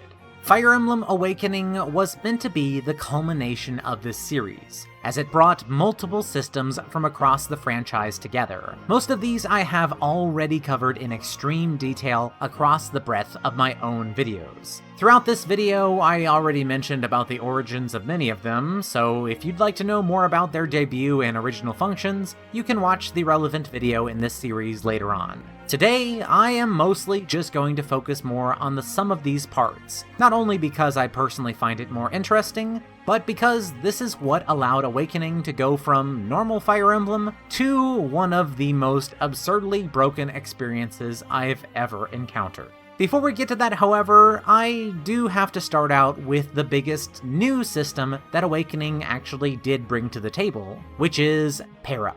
Honestly, at first, pairing up seemed like nothing but rescue in reverse. Rather than pulling a unit into your same space while taking a stat penalty, you now put your own unit into the space as another, giving that controlling unit a stat benefit. On top of this, pairing up also adds a chance for your partner to join into your attacks, or to possibly block damage for you, with that chance increasing based on the two's support level. Despite turning around the rescue system sounding kind of crazy overpowered, I actually do feel that Pair Up in this game does come with a decent attempt at balancing out its extreme positives. Turning your two units into a single more powerful one does have a lot of uses, and adding onto this the ability to actively swap who is in control without losing a turn grants you a lot of flexibility.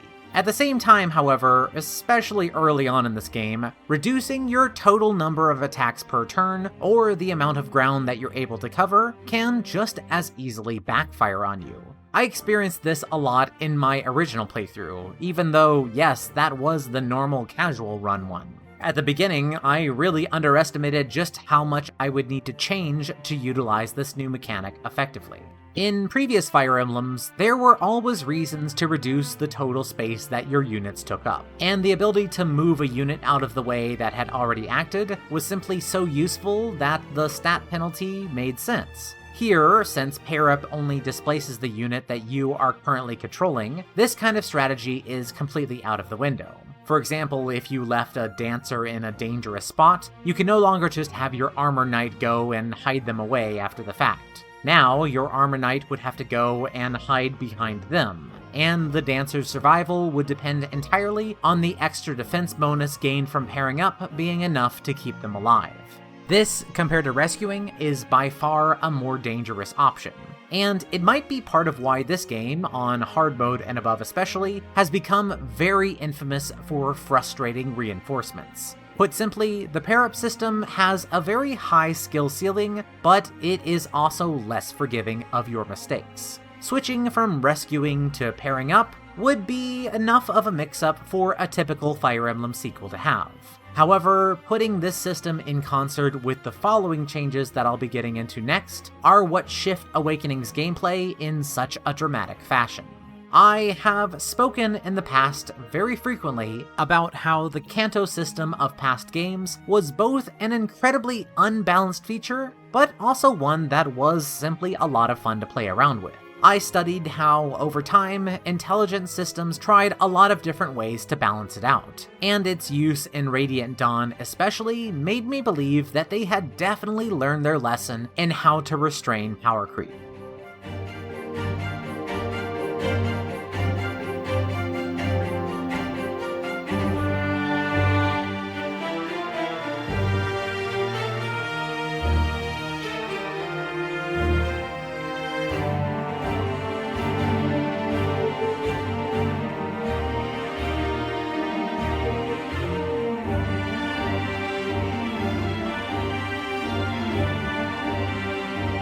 Yeah, I was definitely wrong about that.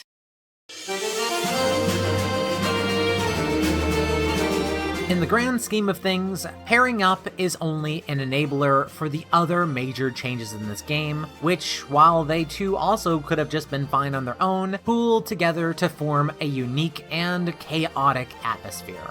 Let's just start with character skills, which I think were last seen in their best form in Radiant Dawn. Rather than being linked to reusable scrolls or consumable items, Awakening skills are learned and locked to characters at specific levels in various classes, and their benefits range from mediocre to utterly game-breaking. In the past, I've spoken of certain very overpowered skill combinations, such as the infamous Wrath and Resolve of Path of Radiance, but I don't think anything would have prepared me for the sheer dominance of the Dark Flyer's Gale Force, which is a skill that gives any unit who slays their enemy on the player's turn an immediate extra full action. This is basically a baked-in dance or refresh for achieving a kill on your turn, and in a game with as high a power ceiling for your units as this one, it actually turns out to be not that hard of a requirement to meet consistently. Gale Force might not seem too bad at first, but if you intuit or learn the steps to get multiple Gale Force users at your disposal very quickly, such as I did on my hard classic run, even just 6 Gale Force users can completely change the game for you. Instead of having to think tactically, the dominant strategy becomes to just lure a group of soldiers to be just within your range, and then on the player's turn, just roll over them easily. Rinse and repeat. Gale Force is broken, and yet, Gale Force is also kind of awesome. In order to get this skill, you're going to be required to work around the branching promotion system, which of course includes its own ridiculously broken caveat. The one big change to how it functioned before is the inclusion of a new type of promotion item, the Second Seal. While a Master's Seal progresses you along your typical class path, Second Seals can allow you to jump tracks, so to speak. For example, I could take Frederick, who starts out as a Great Knight, and use a Second Seal on him when he's at level 10 to have him jump over to be a General.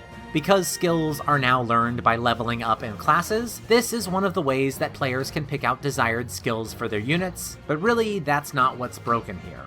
The big thing about Second Seals is that they can be used endlessly. While they do reset the character's level back down to 1 upon use, you only lose class bonuses. Your unit will still keep any stat bonuses they gained while leveling up till that point. Essentially, every character can feasibly be grinded up to max stats in everything.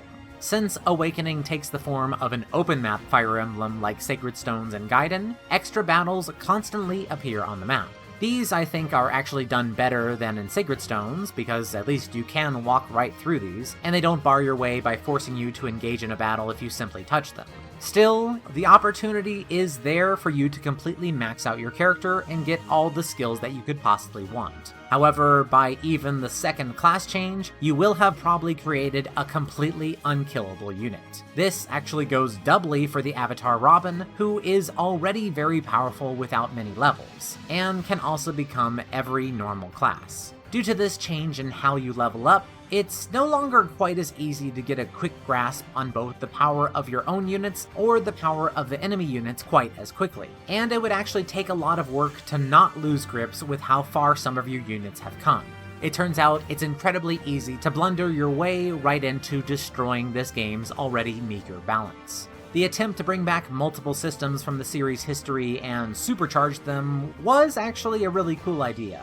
Intelligent Systems was not currently in a place to need to exercise any restraint, and so they didn't use any.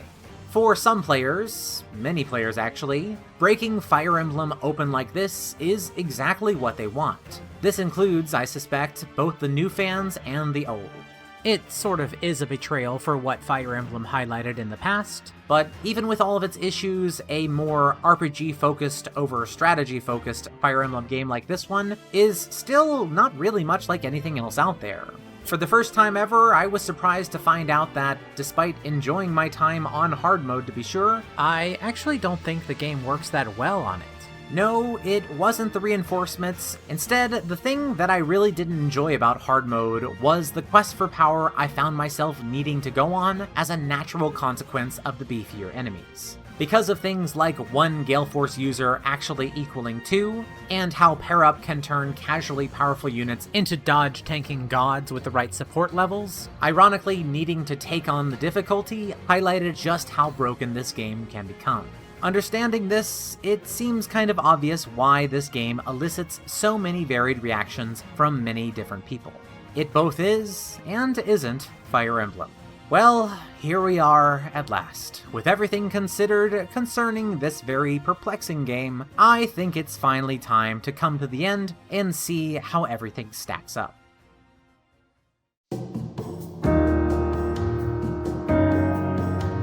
As I wrote this script, I felt the weight of expectations on me as it came time to solidify my opinions on this entry. But the words that come to me now are really not as complicated as I thought they would end up being. On the one hand, Awakening really is Fire Emblem at its most Fire Emblem, a strategic RPG where planning is just as important as execution, and where building trust among your army's units is just as important as forming your approach to each new battle. On the other hand, this is Fire Emblem at its most twisted, where a desperate approach led to intelligent systems throwing out all prior restraint, bringing popular systems back in, but then unleashing them haphazardly until they congealed into a mad, fabulous mess. The risks that were taken with Awakening in its development are core to what makes this game so controversial today, and yet they're also the reason why we still know Fire Emblem as a living franchise. When trying to quantify it for this retrospective series, Awakening really is an anomaly. Ultimately, though, I am glad to have spent so much time on it. I can acknowledge just how much it deviated from acceptable balance and how excessive things really got. But at the same time, it's undeniable that I simply had a tremendous amount of fun here, and I thoroughly enjoyed every chance I had to sit down and continue building my crew towards whatever absurd broken strategy I had chosen to employ. Fire Emblem Awakening is a distinct breakaway from the design philosophies of the past, and personally, I think there is room enough in this series to more than accommodate it. I don't really care if it isn't traditional Fire Emblem, as the bounds of what a genre or game series is should never be totally set in stone. Even if we were to be super pedantic and say that these changes make it too different to be included, Awakening still evokes the feeling of Fire Emblem in me. We are still building a personalized army of named distinct units, raising them and watching them build trust and support with each other, and then taking them into a series of battles where my own planning and strategies can come together until we find success in the end. This is a game that I definitely enjoyed. Some parts, such as the excellent cast and the interplay between the story and gameplay through things like turning S-rank supports into child units, were absolutely unforgettable. At the same time, its many undeniable issues keep me from being able to view the game as favorably as I have done in the past to similarly flawed but great entries like Genealogy of the Holy War or Shadow Dragon. Fire Emblem Awakening is a good game, but one that I understand why a select group of people are going to love and a different select group are going to absolutely hate. Above all the shouting, this is the game that ensured that the series stayed alive to the point that even brought me to talking about it here today. For that, above all other things, I will forever be grateful to it.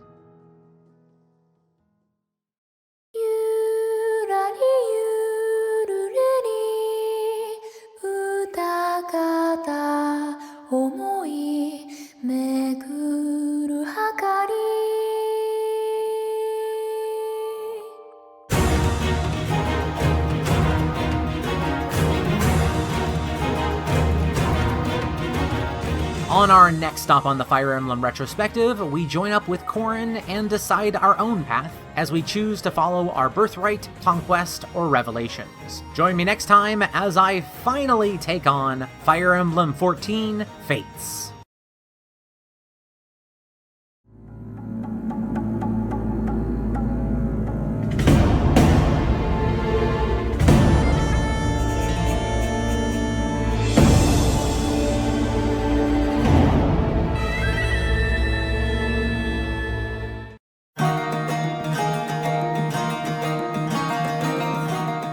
Fire Emblem Fates is not an easy game to introduce. Where can one even begin, after all, when Fates in and of itself consists of 3 games, which, while being fiercely independent, also cannot be properly analyzed apart from one another. For better or worse, the 3 games, Birthright, Conquest, and the DLC campaign Revelation, are all inextricably linked, sharing a core that is undeniably the successor to the last game, while featuring 3 exceedingly unique takes on those common systems as well. Just to be clear, this is not a Pokemon Red, Pokemon Blue, Pokemon Yellow situation. These 3 games are Fire Emblem 14. However, each path shares only the first 5 missions, essentially the tutorial, before going in radically different directions in terms of story, characters, classes, items, and map design. Some assets are shared, but situations are almost never the same between each game. Fire Emblem games are not minor time investments, especially not for those like myself who try to balance their work, family, and friends along with gaming. The thought that, when the time came, I would need to play 3 entire games, enough content to nearly fill an entire season's worth of retrospectives in order to properly cover them, well, it has always been an intimidating thought. Initially, for the sake of my own time and well-being, I thought that I could compromise on my normal process of beating each game twice, instead just giving a single run to each path and then get started on this video. That was my thought process until the time actually came and the games were in my hands. After my first playthrough was finished, I immediately knew 2 things. 1, this was going to be a very, very long video. And 2, a single playthrough of each of these games was not going to be enough. There was too much to learn, too much to take in, and too much to say for me to suddenly change my pace now. I did not start this retrospective series with the absurd goal of making a massive video on each and every game in a 16-game-long franchise, spending 2 years on this project in the process, just so I could take the easy path when times got hard. For this video, I completed every Fates game twice, and just like I did for Awakening, this meant completing them once on normal and once on hard, as well as getting some extra experience with their lunatic modes and the additional DLC. The Fire Emblem Fates games are by far the most controversial entries in the Fire Emblem franchise, and I've done my utmost to make sure that I am more than well informed enough on all of them in order to comprehensively cover them today. I approached them having not only played them all in their own context, but also with knowledge of the legacy and developments of the series games that came before them. If you only came here to see if my opinion matches your own opinions, then honestly you might just want to leave right now. Like it or not, the Fates games had a massive impact in this series, and they deserve to be looked at. They deserve to have their successes praised, and they also deserve to have their failures criticized. We definitely have a long road ahead of us, so let's not waste any more time and just get started examining Fire Emblem Fates.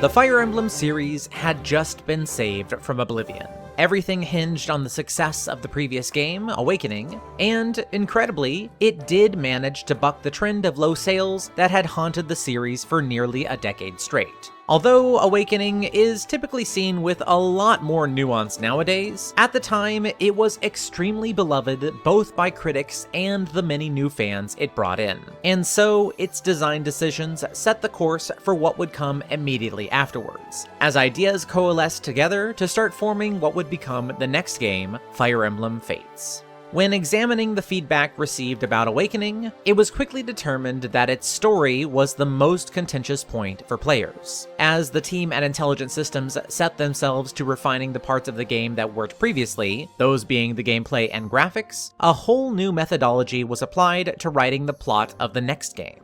Based on the producer Hitoshi Yamagami's memories of being forced to choose separate paths in the original Fire Emblem, the team wished to build upon that concept, now envisioning a game where the protagonist would have a totally different adventure depending on who they chose to side with. Initially, this was visualized as 2 routes, but Yamagami felt that many players would want a third neutral route as well, and so a third path was also planned to be added. Despite their good intentions, the team had essentially just given themselves 3 times the normal amount of work, and I imagine after the excitement of planning these routes wore off, the reality of the sheer amount of work they had just signed themselves up for began to dawn on them. Ultimately, it was decided that this was going to be too much for the team to handle in-house, and so they began to look for outside writers to pitch in. Shin Kibayashi, a writer experienced in manga and television, was suggested by Kohei Maeda, who was the director of the 2 previous entries in the series. And in December of 2012, the team met with Kibayashi to pitch the project. Although he originally intended to reject their offer due to his already tight schedule, after both he and his daughter played through a copy of Fire Emblem Awakening that was provided during their meeting, Kobayashi later ultimately agreed. He initially only intended to offer a simple 10-page draft. However, while writing, Kobayashi became very attached to the characters and world. Due to a sudden swelling of passion for this project, as well as pressure from his daughter, who wished for him to make the next game's story even more unique and memorable, his script for Birthright alone grew to nearly 500 pages. He wrote an equal amount of work for the Conquest and Revelation paths as well, in the end writing enough to fill 2 entire books. Whereas Intelligent Systems had been struggling to figure out how they could possibly write enough material before, they now had far more written material than they could have possibly ever hoped for. While the story writers at Intelligent Systems adapted many of the story ideas from Kobayashi and then took it from there, the rest of the game was also beginning to take shape. Once again, Studio Anima were hired to create some beautiful cutscenes for the game, following up their excellent work in Awakening. These would help to flesh out the 2 major lands of this new setting, Nohr and Hoshido, which each had their own unique designs to go along with their clashing cultures. The eastern Hoshido was very obviously based upon Japan, while Nohr carried the more western medieval European vibe. European designs have been a staple in Fire Emblem since the very beginning, but the Nohrians were set apart from this by being designed to be even darker, having a nearly gothic-themed vampiric design in the end. On top of this, the reimagined gameplay also began to take shape.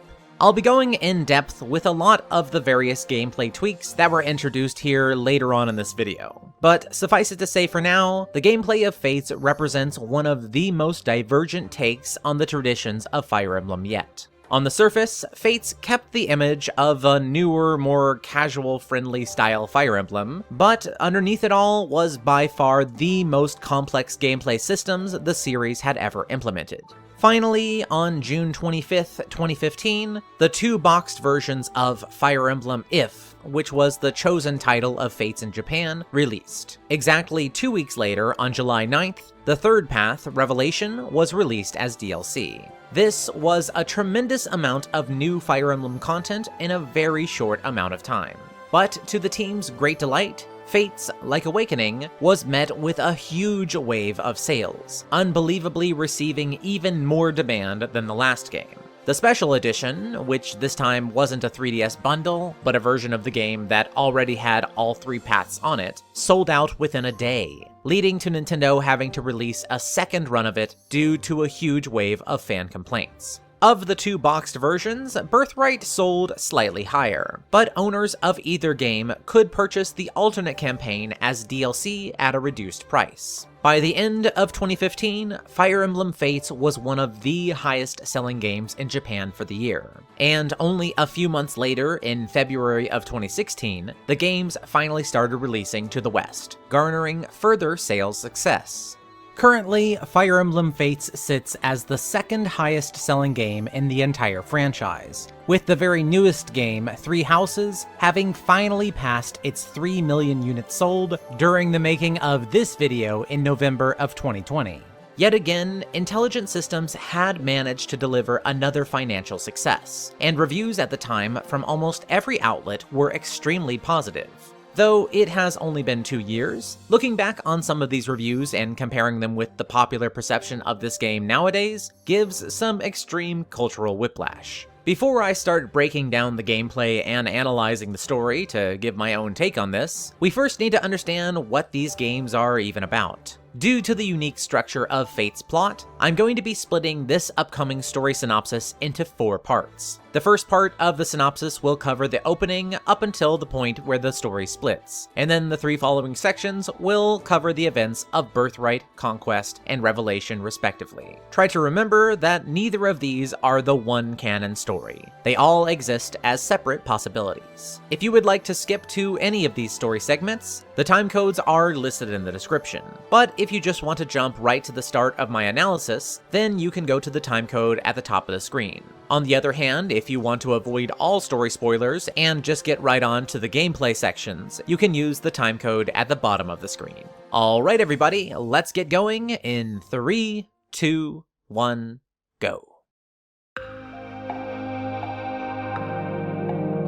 Deep in a nearly forgotten realm, on a nameless continent split in two by an abyssal canyon, tensions ran high between two mighty nations. Within the western land of Nohr, sequestered within a lonely fortress, Corrin awakened, late for a training session with their eldest brother, Xander. While the younger brother, Leo, watched, Corrin scored a small victory over the Crown Prince, guaranteeing a promised reward from their father: the ability to finally leave the fortress where they had been kept for years and see the outside world. There to congratulate Corrin and escort them to their father personally were the last two royal siblings, Corrin's kind but overbearing big sister Camilla, and the extremely affectionate Ylisse, the youngest. Together, the royals met up with Lilith, the stable girl, who readied their mounts for the trip to the capital of Nohr, Windmire.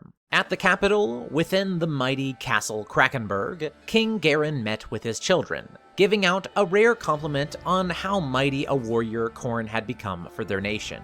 After confirming that Nohr was indeed at war with the eastern land of Hoshido, Gaiden saw fit to award Corrin with a worthy weapon, the sword Ganglari, for them to use in the upcoming battles. In order to allow Corrin to break in their weapon, Gaiden brought forth some Hoshidan prisoners to be executed. When the time came to do this act, however, Corrin outright refused. This severely disappointed the king, who then decided to take matters into his own hands. Corrin, however, dedicated to peace, took the blow of the king themselves, shielding the Hoshidans and shocking everyone present. When even Xander was ordered to stop Corrin, they still continued to protect the enemy with their own body. In order to stop this situation from going any further, Prince Leo used his magic to blast the Hoshidans from behind, ending it. With this being enough to satisfy Gaiden, the king left angrily. After which, Leo was able to reveal that, on behalf of his sisters, he had weakened his spell, actually leaving the prisoners alive. After the royal children secretly released the Hoshidans in the dead of night, the next day brought new commands of Corrin, as the king requested that they perform a task for him in order to redeem their earlier disobedience. The mission was simple. Corrin merely had to visit an abandoned fortress sitting at the border of Nohr and Hoshido and discover if it remained serviceable. Though Corrin's siblings wished to accompany them, Gaiden's tactician Iago dashed their hopes, stating that this was to be a test for Corrin, and one in which their companions had already been chosen. The veteran warrior Hans was to accompany them, along with one of Corrin's retainers, as well as Corrin's advisor and friend, the seasoned knight Gunter. Although Xander attempted to warn Corrin about Hans, who was a questionably reformed former criminal, the small team of four departed, and upon arriving at the fortress, which stood watch over the bottomless canyon that separated the two sides of the continent, they found that Hoshidan soldiers were already present. Having technically finished their job, Corrin intended to leave immediately, heeding the warnings of the defending Hoshidans. However, this was when Hans rushed forward, immediately slaying one of the opposing soldiers. With blood having been spilt, conflict was now unavoidable, and Corrin was forced to seize the fortress from the Hoshidans simply to stop the battle. After achieving this unwanted victory, powerful troops from Hoshido arrived to continue the fight. But before the exhausted Corrin could be overwhelmed, all four of the Nohrian royals appeared, saving their life. With even more Hoshidans on the way, the Nohrians attempted a retreat, with Corrin and Gunter leaving together. However, while attempting this, Hans reappeared, inexplicably attacking the old knight on the bridge, causing him to plummet into the endless depths below. Revealing that he was merely following King Gaiden's orders, Hans next moved to attack Corrin. However, before he could do so, the young fighter raised their hand up, instinctively changing it into a new form, giving Corrin a burst of power that allowed them to quickly ward away the murderous warrior. Despite having won this fight, Corrin's own sword then betrayed them, acting on its own and flinging them off the bridge as well. Before Corrin could fall to their death, they were surprisingly rescued by Lilith, the stable girl. As Lilith fell, she prayed for strength, suddenly changing into her true form, that of an astral dragon. Using her regained power of flight, she swiftly caught Corrin and brought them back to land. As the environment within the canyon was still hostile, Lilith brought Corrin to a safe place, a plane of existence known as the Astral Realm, to serve as a personal hideaway for them. In this lonely place, Corrin was finally able to rest and decided to emerge the next day to try to find their way back home. However, after reappearing by the old fortress, Corrin was instantly spotted and then attacked by a nearby Hoshidan, who took the unconscious hero with them back into their nation.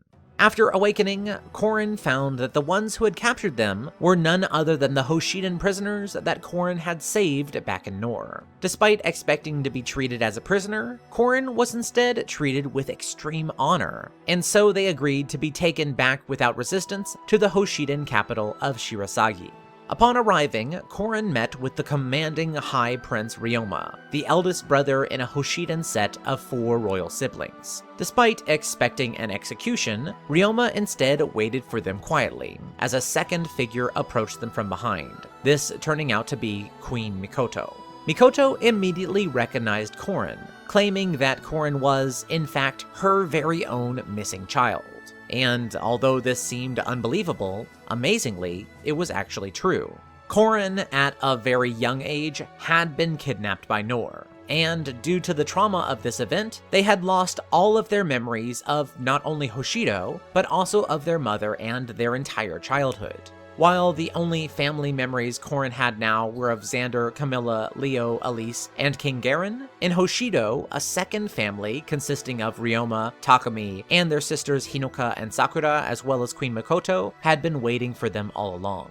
Unsure of what to do with this information, Corrin chose to spend some time at Hoshido, trying to sort out their complicated feelings between their false family that they had nonetheless come to love, and their birth family who loved them, but Corrin had completely forgotten. One day, while out walking, Corrin stumbled upon a beautiful blue-haired girl singing a strange song softly by the water.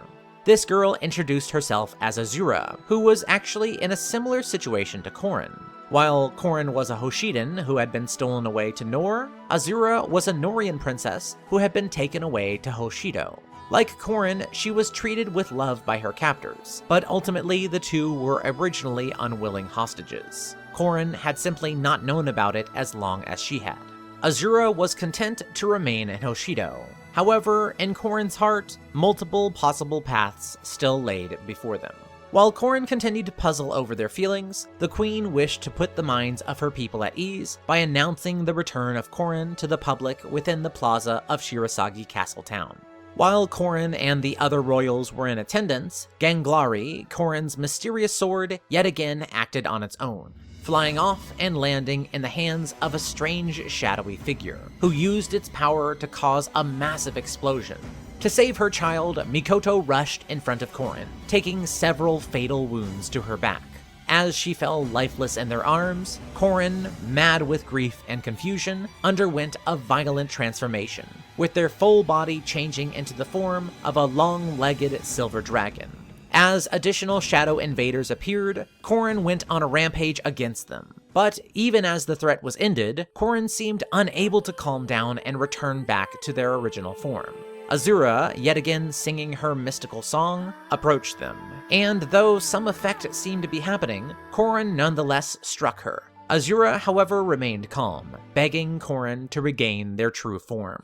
She was successful, and Corrin soon transformed back. This experience had unlocked Corrin's missing memories, that of their kidnapping by King Garen after he had successfully managed to trap and slay the former king of Hoshido, Sumeragi.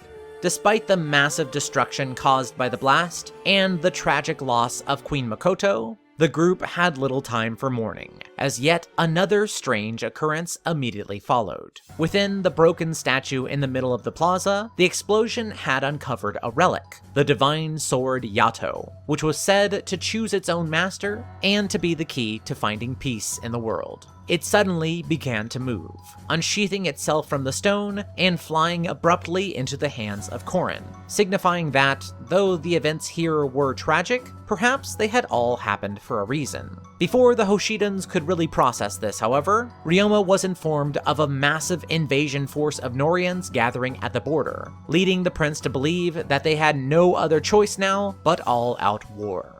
Rushing with their siblings to the border, Corrin found that the Nohrians were led by Xander and the other Nohrian royals. With only a river and a bridge separating their two families, Corrin was called on by both sides to join them, and to begin the true war together. Corrin considered the paths before them, searching for the right way to peace. They could attempt to claim their birthright with their family in Hoshido, or to find a way to peace through conquest with their family in Nohr. Or perhaps, between both of these extremes, a revelation for peace could somewhere be found. After taking a long breath, Corrin knew what they had to do, and chose.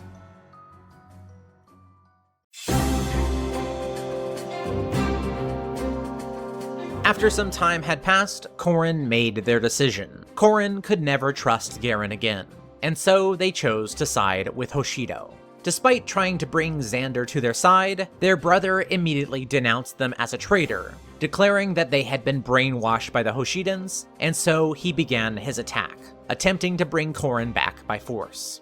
After stopping the Nohrian forces, Corrin headed back to Hoshido with Azure and the rest of their new family, lamenting the now unsalvageable situation with Nohr. With this first battle behind them, Corrin began their mission to bring down the evil King Garen, and so they set out to stop them, first arriving at Fort Jinya, where they found Sakura along with her retainers tending to the wounded there.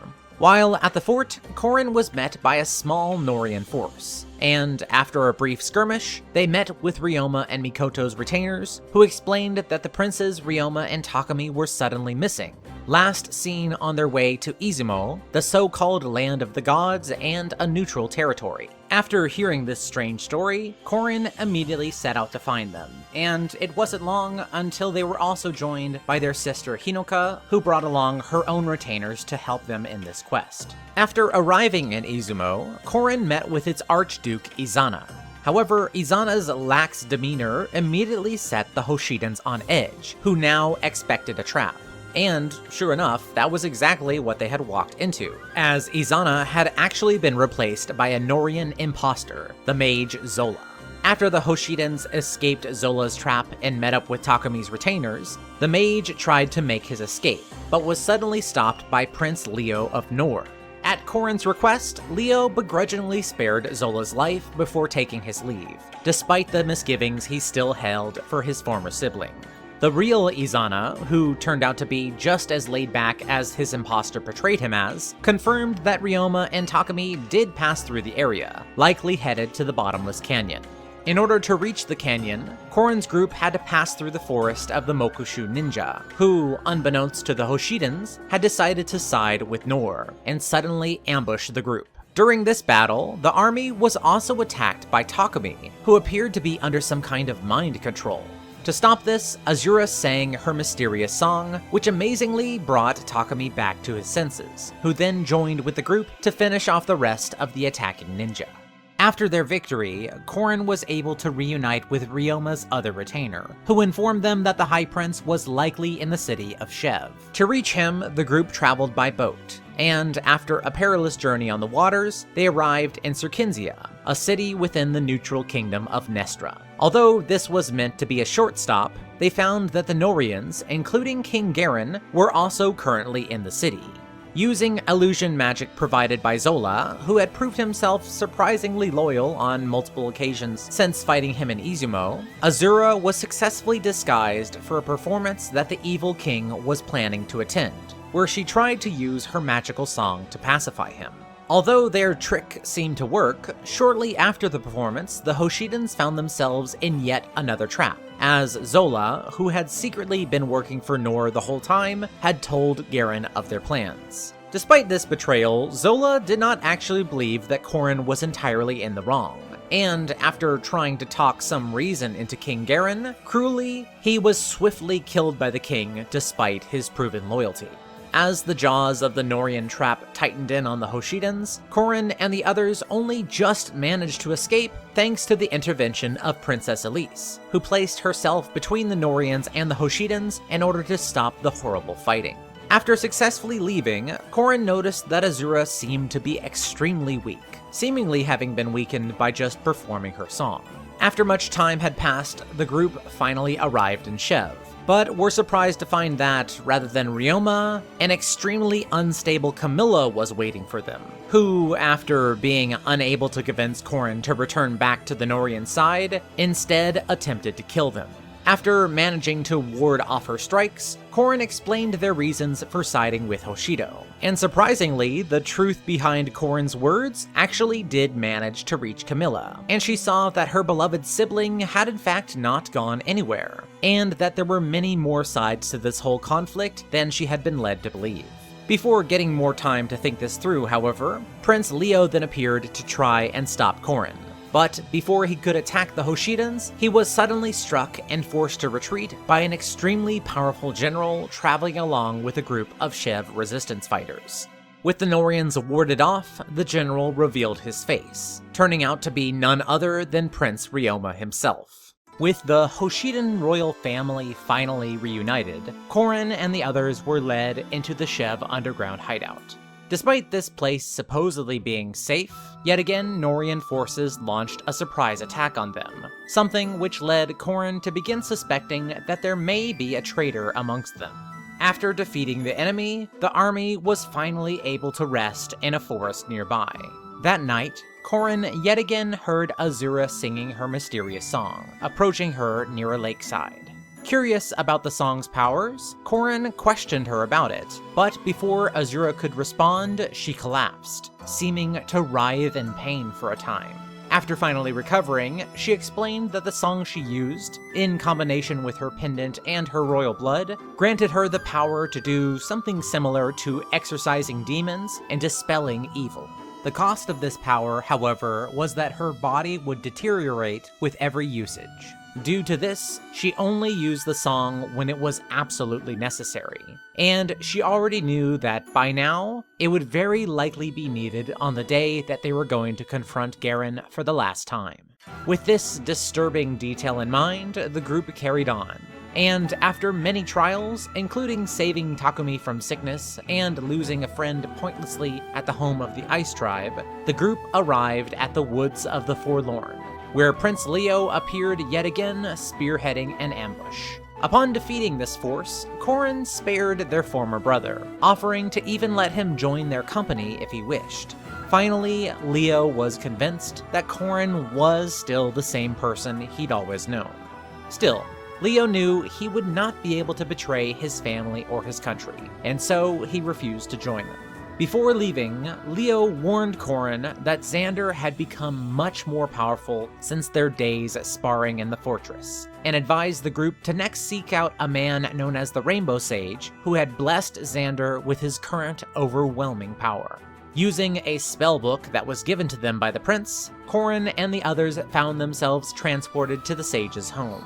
And after learning how to find him from an old man in the village, they made their way up until they finally reached their goal. To everyone's surprise, the Rainbow Sage turned out to be the very same old man they had met down in the village. And having proved themselves, the sage blessed Corrin's Yato, activating a power in the sword that was linked to Takumi's Fujin Yumi, transforming it into the Noble Yato.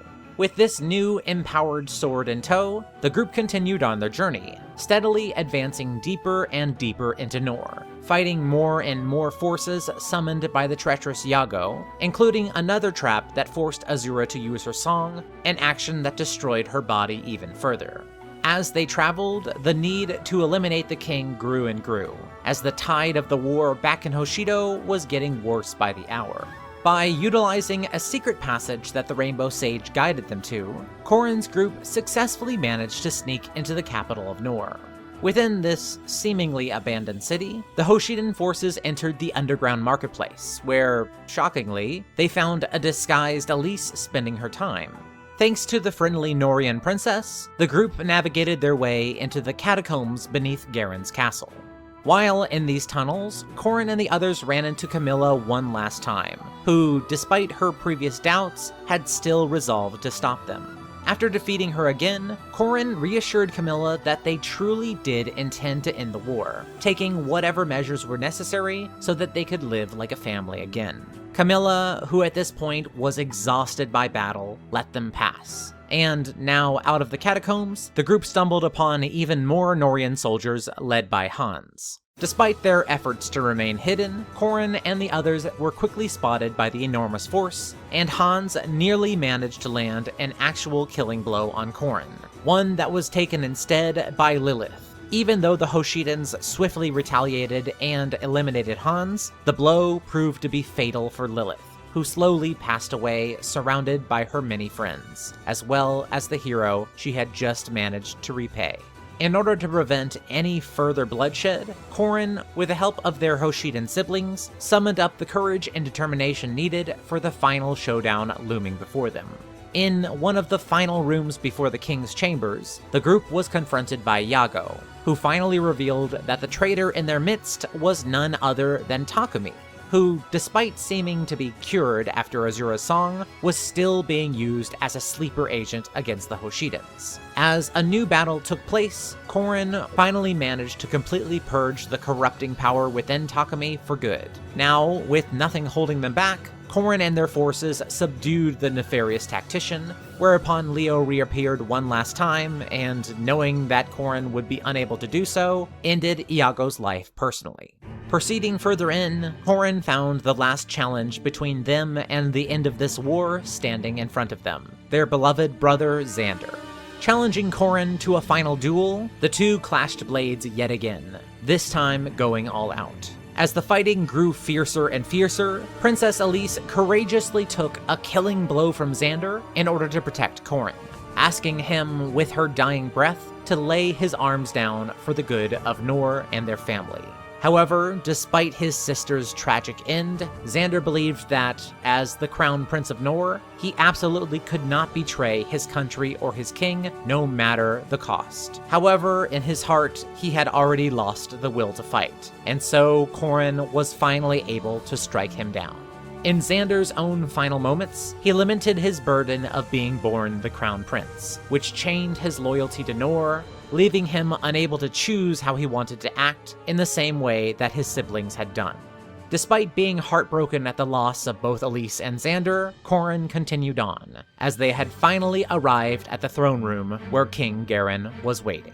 Engaging the Mad King in battle, Corrin and the others were shocked to find the noble Yato completely unable to damage the king's armor. Just as Azure attempted to sing her magical song, Gaiden captured the princess, using her as a hostage. Unable to make a move, Prince Ryoma then attempted to negotiate with the Mad King, but also found himself powerless before Gaiden's might. Though the situation seemed hopeless, suddenly Corrin's noble Yato transformed once more, this time reacting with Ryoma's Raijinto to become the Blazing Yato. And with this new power, Corrin was finally able to hurt Gaiden and free Azure. With Azure's song and the power of Corrin's sword, finally the Hoshidans landed heavy damage on the king. However, in response to this heightened challenge, Gaiden utilized his own draconic blood, much like Corrin's, to transform into a massive and terrible beast. With a single attack, this new Blight Dragon destroyed the Blazing Yato, before turning his attention to the two Hoshidan princes. In order to save them, Corrin rushed forward to take their killing blow, leaving them on the brink of death. As their mind drifted, they began to see their deceased friends, who gave Corrin counsel and cheered them on to finish the battle. Reminded again of what they had been fighting for this whole time, Corrin asked the Yato to lend them its power, so that this terrible war could finally be ended. Reacting to this, the legendary sword reformed once more, and Corrin rose again to finish off the king.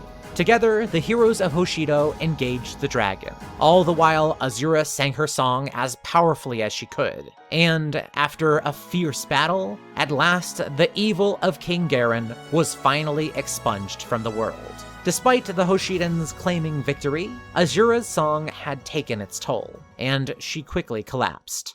As she lay, dying at last, she thanked everyone, explaining that she was satisfied that she was able to help them after all, before she faded away into nothing. With the war finally over, the Hoshidans returned home, where Ryoma was soon crowned the new king of Hoshido. In attendance were the surviving Nohrian royals, Leo and Camilla, the former of whom was to become the new king of Nohr, one ready to enter a new era of peace with its eastern neighbor. Although many lives had been spent to get here, finally, the peace they had all been hoping for seemed to have been achieved.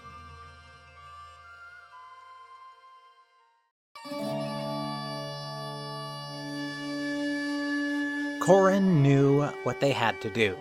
Hoshido had been kind to them, and they had found a lost family there, but ultimately they could not abandon their Nohrian siblings, and moved over to their side. Even though Corrin mistrusted King Garen, they wished to hear his justification, a statement which horrified the Hoshidans, who soon tried to attack, believing that Corrin was not thinking clearly or acting of their own free will. But, despite their hopes, these feelings were dashed when Corrin fought with the Nohrians, sending the Hoshidans away. After traveling back to Nohr, Corrin met with Garen, who brushed aside their questions, stating that the sword he gave them was only a sword. The king then turned his questions back onto Corrin, due to him and his tactician Iago doubting their current loyalty.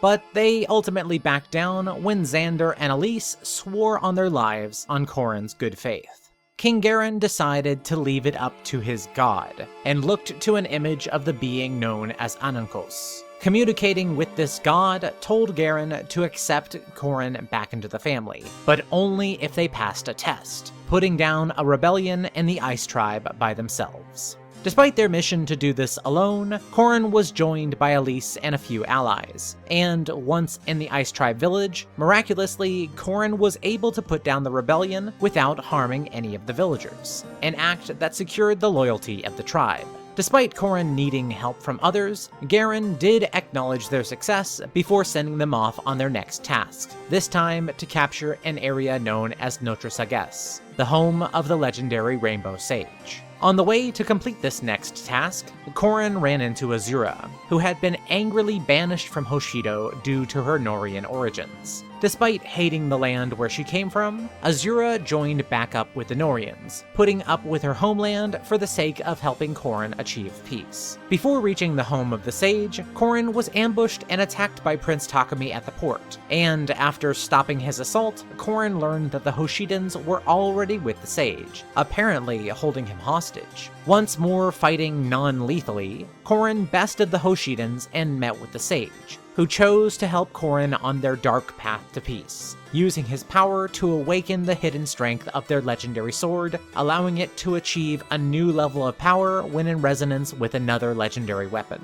Before Corrin could even thank him, however, the tactician Iago appeared, ordering Corrin to kill the Sage in order to appease the king.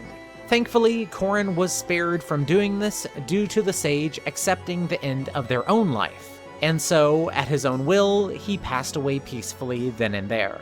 Once again, Corrin had technically executed the king's will, and so back in Nohr, their success was celebrated. For their next task, Corrin was sent to Shev, where they were to put down yet another rebellion, this time with the assistance of Hans and a handful of the king's men. Corrin attempted to put down this rebellion non-lethally as before, however, Hans and the other Nohrians took it upon themselves to slaughter the defenseless rebels in accordance with the king's orders, much to Corrin's horror. Following this tragedy, Corrin traveled to the neutral city of Serkinzia, where Garen and the others were resting from the war by enjoying an opera. Though Corrin wished to speak to the king directly about the bloody affair in Shev, they put aside the issue to watch the show, and to try to take their mind off it all. During the show, a mysterious singer in a dark dress, who nobody seemed to recognize amazingly, sang a strange song that had a curious effect on the king, cursing him or injuring him in some way. Though the singer swiftly disappeared, in response to this attack, Garen ordered local singers rounded up and killed, an act that Prince Leo performed, but unbeknownst to the king, only reported that it was done without actually spilling the unnecessary blood. Leo warned Corrin that the king absolutely would not hesitate to kill anyone who defied his orders, including his own children. Like he was doing, the prince recommended that Corrin follow the king's orders, or at the very least, present the appearance of following his orders while still doing the right thing in the end. With his true nature as a hero on display, the Yato and Leo's legendary tome Brynhildr reacted, allowing Corrin's sword to take on a new form, the powerful Grim Yato. Later, while considering Leo's advice and wondering where they could go from here, Corrin spied Azure, who strangely seemed to disappear into a lakeside.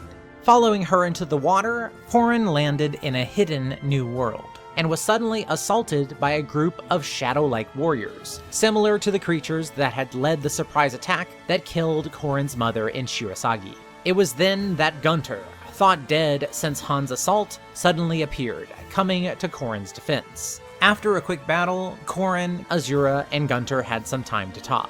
It turned out that this place was the hidden land of Valla, a kingdom where time and space function differently than in the normal world. This was actually the land where Azure was born, but she had been unable to mention it until now due to a curse that was placed upon anyone who knew of this location. If she, or now Corrin, were to speak about Valla outside of the nation itself, they would suddenly vanish from the world completely. Finally, Azure was able to reveal the secret behind King Garen's cruelty. In truth, the man known as Garen had died long ago, and his corpse was merely being puppeted by some kind of monster, a creature which was clearly a follower of the dragon god Anankos. Corrin now knew that they had to find some way to reveal this to their Nohrian siblings, and the only way they could think of was to trick the king to sit on the blessed throne of Hoshido, which was said to hold an enchantment that could reveal the true form of whoever sat upon it. Even though this meant conquering the entirety of Hoshido just to make this one moment happen, Corrin believed that this longshot was the only path still available to them, and so they began to work towards making it happen. Soon, Corrin and their Nohrian allies started the invasion of Hoshido. After multiple painful battles, Corrin assaulted the stronghold Fort Jinya, defeating the garrison of troops there and coming face to face with Sakura and the Hoshidan tactician Yukimura. Despite defeating the Hoshidans and promising them no harm if they agreed to lay down their weapons, Corrin and the others were shocked when Garen and his forces caught up with them and immediately started slaughtering the helpless forces regardless of their protests. Corrin only just managed to secure the safety of his sister Sakura and Yukimura, but this incident only proved to Corrin again how much they needed to reveal the king's true, distorted nature as soon as possible. Corrin next assaulted the Great Wall of Susanoo that was guarded by their brother Takumi. Corrin ultimately emerged from this siege victorious, but Takumi refused to be taken prisoner in the same way as his sister, instead throwing himself off the wall to his own apparent death. Strangely, when Corrin and the others looked to the ground, Takumi's body was nowhere to be found, and so they continued on. In order to prevent King Garen from catching up and starting a new slaughter with every one of Corrin's victories, the Nohrian royals quickly continued their push into the castle. In another pitched battle, Corrin defeated Hinoka, but while their sister expected to find death, Corrin instead took her bloody lance as proof of her death and then asked her to hide, knowing that if she could just stay hidden for a short time, this war could be ended and Garen's treachery finally revealed. Although confused by this, Hinoka agreed, which left only one man standing between Corrin and the throne, the crown prince and fearsome warrior Ryoma. In a terrible duel, Ryoma and Corrin clashed blades, but after finally beating him, Corrin told him the truth, that Hinoka was not dead and that Sakura was actually safe in their protection. Soon after revealing this to the crown prince, King Garen arrived, ordering Corrin to kill their brother immediately. The crown prince, however, having accepted that their sibling was telling the truth, placed all of his trust in them, and took his own life himself. Finally, with nothing left standing in his way, King Garen entered the throne room alone, ready to take his seat as the new monarch of the conquered land of Hoshido. While Corrin readied themselves to reveal Garen's secret to their Nohrian family, Iago suddenly attacked them, calling them a traitor after discovering that Hinoka's death was a deception. This attack led to a split within the Nohrian forces, as the royals swiftly took Corrin's side, knowing that they must have lied for a good reason. After crushing Iago once and for all, Corrin led everyone to the throne room, preparing to show them the horrible truth that they knew lay within. Inside, the magical throne had done exactly what it was rumored to be capable of doing, and King Garen's true, hideous form was revealed to all. Realizing that their father had been long gone, the Nohrians and Corrin took on this monster. Suddenly, Corrin's grim Yato began to resonate with Xander's legendary blade Siegfried, transforming the Yato once more, creating the Shadow Yato. With the battle now going the Nohrians' way, at last the evil beast was slain. Despite this seeming like the end, Takumi reappeared, covered in a horrible aura and absolutely furious at Corrin for taking everything away from him. With one unnaturally powerful attack, Takumi shot them, landing a blow which shattered the Yato entirely and nearly killed Corrin outright. Lost between life and death, Corrin met with the spirits of those that had died along the way, including both Ryoma and, surprisingly, Takumi. Corrin's brothers explained that Takumi, like Garen, also had their body possessed by evil, and encouraged them to keep on fighting, now that the peace that they had been fighting for was so close at hand. With this encouragement, Corrin stood up again, wielding a reforged Yato that was now stronger than ever. After a brutal struggle against Takumi's terrifying power, combined with Azure's mysterious song, Corrin and the others were able to destroy the demon possessing Takumi's body, and finally brought an end to the chaos. Following in the wake of this terrible victory, the Nohrians abdicated the rule of Hoshido, returning it back to its own people as Hinoka, the new queen, took the throne. Back in Nohr, Xander was likewise crowned as the new king. And together, the two monarchs agreed to usher in a time of peace, and to never again repeat the cycle of senseless bloodshed that had almost consumed them all.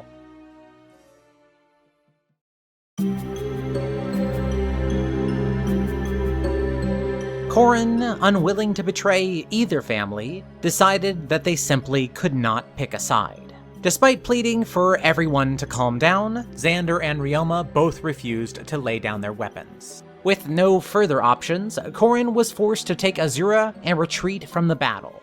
While working out a place to hide and try to figure out a way to end the war, Azure suggested that they go to the Bottomless Canyon, which allowed the two access to the hidden land of Valla, a mysterious country between dimensions that had been long forgotten. Following Azure's advice, the two arrived safely in the Hidden Kingdom, and it was here that Azure told Corrin the tale of Valla, how the once wondrous kingdom was now a shell of its former self after the devastation of Anankos, the dragon god. Azure's birth mother, Queen Arit, the former ruler of the land, had also been forced to flee, bringing her daughter with her to the land of Nohr, where she became Garen's second wife.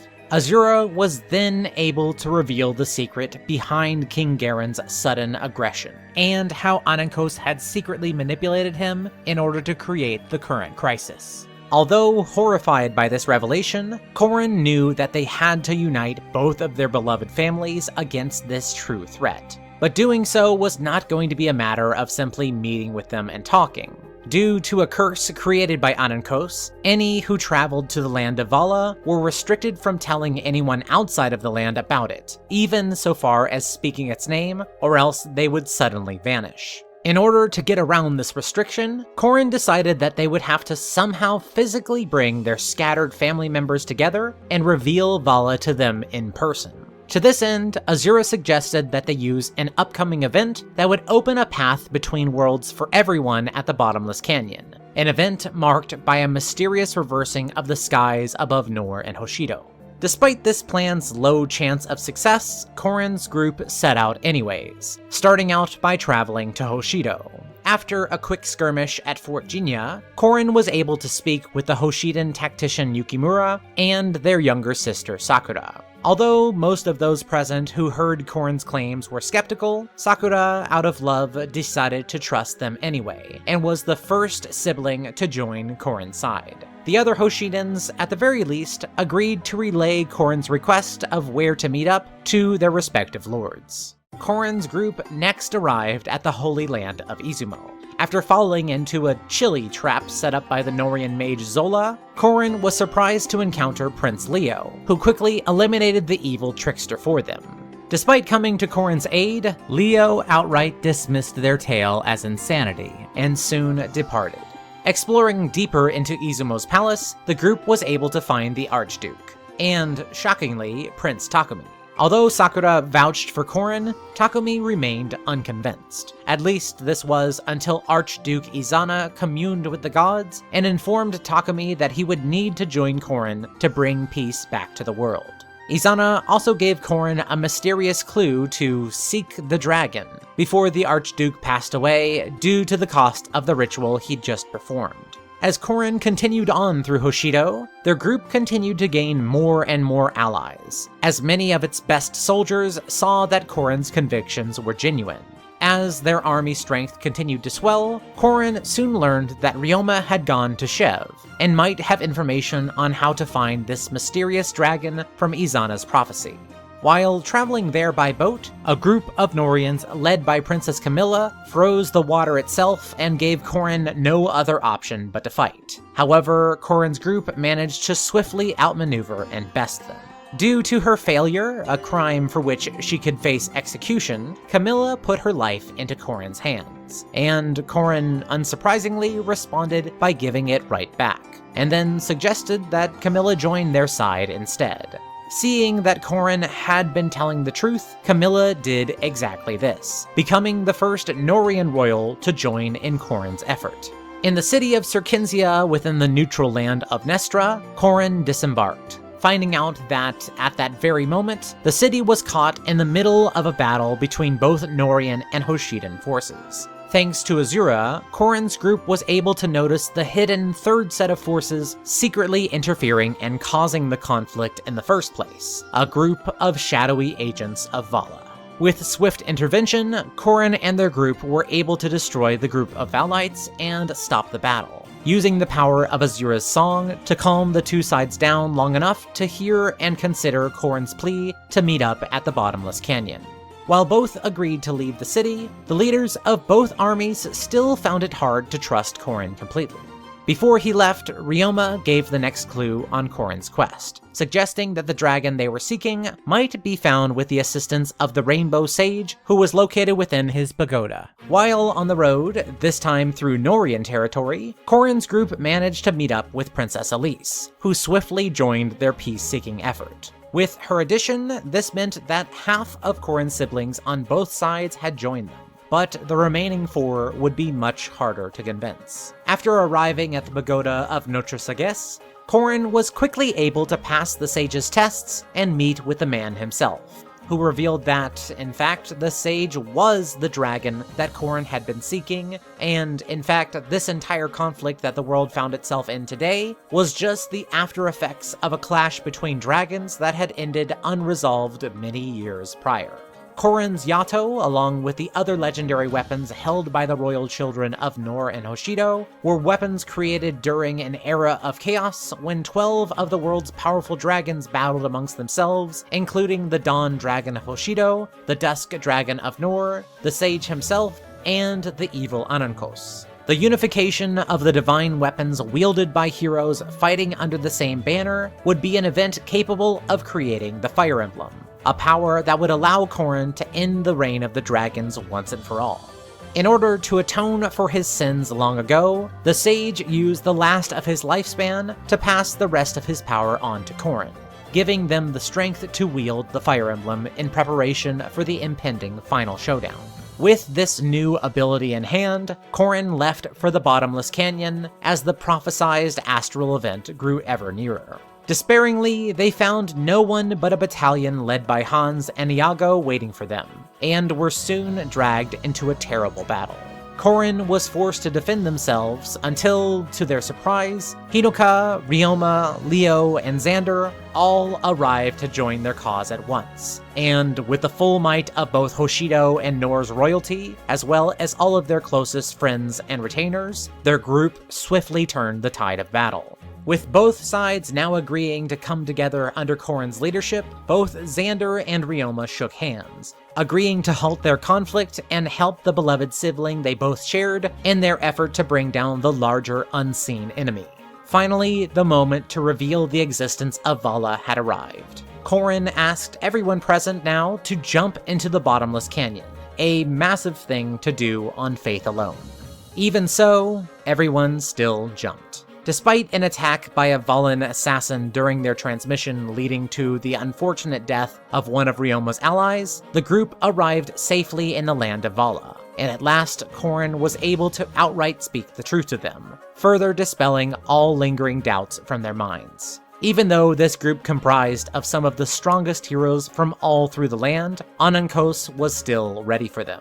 As Corrin's army proceeded, they were met by many powerful foes, including those using the cursed forms of previously passed loved ones, as well as deception from lowly citizens of Valla posing as innocents. After eventually making their way through these defenses, Corrin arrived at the castle of Anankos and fought their way into the throne room itself, only to find it surprisingly empty. It was here that Gunter, someone that Corrin trusted as much as their own family, stepped forth to take the seat, revealing himself as being fully possessed by Anankos for some time now. After fighting through the surprise assault that was suddenly launched upon them, as well as freeing Gunter from his possession, the silent dragon Anankos appeared in front of them personally.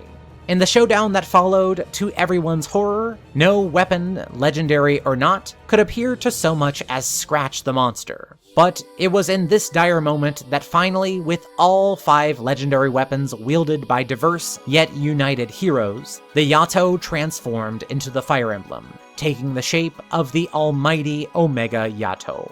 With the balance of this battle now shifted towards humanity, Anankos summoned back all of its strength and set his whole might against them, breaking free of his own castle, ready to unleash destruction upon those before him, then Valla, and then every land beyond.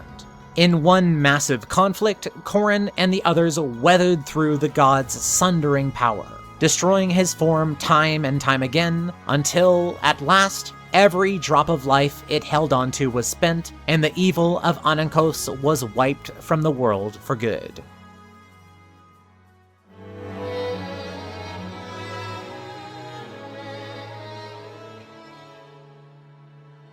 Soon after, with Corrin being crowned the new monarch of Valla, our hero, in solidarity with their brothers King Xander of Nohr and King Ryoma of Hoshido, finally made the peace they had all sought for together an unshakable, wonderful reality.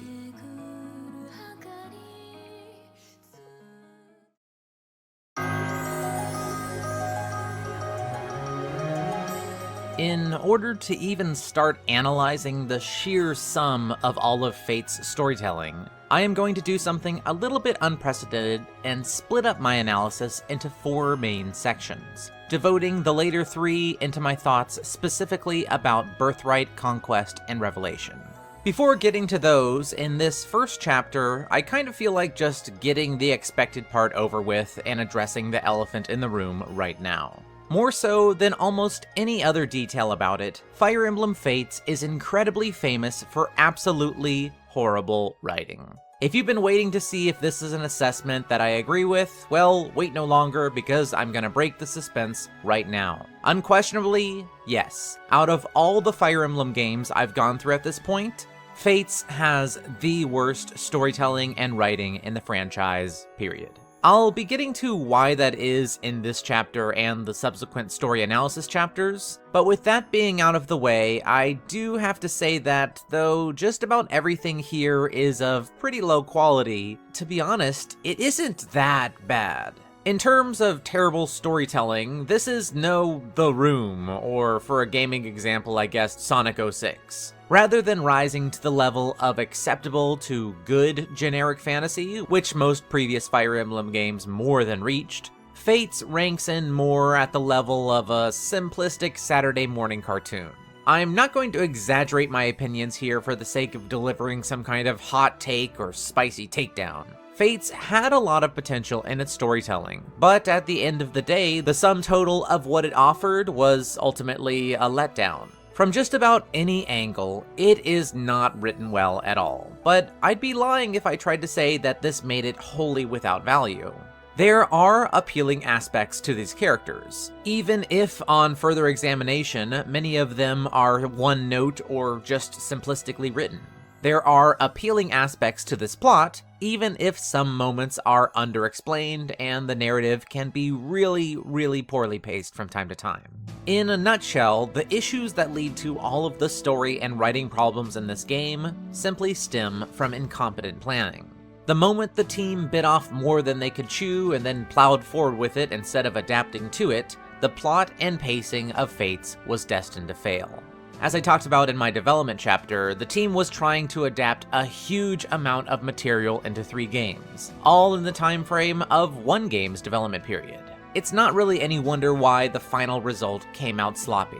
To give an example of this game's uneven storytelling prowess, one need look no further than the opening hours of every game, before even getting to the path split. After finishing the rather hand-holdy tutorial, a few nice scenes play out with a decent pace to introduce us to Corrin's secluded life within the Kingdom of Nohr, how they are treated by their Nohrian siblings, as well as Corrin's desire to prove themselves to King Gaiden in order to get more freedom.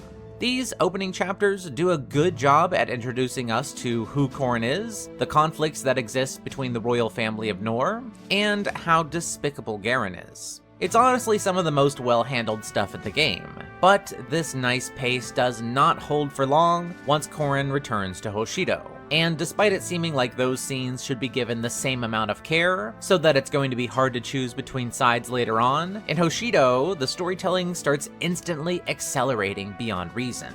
In a super short span of time, Corrin starts to learn about the land of Hoshido, meets the Hoshidan royal family, learns that the queen is their real mother, sees the queen assassinated, transforms into a dragon for the first time, fights off some spectrally summoned assassins, receives a legendary sword of prophecy, and then rides off to try and prevent a war between 2 entire nations. The game goes so quickly through these story beats that even details like the queen's death are swiftly forgotten about with little remorse. Just one second though. Can we talk about the queen's death? Because when I saw this, I really thought that this event would lead to a lot of later scenes where our hero and the other Hoshidans dealt with their grief. Something which would teach us about them and show the strength of their bonds and fondness for Corrin. At least something that could make for a moment of equal intimacy to what we saw with Corrin's Nohrian family in the opening.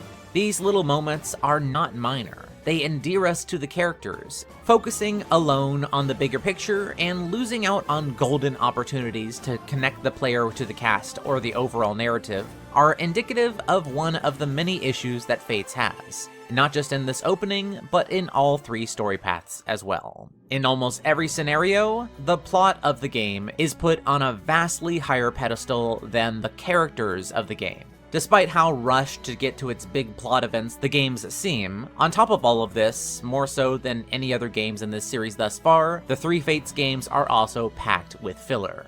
When problems like these are isolated, they are easy to brush off. However, all too often here, they are defining to what this experience has to offer.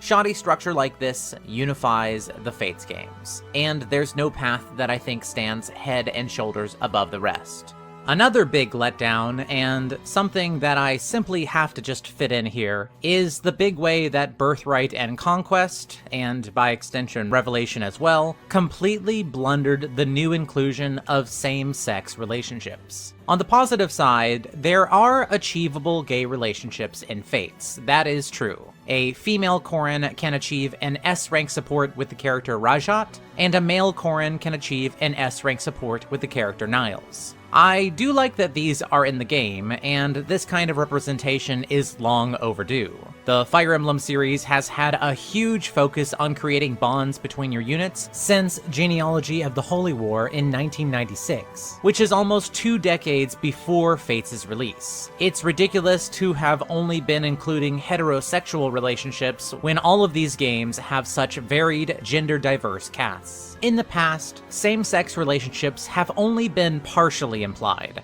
such as with Ike and Soren in the Tellius games, or outright implied but not able to be acted upon, such as with Heather in Radiant Dawn. I am glad that Fates included these. There is a lot of good intention here, but almost all of it is going to be undercut when you realize that, for those who don't own the DLC campaign Revelation, both of these same-sex relationships are path exclusive. And on top of that, when you actually see what these relationships contain, the context can be very disappointing.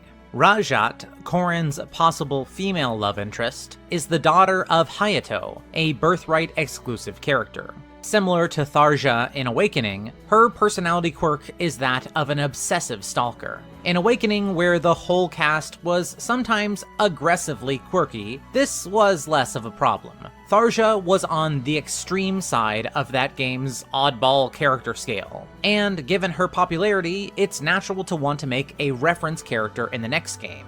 However, when that character who has such an aggressive quirk is the token gay character, it paints the whole inclusion in a really bad light. Unfortunately, the same is also true with Niles, the possible male love interest for Corrin exclusive to Conquest. Putting aside Niles' whole oil wrestling suggestion, he's a character that describes himself to Corrin as having had a broken past. Now, a character in a Fire Emblem game having had a hard life is absolutely nothing new. And of course, it's no surprise that any gay or straight character in one of these games would have some kind of baggage. That's kind of the idea behind breaking up the support conversations into multiple levels. Characters become more open about themselves as trust with another character builds. However, the implication of gay people having come from broken paths or homes in our real world is a very real issue. And when it's a token gay character fulfilling tropes like these, it again creates a very bad look for the developers, as if Intelligent Systems simply didn't know any better and were specifically choosing to play into negative stereotypes, which I really hope was not the case. I haven't even gone into other examples of Fates' bad writing in this context, such as the well-known issue of Soleil coming off more as a sexual predator than a flirt. But I think it suffices to say that there is a lot to improve upon in this regard. And as much as I appreciate what small steps Intelligent Systems took, I really do hope to see better than this in the upcoming games. Well, with that being said, it's time to move on to the following sections, where I'll be taking a closer look at each game individually and seeing what they offer.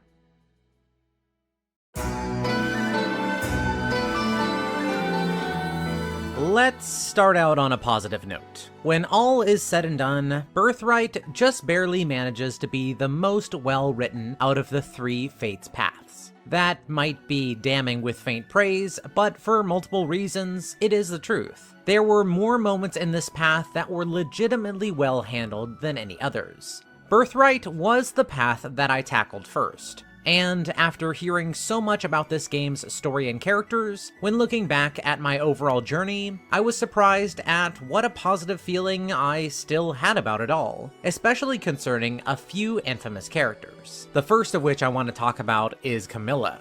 Given her reputation, I was expecting her to be nothing else than a fan service delivery mechanism. While it is true that the cinematics of these games, as beautiful as they are, definitely lean way too into her assets, I was actually pretty shocked to find out that in Birthright, she is, pardon the pun, a very well-rounded character.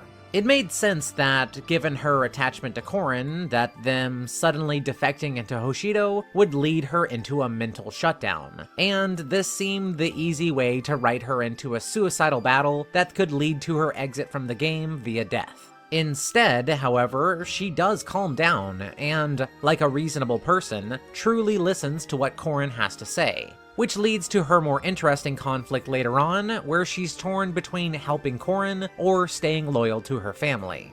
It might seem weird to start out the Birthright reaction chapter by breaking down my opinion on a Nohrian character, but just in general, the stress caused by Corrin's defection gives the Nohrians all the more chance to have nuanced and difficult reactions to the situation, which made for some of the best writing out of my entire time with Fates. Of course, they do have kind of a benefit. In my opinion, the Nohrian characters, especially the royals, make up the better part of Fire Emblem Fates cast, but even still. Princess Ylisse has a more simplistic but still enjoyable role in the plot, but the very best scenes all belong to Prince Leo, the best character out of the entire Fates cast. Truly, the encounter with him in Chapter 18 in the Forlorn Woods is fantastic, and entirely subverted my expectations with a remarkably sober and enjoyable dialogue exchange that stood head and shoulders above any other moment in this game. At the very least, I can say that, on the whole, it's not a distasteful game to play through. This being said, there are some really rough spots that I can't ignore. The utterly pointless death of Flora stands out as the absolute worst moment in the game, where the writing becomes the most contrived to get to the big dramatic plot beats while disregarding actual character motivation and reasoning. On top of this, I haven't really brought up the big problem that left many other fans upset. And of course, that's the conclusion of the story of the last remaining Nohrian royal, Xander. When it comes to Xander, rather than him choosing to side with Corrin or to get out of their way, a decision that all of his siblings got to make, he justifies his actions by saying he's bound to them due to being the Crown Prince of Nohr. Xander didn't want to kill Corrin, but he refused to dishonor his country, and so dedicated his life to defeating them all the same. This essentially makes him the Camus of this game, aka the likable enemy general trope that has to die for the sake of the drama. Honestly, the reasoning behind Xander making this decision actually does make a lot of sense to me, and in fact is a lot more sensible than the average Camus archetype. I was on board with this up until the death of Ylisse. Of all the siblings on either side, Ylisse was the one that I thought for sure would not die. Being the youngest and the most innocent, it seemed like the game would be breaking its tone to do something so cruel. Of course, this is exactly what happened, and in a sense, I do respect that Birthright had the guts to do it. And in fact, one thing that I really like about this multi-game setup is that the story writers don't have to be afraid of pulling off surprising and cruel character deaths, something that every single one of these games except for one hasn't done.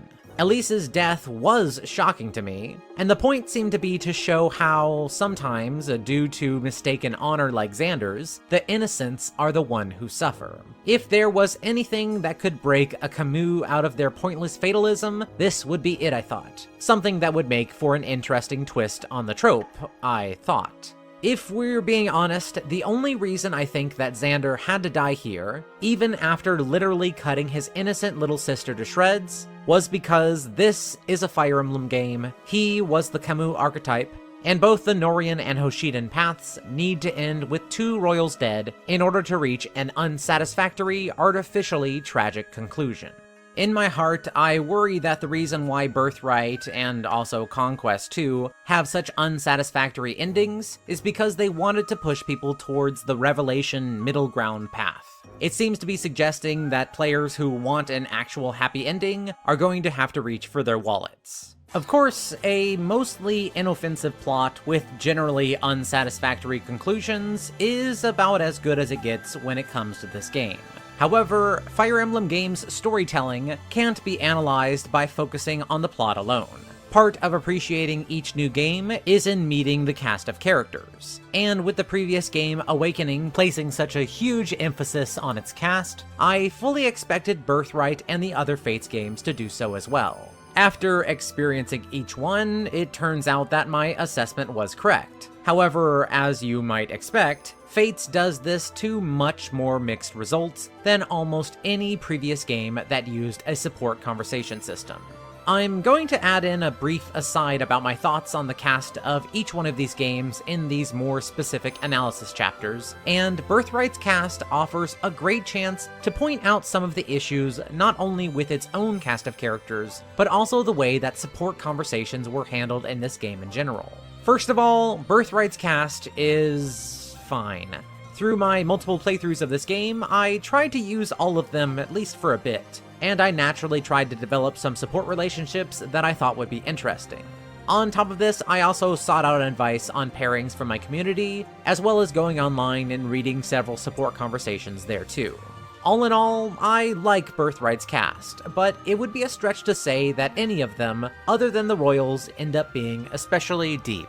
Some of my favorites in the Birthright cast were the priest Azuma and the Kitsune fighter Gaiden, but regardless of who I did and didn't like, I couldn't help but notice some strange changes to how the various support conversations were held in this game, and this was a trend that followed through on the other two Fates games. I suppose the best way to put it is like this. Rather than these conversations being written like 3 separate encounters, it feels like the developers wrote a single long conversation for each pair and then cut it up into thirds. This is why, over and over again, second and third conversations will always use something to the effect of, "Anyways, let's pick up where we left off." before jumping right back into an older topic and continuing where they left off. Once you notice this trend, you'll never stop seeing it, and to me it just comes off as a way to cut corners. Something that doesn't pair well with the very simplistic personalities and generally worse written dialogue for this game when compared to Awakening.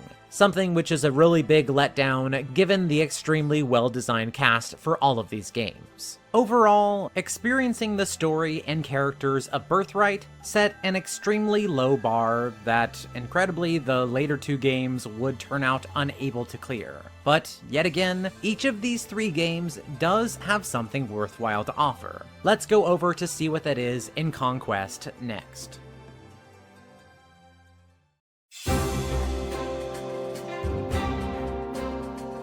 To be honest, at first glance, Conquest was the storyline that I thought I was going to enjoy the most. From the opening chapters, Garreg was displayed as being such a deplorable character that the thought of willingly choosing to go back to his side after he had basically nuked Hoshido and tried to murder Corrin was so outrageous of a concept that I was super curious as to how the game could possibly justify it. It turns out that they don't do that. In order to make the story of Conquest work, absolutely every character from Corrin, the Nohrians, Hoshidans, Garreg, everyone has to completely lose all sense and start acting wildly out of character in order to be strung along by one of the weakest progression goals I've ever heard of in any work of media.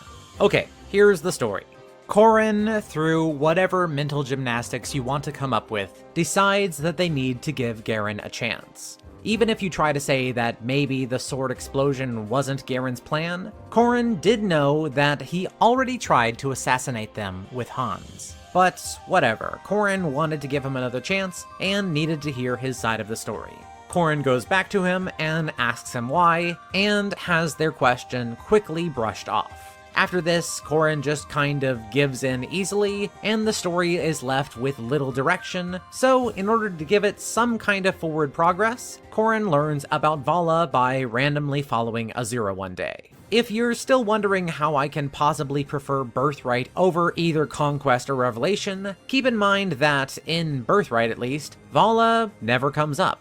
Which is definitely a positive because just about everything to do with Valla, especially the "you can't talk about Valla" curse, is arbitrary and cheap. This is just as dumb, if not worse actually, as the Blood Pact plot device that was used in Radiant Dawn. So, by way of a plot-convenient caveat, Corrin can't just tell their siblings about the demon pretending to be Garreg, and so the only way that they can think to possibly expose him is to conquer an entire other country, which will lead to the countless deaths of so many on both sides. In order to take down Garreg, Corrin has to fulfill his plans and make him more and more powerful, hoping that the throne of Hoshido that they heard and never witnessed had some kind of magical power could possibly reveal the king's true form, and then hope that they could possibly beat him. In the reviews of Fates at the time of its release, given the night and day aesthetic that was used to contrast Birthright and Conquest, it's not surprising that many outlets called Nohr the villain path of the game.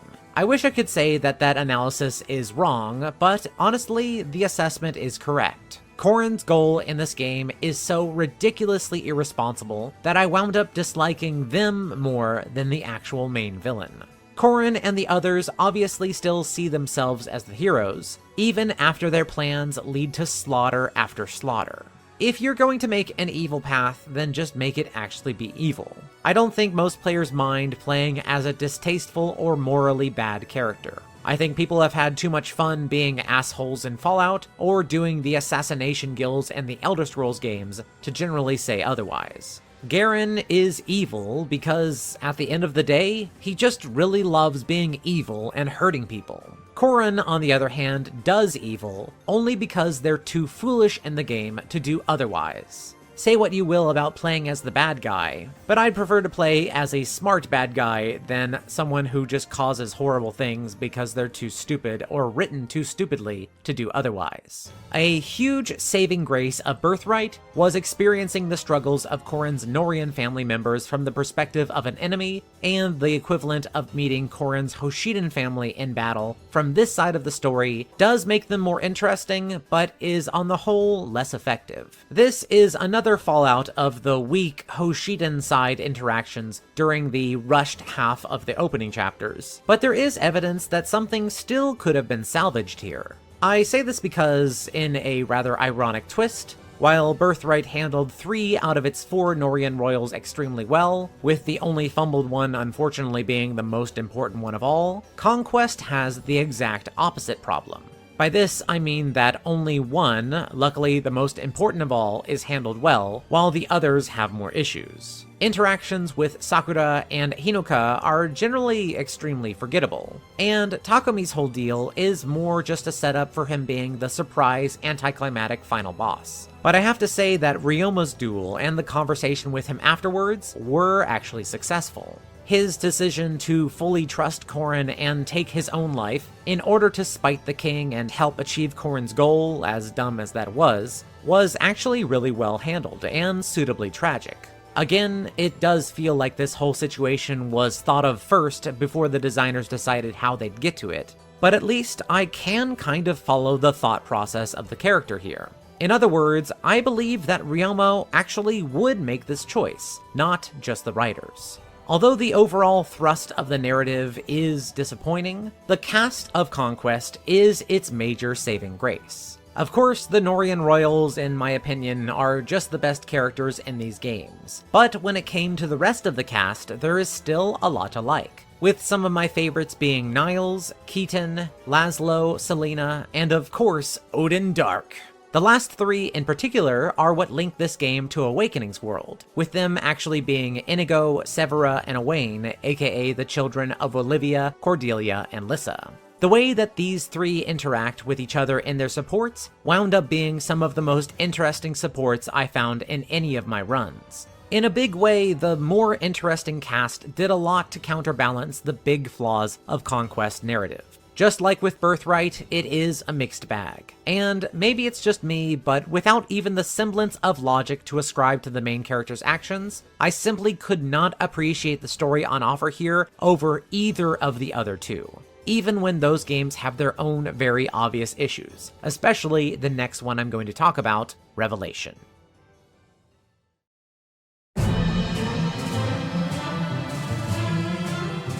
Well, it's time to finally start talking about Revelation in isolation, and before I even begin, boy oh boy do I have an axe to grind.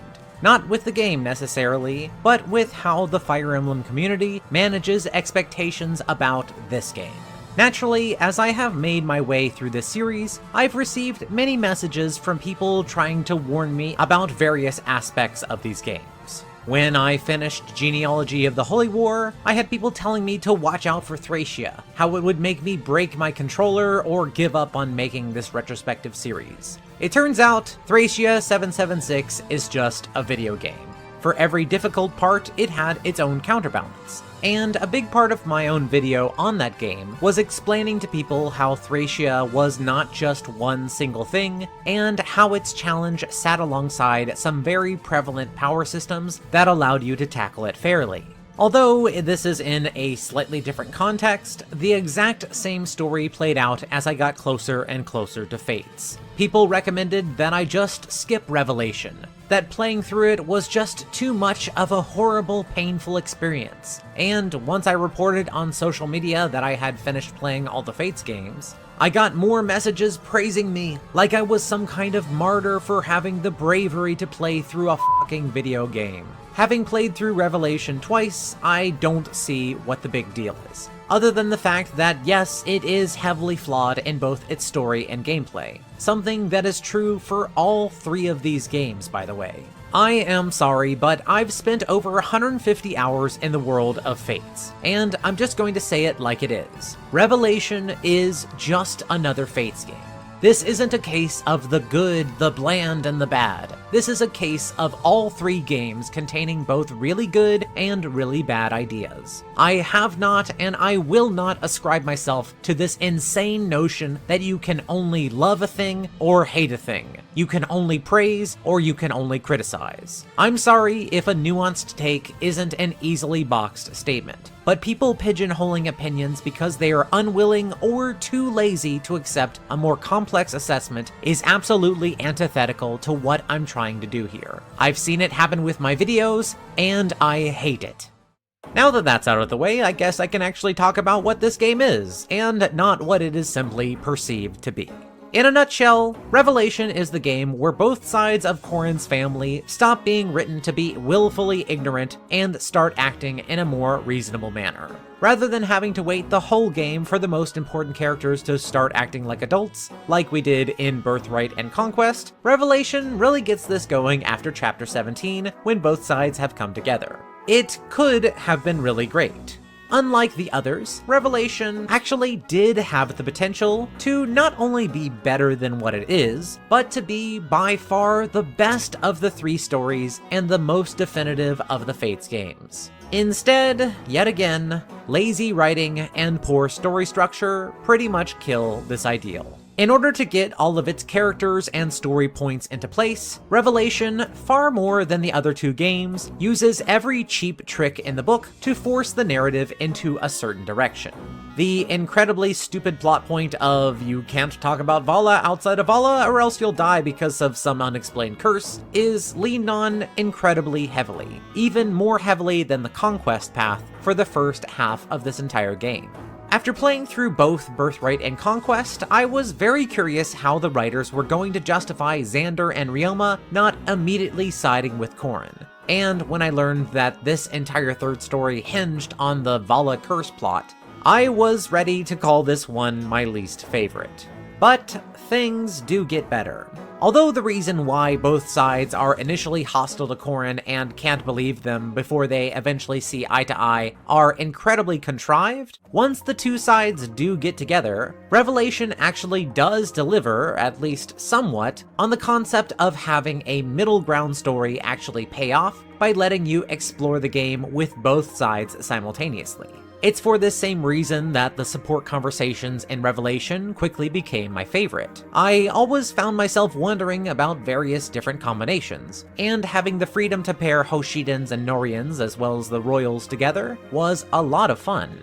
By the time I played through Revelation, having learned about each cast from my playthroughs of Birthright and Conquest, simply satisfying my curiosity and occasionally finding the few really good conversations actually did justice to my anticipation and curiosity. While getting to play with the full cast was really fun, and Revelation's storytelling definitely did improve once they got together, unfortunately the game is unable to maintain this momentum for long. In yet another case of an incredibly obvious missed opportunity, something very common in Fates, when we finally do get to explore the land of Valla, our only real chance to dig in and do so in any of these three games, the story is in such a rush to get to the end that almost no time is spent to teach us about its culture or history. This is the country that Corrin is going to lead at the end, and yet we only meet one living NPC from it, carrying about as much weight as the abrupt and pointless Zola subplot of Birthright. Due to the near constant flood of issues with how the Fates games were planned out and written, as I continued to experience situations like this, over time, I eventually learned to accept that there would just be a limit to the amount of enjoyment I was going to get out of the stories and characters that were on offer here. While I disagree when people lump Awakening in with this sentiment, the Fates games actually are as shallow as they are accused of being by the fandom at large. I'm not going to exaggerate and say that any one of them is far better or far worse than any of the others. Yes, Birthright was the one that I enjoyed the most, but this was by inches, not by miles. Fate's story isn't trash, but it is certainly no treasure. In the moment-to-moment experience, going through the story of Fates is fine. In most cases, the biggest, sloppiest, or laziest mistakes find themselves quickly counterbalanced by some other enjoyable or charming aspect. It's a strange balance, but it's not one that made it wholly unpalatable for me. I hope after all this time, I've said just about all I have to say about the stories of Fates, because we still have a lot of ground to cover in front of us, as we finally move on to the gameplay.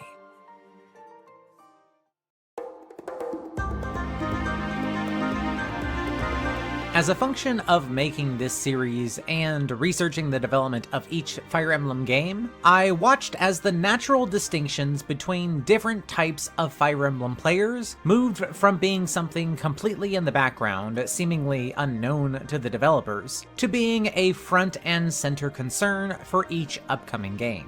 Unlike other series, it is impossible to appease both casual and hardcore fans of Fire Emblem without creating some kind of detriment for one of the sides. Just imagine if, during Fire Emblem New Mystery of the Emblem or Fire Emblem Awakening's development, in an effort to appeal to more casual players, the development team had chosen to completely remove the permadeath system as their new series direction, instead of just making it a casual mode option, and how longtime fans would have reacted to such an irreversible change. Typically, the Fire Emblem series has looked for reasonable compromises when trying to expand their appeal. And to me, the direction it took with its gameplay has consistently been fair. Compared to many other series which have nearly abandoned their original gameplay styles, such as Castlevania, Resident Evil, and The Legend of Zelda, the fact that 14 games and 25 years in, Fire Emblem Fates still feels like Fire Emblem shows how remarkably faithful the series actually has been. While Awakening took the series a bit too far away from what it previously had been, something that may have begun to isolate veteran fans from this series, the three Fates games offer one of the cleverest ways of appealing to both the new and longtime fans alike. The simple answer they found was to use the fact that they were making 3 games to their advantage, and unlike most other paired experiences in gaming, each Fates game turned out to be tremendously different in gameplay goals and design. It's going to be nearly impossible for me to recommend any one of these games over the other, because we're not just comparing apples to apples when looking at them next to each other. As I said, there are lots of ways to enjoy Fire Emblem, and each of these games do have significant differences. It's ultimately going to come down to what appeals to you most. Birthright is by far the easiest of the 3, and was specifically made to appeal to newcomers to the series. On top of this, the map design was also made to be straightforward and featured far more open, multi-approach maps. It's no surprise that Birthright became the highest selling of the 2-box versions of Fates. In just about every way, it was made to be welcoming and simple to understand. While I would say that, yes, Birthright definitely is one of the best games for new players to start with, its overt focus on making it so welcoming maybe went a step too far. Thankfully, this isn't too big of a deal because Conquest and Revelation both exist, but Birthright does have the problem of sometimes being too easy for its own good. Even on higher difficulties, Birthright can be annoyingly unchallenging. For a Fire Emblem veteran, there really isn't that much else to dig into. This might be the reason why Birthright is often seen as, if not outright boring, then just simply forgettable. A second reason for this might be simply due to the fact that Birthright released on the same day as Conquest, and fittingly, the 2 games do have a stark contrast with each other. Unlike Birthright, Conquest absolutely was designed to appeal to Fire Emblem veterans, going so far as to completely remove the ability to grind levels with extra battles, of course, unless you bought the DLC, and instead focus on far more linear goal-based maps. On normal, Conquest is quite the challenge in places even for a seasoned player, and on hard and above, the game is quite possibly one of the most brutal experiences to be found in the franchise. Compared to its closest difficulty analog, Thracia 776, Fire Emblem Conquest requires its players to seriously consider every choice they make. But while Thracia offered multiple routes to gradually build up units who were capable of taking on the immense late-game threats, Conquest goes a step further than this, pushing the enemy's potential higher and higher in order to keep on pressuring players up until the final turns of its last map. I've read enough comments to know that this is exactly what a lot of Fire Emblem players are looking for. And while I think I've made it clear that I can definitely appreciate a challenge, in some ways, it does go a little bit too far for me. Personally, I find it far less satisfying to beat a cheating enemy than a fair one, and so as I fought through rooms of ridiculously souped up forces capable of one-turn killing my carefully planned out max level units, as well as mages that could throw out infinite debuffs from an unreachable location, on top of level hazards that could turn a careful approach into a series of casualties in an instant, I ended up coming away a bit more stressed than satisfied from many of its late game missions. Much like with Thracia, I was extremely proud to have beaten the game, especially on hard, but I also had the same exhausted feeling of not really wanting to touch this game anytime again soon. This brings us to the third path, Revelation, and given the whole premise of its story, in terms of gameplay, it was also built to be a middle path. Although this is true in certain ways, ultimately, Revelation is not the dead center path it depicts itself as. In practice, it leans way more in the Birthright direction, with its open map grinding optional chapter structure. However, its own large variety of map designs and somewhat strange new level mechanics also give it an identity all its own. You almost can't say anything about Revelation's overall map design on the internet without hearing time and time again about one or two of the game's most infamous levels. Again, like I had to do with the story, I feel the need to go ahead and head this off. Revelation has a lot of problems. However, just like Birthright and Conquest, it is still built off the same fundamentals, which, as I'll get into later, are excellent. Like the other two games, it contains both great and terrible decisions. Yes, there is a pretty tedious map where you have to break up heavy blocks of snow to proceed through the level and get to the boss. However, if you were to ask me if this is a totally worthless idea, I would certainly say no. I actually think the idea of a procedural dungeon type map, where you have to uncover the waiting threats while carefully choosing where you'll be for the later attacks that can possibly come when you reveal the map, is actually an interesting concept. To me, the worst thing about this map is that it comes around so early, before you have many characters available to you. If you imagine doing this same map with a group of, say, 12 allies, it suddenly becomes a lot more flexible, where you can spend your actions to break the snow without putting yourself totally at the whim of the newly revealed enemies. It may have just been the shock of discovering that, after all of the negative buildup, Revelation was just another Fates game and not some kind of slap in the face. But both of my runs of Revelation were actually extremely pleasant. I have played plenty of other Fire Emblem games with a few extremely tedious parts or chapters, but I still managed to get through them and was able to separate the good parts from the bad all the same. Revelation, in particular, is a game of extreme contrast, and there are praises and criticisms I would make for it that really stun me to remember that they come from the same place. For example, how is it that this game both contains the most tedious levels in all of Fates, but also has the best final boss map of the three, as well as possibly one of the best boss maps in the entire series? How is it that this is the game that brings back the poorly done stealth mechanic from Path of Radiance and fixes it all in a way that shows that the team clearly learned from their mistakes in Fire Emblem 9? But when you play the same map on hard mode and above, they completely break the mechanics that they fixed in normal, making it seem as if they truly learned nothing at all. This kind of dichotomy is baffling to me even today. However, provided you are going into the game with a reasonably open mind, I think that Revelation does have a lot to offer, a lot of which gets overshadowed by the overblown, toxic way that people talk about it. Of course, one of the biggest new features of Fates and all of these three games are the Dragon Veins, which, when used by characters with royal blood, are able to change features of the map and evolve them in certain ways. There is a lot to say about this system, however, the way in which they are used tends to reflect the overall design goals of each Fates game.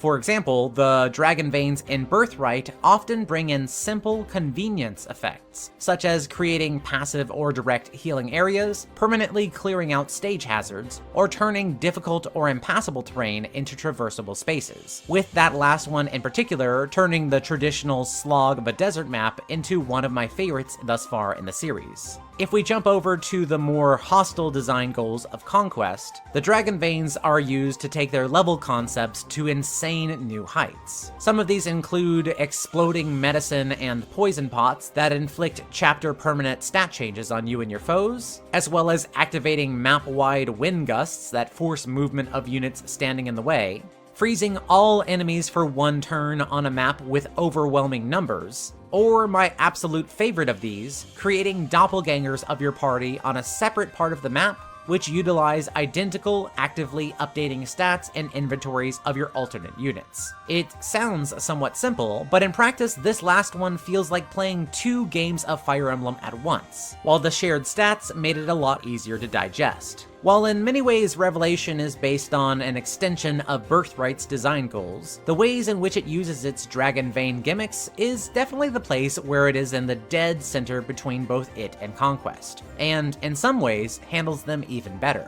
Instead of completely removing stage hazards, the Dragon Veins of Revelation might turn off map hazards but only for a single turn, or changing the capabilities of your enemies depending on what color room they're in at the time. Something which can both make the game easier or harder depending on how you use it. Because Revelation came out slightly after the 2 boxed versions and was meant to be the middle path, the game does use a lot of the same maps as the other games, but usually mixes them up. While this has surely also contributed to its pretty reviled reputation, in some ways this isn't entirely a bad thing. For one thing, getting to return to the doppelganger mechanic, but with a full party this time, unlike the mission in Conquest where you had to use a minimal crew, was exactly what I wanted to do in that map all along. When looked at together, Birthright, Conquest, and Revelation all have far more in common than not. Again, I would hesitate to make any set-in-stone value judgment of them, because they all have very different goals. But if I were asked which one I thought was the best, which one I thought was the most memorable, and which one was my personal favorite, I would probably have 3 different answers for you for sure.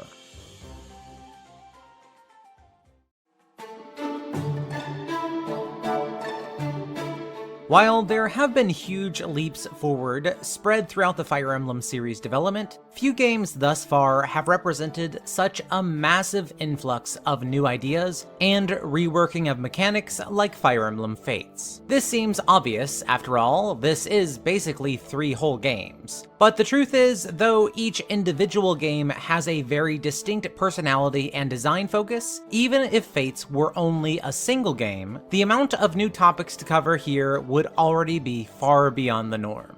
Some of these are extremely new takes on various systems from the series past, and some of them are completely original to these games. Before even getting to any major gameplay changes, I feel the need to tackle one of Fate's more understated but undeniably sweeping changes, and that is the complete revamping of the My Castle system. Having a place for your party to rest, shop, and socialize between chapters has been a staple throughout Fire Emblem, but this idea has been evolving throughout various games, taking the shape of a simple menu for inventory management in Mystery of the Emblem to a much more fully structured version in Genealogy of the Holy War, before going back to a simple preparation menu in the games afterwards until it became a lot more literal again in Path of Radiance. All of these are the predecessors to the fully customized upgradable, and actually navigable version that Fates brings. With just about the thinnest justification possible, the dimension hopping capabilities of some characters in Fates allows for what these castle system developments showed evidence of all along. That being some kind of plot justifiable way to have a castle that somehow travels with the player. And finally, they actually just went and did it. It makes almost no sense, but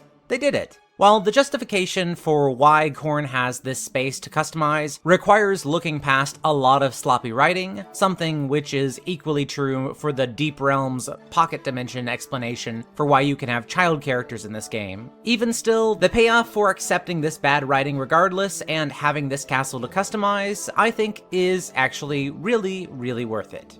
Although everything here could have been done with a simple menu, instead you have a very open space to build your actual shops, later upgrade them, move them around, as well as redecorate the entire castle with a selection of styles, on top of being able to change up your soundtrack. Although you run around the castle from a top-down perspective, with just the push of a button you can get a ground view of your buildings and units using the battle animations, 3D models, and backgrounds. I just have to be honest here, and I don't know the reason why, but I really love fully explorable or customizable hub worlds. I've loved it in more recent games like Fate Extella Link and Nintendo Land, and I loved it in Super Mario 64, which was probably the first time I ever encountered it. I don't know why, but it just really appeals to me.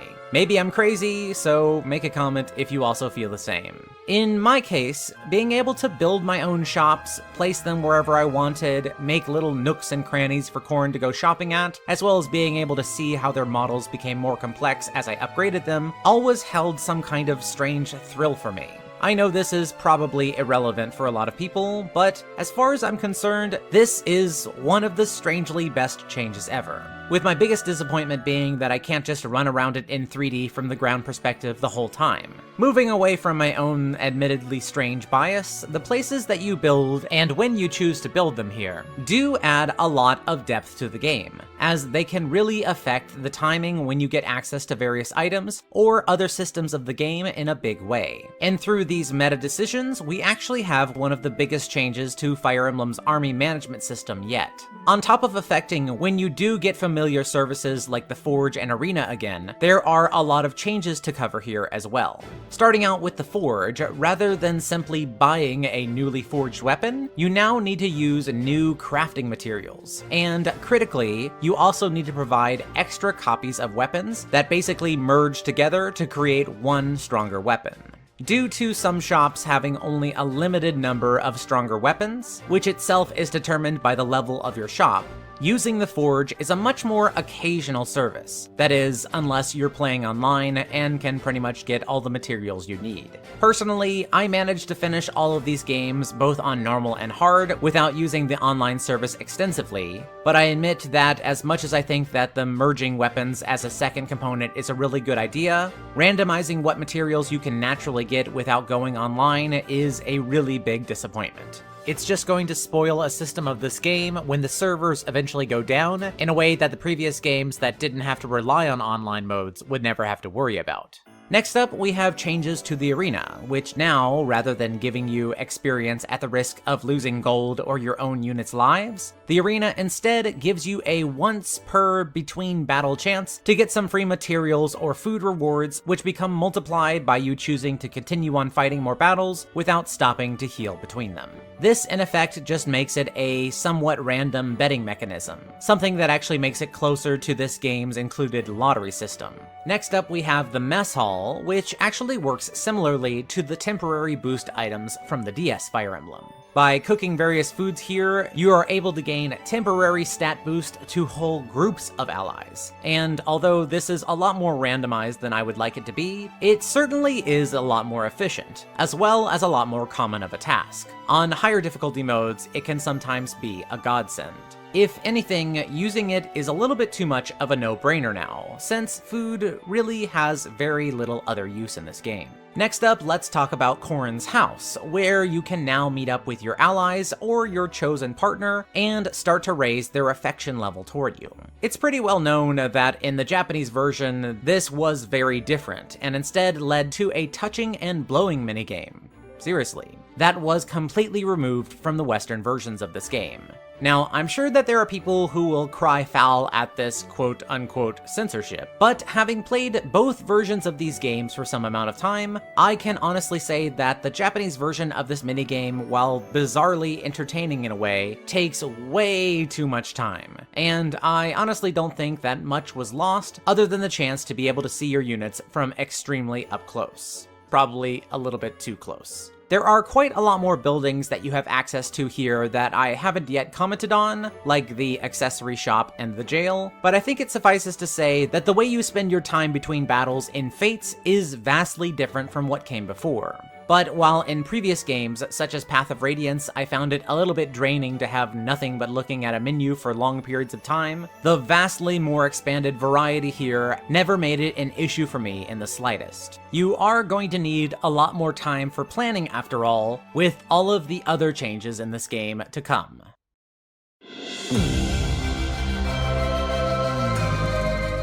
For the first time since Fire Emblem Gaiden, 12 entire games ago, weapons are no longer breakable. Now, with each battle, there are so many more concerns that just weren't there before, that, to be honest, I almost forgot that weapon durability being gone was even a thing that I should probably mention in this video. In my own defense, in place of durability, we have a much more complex system of weapon-specific modifiers, ones that are also paired with new region-specific weapon variants. What I mean by this is that Nohr and Hoshido both come with their own readily available versions of major weapon types. For example, the Western-inspired country of Nohr uses swords, while the Eastern-inspired country of Hoshido uses katanas, which are functionally still swords, but they have additional modifiers on them, such as granting the unit holding it +1 speed, while also giving them -1 to defense and resistance, something that pushes katana users into being slightly more of a glass cannon. For every weapon type, there is a Hoshidan equivalent that has some kind of modifier or change to it, something which even extends to their healing rods, which now have a range of 2 at the expense of greater healing potential. Details like this add little wrinkles to the combat, but the biggest new change to weapons is the now complete adoption of weapon effects for different qualities of weapons on top of it. A system that the previous game only dabbled with in the slightest. In Fates, from the lowliest bronze weapons to the top tier silver and more powerful stuff, the weapon that you hold is going to have some kind of modifier on the holder, which usually specialize the weapons for different kinds of use. In practice, these weapon effects take the place of both the weapon weight and weapon degradation systems that previously balanced how you would choose what weapons you wanted your unit to attack with. Iron weapons were cheap and light, and they were good choices if you knew your unit was going to be on the defensive for a while. Steel weapons, on the other hand, were heavy, usually canceling out your unit's speed bonus, or even possibly putting you in doubling range by the enemy.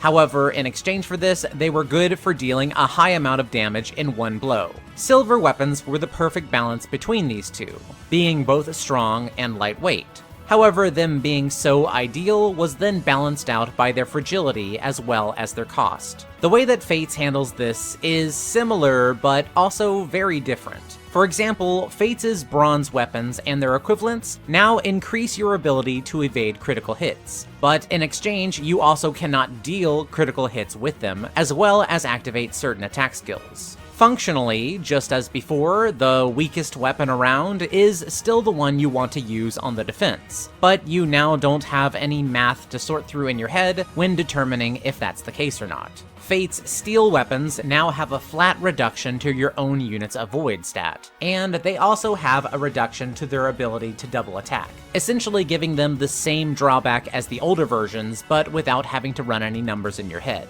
Fate's silver weapons are very strong, but instead of having a high cost and a low number of possible uses, instead their counterbalance is literally debuffing your own units after use. And not just by a little bit, but with a stacking strength and skill debuff that goes up every time that unit hits someone with a silver weapon. Just as before, this still means that they can come in handy in a pinch, but over-relying on them is highly discouraged. You're going to want to look for other options when you can. This is only the briefest look at the huge amount of weapon changes in these games, but I neither have the time nor the desire to go through every such comparison when any of the widely available weapon charts on the internet can do the exact same thing. What I basically want to set up here is that using weapons in this game is both a lot simpler and yet sometimes a lot more complicated. Rather than simply remembering, as I did, static numbers for power, weight, and durability, in these games you now have to think about the weapon's effect versus your own unit's gradually increasing stats, while of course taking into account what region that weapon comes from.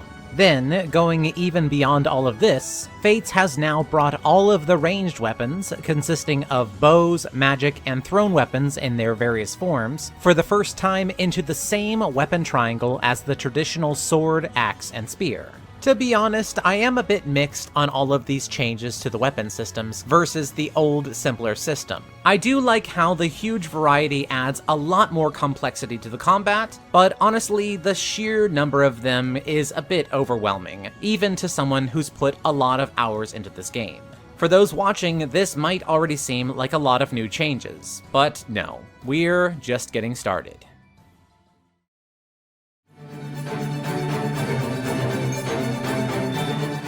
As a person going through this series in release order, I have always appreciated the hitherto unnamed Fire Emblem cycle. By this, I mean that this series tends to go through a 2 or 3 game process continually, where an initial game strikes out in a bold new direction, something that is usually done in exchange for including some massive flaws for its interesting, slightly untested, newer systems. Unlike other developers, the Sonic team comes to mind, Intelligent Systems actually is usually really good about not completely reinventing their games 2 games in a row.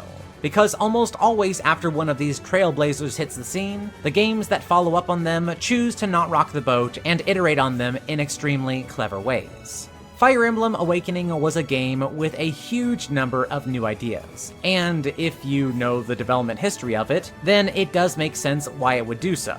Still, with it saving the franchise, it then came to Fates to take what Awakening did before and build upon it. And in my opinion, how they did so led to something that is nothing short of the most brilliantly executed combat system that this series and possibly any strategy RPG series has ever seen. I know that I just got done talking about how Fate's gameplay might have become overly complex, but really this would only lead to a problem in its learning curve, which is something that I think Fates actually excels in.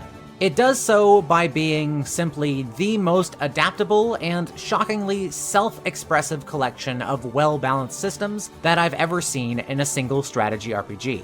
It is kind of cheating because Fates is actually 3 games instead of 1, meaning that you have a lot of content at various difficulty levels to learn the systems against. But once you do understand them, the sheer number of ways that you can build your party, pair them up together, equip them, customize them, and even plan them out from the very beginning is seemingly limitless. Rather than this all turning out to be a huge jumbled mess, Fates is extremely approachable in how it guides players into utilizing all of its systems. Simply put, you might think that my playing through Fates 6 times in short succession would have been a very tiresome process, but in truth, it wasn't. Absolutely 0 of my different runs, unit choices, and build plans resembled each other at all. Instead, every new run just gave me a brand new toy box for me to open and play with. Let's get just a bit more specific. One of the biggest issues that Intelligent Systems needed to improve upon was the leveling issue.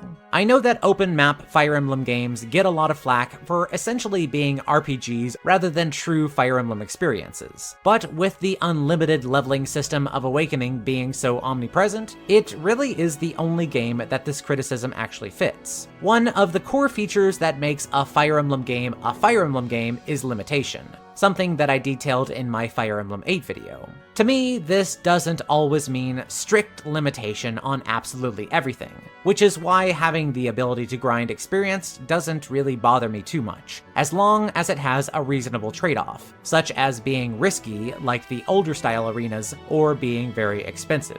Another limiter on this is hitting a maximum level, and even though max level characters in Fire Emblem can be overpowered, in most entries, by late game standards, a max level character usually can't just do everything on their own. Awakening was the game that changed this. Even on hard mode and above, by having the ability to grind a character well past what would have been the maximum level in any other game, you could instead have any of your units become nigh unkillable. And unfortunately, the barrier between underpowered and overpowered was very easy to trip over. Although it made sense at that time to give players this ability, since the team did think the entire series was going to end, when coming back to a now stable franchise, leaving in the ability to very freely endlessly level was going to be a huge problem.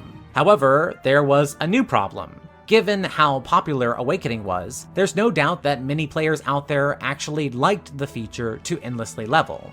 Fates' solution is simple, however, it perfectly addresses both sides of this issue. The infamous second seal of Awakening has now been replaced with seals that allow you to change your class based on various conditions, but when you do, your unit's level is not reset. Something that instantly solves a lot of Awakening's power creep issues with a single change. To appease those people who then still liked seeking out the ridiculous heights of power in the last game, instead now you can obtain special expensive seals in the very late game, which do allow you to push your units past the maximum, but only by 5 levels at a time. Although this might sound just as bad as the second seals, in practice, for a normal playthrough of any of these games, it really is not. Usually by the time these items become reasonably available, maybe being able to buy 1 or 2 if you really saved your money, you are going to already be at the end of the game, meaning that the people who love grinding to absurd power will pretty much have to have already proved themselves. These are luxury items that non-grinding players don't have to worry about spoiling the experience, which is exactly what they needed to be.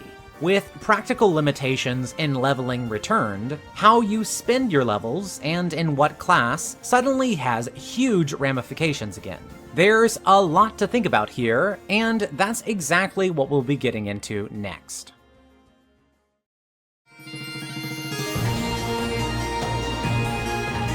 The amount of character planning that can go into building a good Fates party can truly be astounding. And before we get to more pure combat systems later on, I'll be going through just how complicated it can be by using Silas the Nohrian Knight as my example, since he is one of the few characters that joins you no matter what in all 3 Fates paths. Silas always starts as a Cavalier, and so naturally he can later be promoted into the Paladin class or the Great Knight class. That's pretty standard, so far so good. Similar to Awakening, Silas has a hidden second class, but in Fates he only has 1.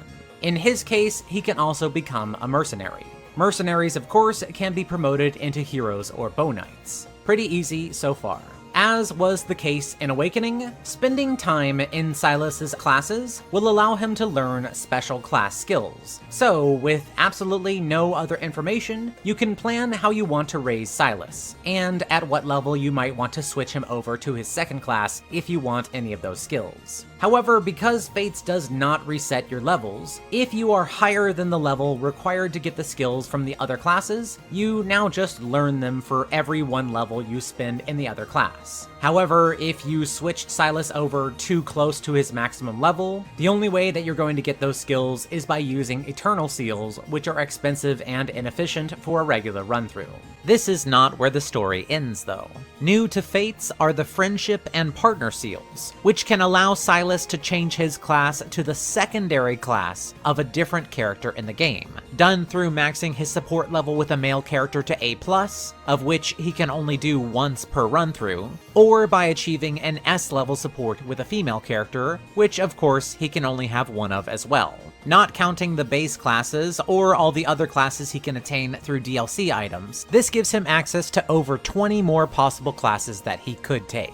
However, when it comes to marrying or befriending Corrin, because you're able to choose your avatar's second class when creating your character, if you work out what you want to do with Silas specifically before even starting your run, this can give you some very complex and rewarding meta strategies that are not always available on every other pathway.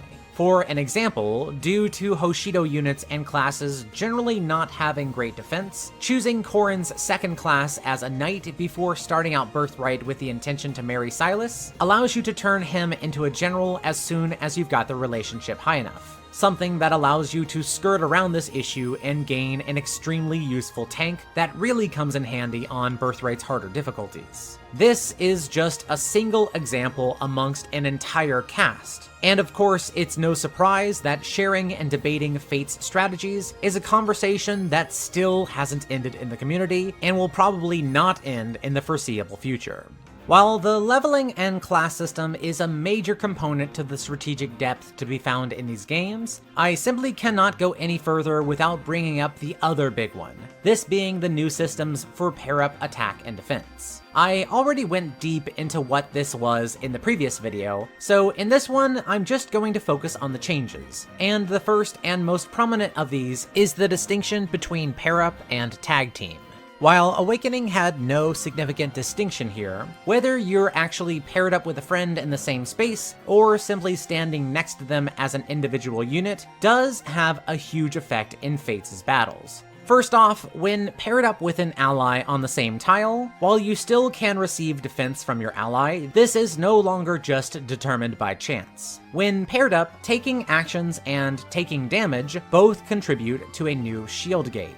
When your gauge is full, your partner will always, 100% of the time, block the next incoming damage, which now allows you to both plan on using it to avoid what would be certain death, or plan on using it to lure out your enemy's pair guards, since they can now pair up against you as well. While you're paired up in this way, unlike before, you can never receive an ally's additional attack on your assault. This is instead done by, while unpaired, standing on the tile next to an ally and then attacking. This activates a tag team attack, in which said ally will always, with no chance involved, launch a follow-up attack with you. However, their attack will now always deal half damage. This new tag team attack system also plays into the pair-up defense system, because you cannot use this tactic at all against an enemy who's paired up. And of course, the enemy can't use it against any of your units who are paired up. The various ways in which these two pairing systems played out took me quite a while to fully comprehend, something which was similar to the difficulty that I had when first wrapping my head around the pair-up system in the first place. Learning both how I could properly utilize them, or how the enemy could possibly use them against me, led to a lot of early deaths, until I eventually learned how to use it to my benefit. One of the things that I learned early on was that I really needed to start thinking about the enemy's possible attacking formations in advance, because you now can't just put out a tough ally and expect them to weather just 2 or 3 attacks because that's what you left open. How your enemies move in can lead to a lot more damage than you'd initially think on the surface. There is so much more to consider here that once I finally did get a better grasp of all of these systems about halfway into my journey, I can't say that I've ever had a better time with the actual gameplay of a Fire Emblem game. It is certainly a lot to learn, but I'm certain that if I were to start a new 7th playthrough of any of these Fates games right now, I would still find some new way to use each and every one of these systems. Before moving on, I'd like to drop in a few extra miscellaneous details that I wanted to say I really appreciated.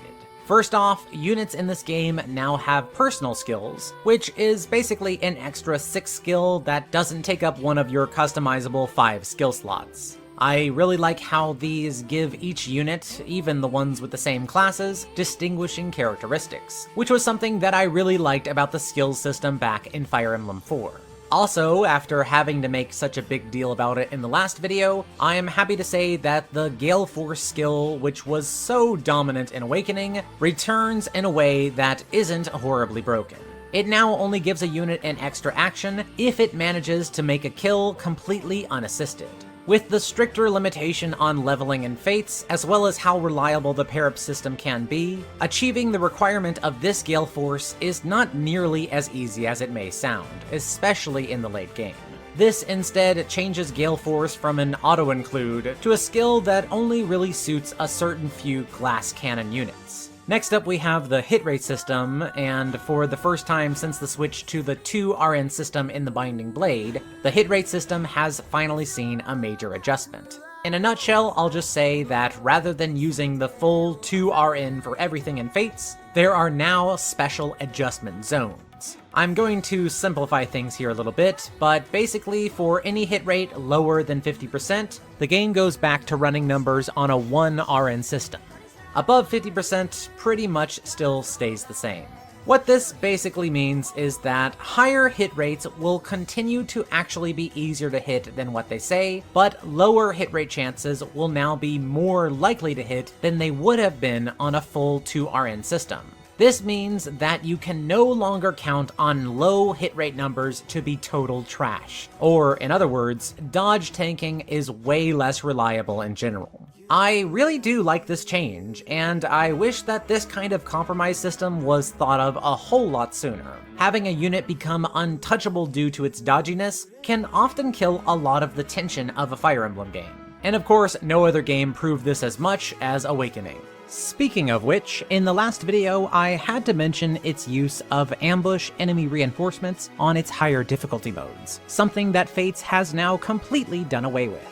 Even though I personally have become used to ambush spawns from my experience playing the older Fire Emblem games, and I do think there are smart and not so smart ways for the developers to use them, I of course vastly prefer not having them in at all. And not having ambushes to deal with in Fates made my hard mode runs much more enjoyable than they would have been otherwise. On a completely different note, I really do have to mention that I love the new role of daggers and shuriken weapons in these games as the resident debuffers. There are a lot of different ways to weaken your enemies in Fates, including certain build routes that allow you to turn some characters into world-class debuffers through both skills and their weapons, and this extra variety adds a lot to every battle. Last up, I just have to finish by saying that I really do appreciate that Fates allows you to lower your difficulty setting in the middle of your game, including toggling between classic mode, casual mode, as well as the new Phoenix mode that brings back your fallen units immediately during the same battle. These aren't features that I would use, but I am all for sharing this series that I've come to love with as many people as possible, regardless of their skill level at gaming. And quality of life features like this are great for relaxing the tension that many new players have about the Fire Emblem series. I've been making these retrospectives for almost 2 years now, and I think it's easy to forget the feeling of intimidation I had about Fire Emblem before I really got in there and started studying it. It was a factor that kept me away for years, and I imagine many other potential players felt the same. Unobtrusive quality of life fixes like this are a definite improvement, and I'm glad that Intelligent Systems, who were slow to bring in the casual mode to begin with, were still looking for ways to be inclusive but measured in their approach. And with that, we've finally arrived at the end. With everything said and done, it's time to move on to what lies beyond this monumental stop on our journey through Fire Emblem.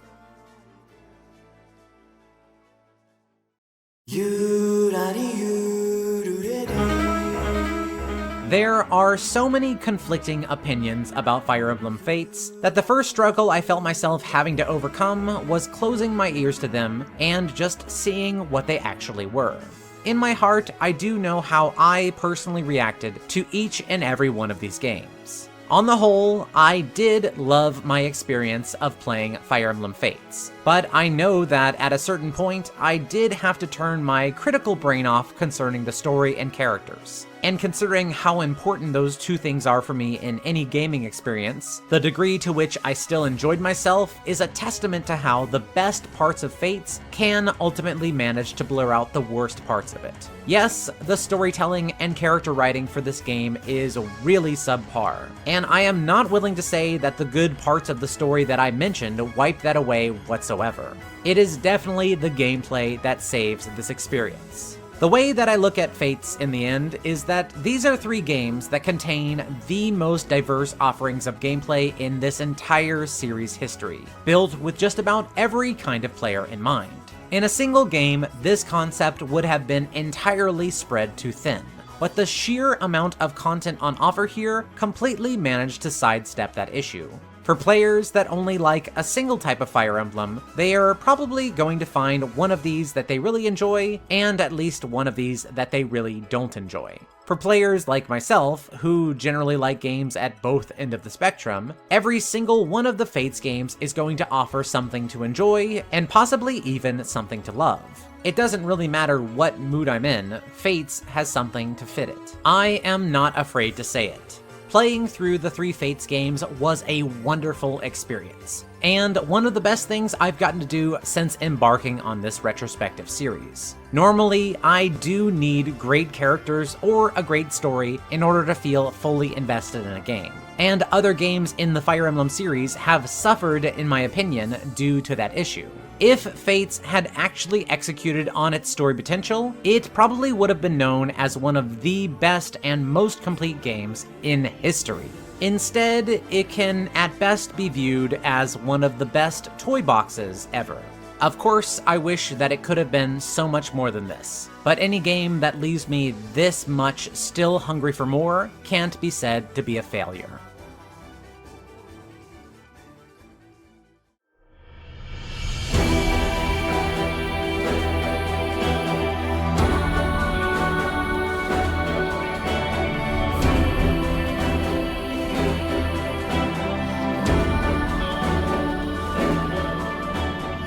On our next stop on the Fire Emblem Retrospective, we return to the land of Valentia to see how the infamous black sheep of the series holds up under a modern eye. Be sure to join me next time as we return to the stories of Alm and Celica in Fire Emblem 15 Echoes, Shadows of Valentia.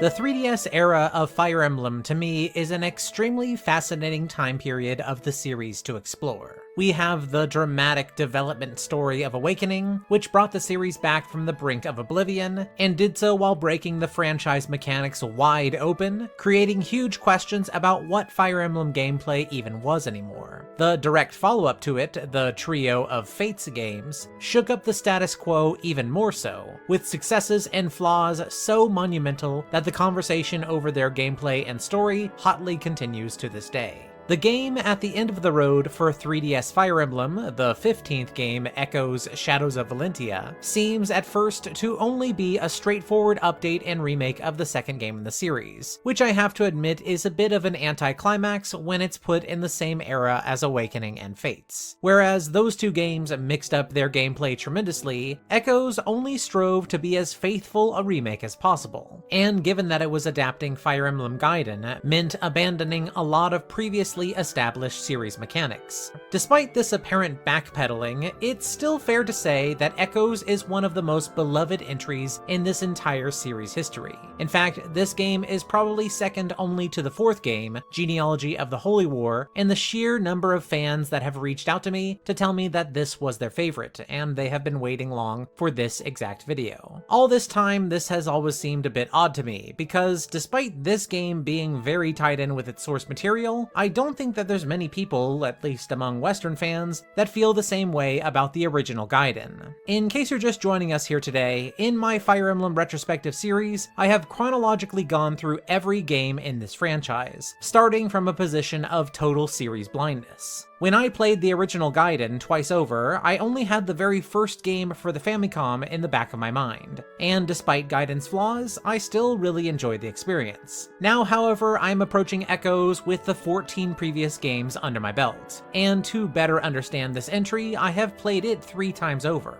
In order to break down my experience, I will be separating this video into different parts, covering its development history, a story synopsis, and then my analysis of it, and then finishing with a breakdown of the new gameplay mechanics and my final thoughts. Story spoiler parts will be noted with spoiler warnings and timecodes for you to skip ahead. And of course, you'll also find timecodes to all the different chapters in the description below. It has been quite the experience returning back to the land of Valentia after all this time, and I can't wait to take you along for the ride with me. Let's get started.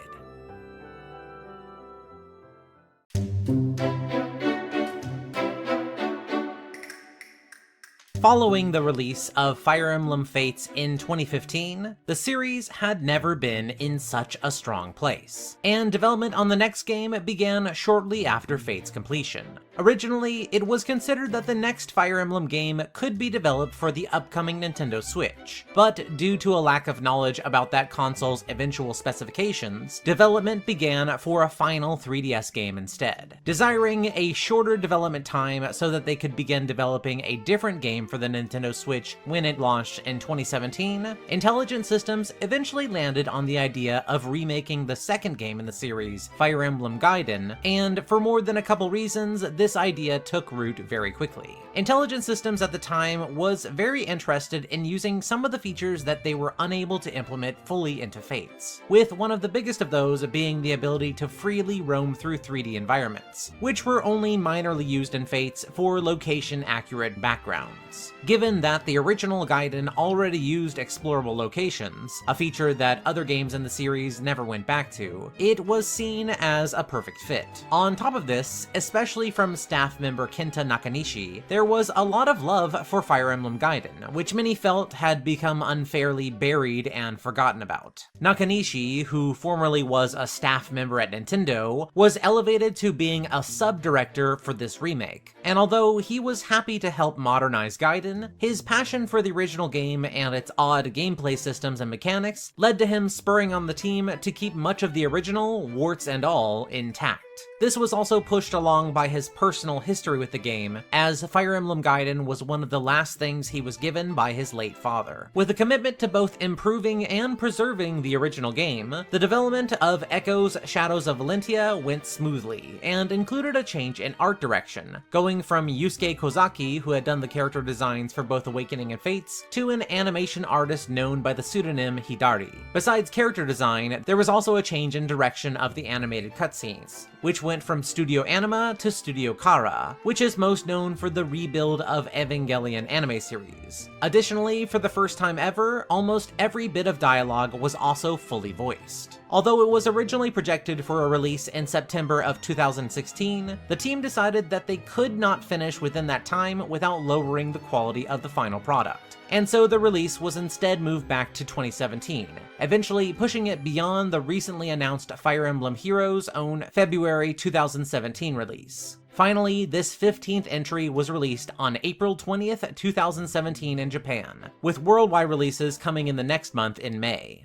Although the sales numbers of this entry were nowhere near the millions of copies moved, as was the case with Awakening and Fates, this more modest project definitely performed well enough to impress, quickly becoming #1 in sales in Japan, with a respectable 7th best in North America for the month of May. This was accompanied by loads of high scores, including various awards nominations. To go alongside the release, a huge amount of downloadable content in 5 different packs was released within 2 months of the release, eventually exceeding the price of the main game when put together. On this note, I have to say that I won't be covering the DLC in this video, as gathering footage for it is simply not a possibility for me right now, but it could be something that I return to in the future. In the next section, we're going to break down the story of Shadows of Valentia, and even though this is something that I have covered before with my story synopsis of Gaiden, I am still going to run through it again here, as this version is quite a bit more fleshed out, and of course we also have the officially translated names to go off of. As always, if you want to jump past my story synopsis and get right to my own analysis of it, you can jump to the timecode that's at the top of the screen. If you'd rather avoid all story spoilers and jump to the gameplay section instead, you can use the timecode listed at the bottom. Okay, let's jump back into Valentia in 3, 2, 1.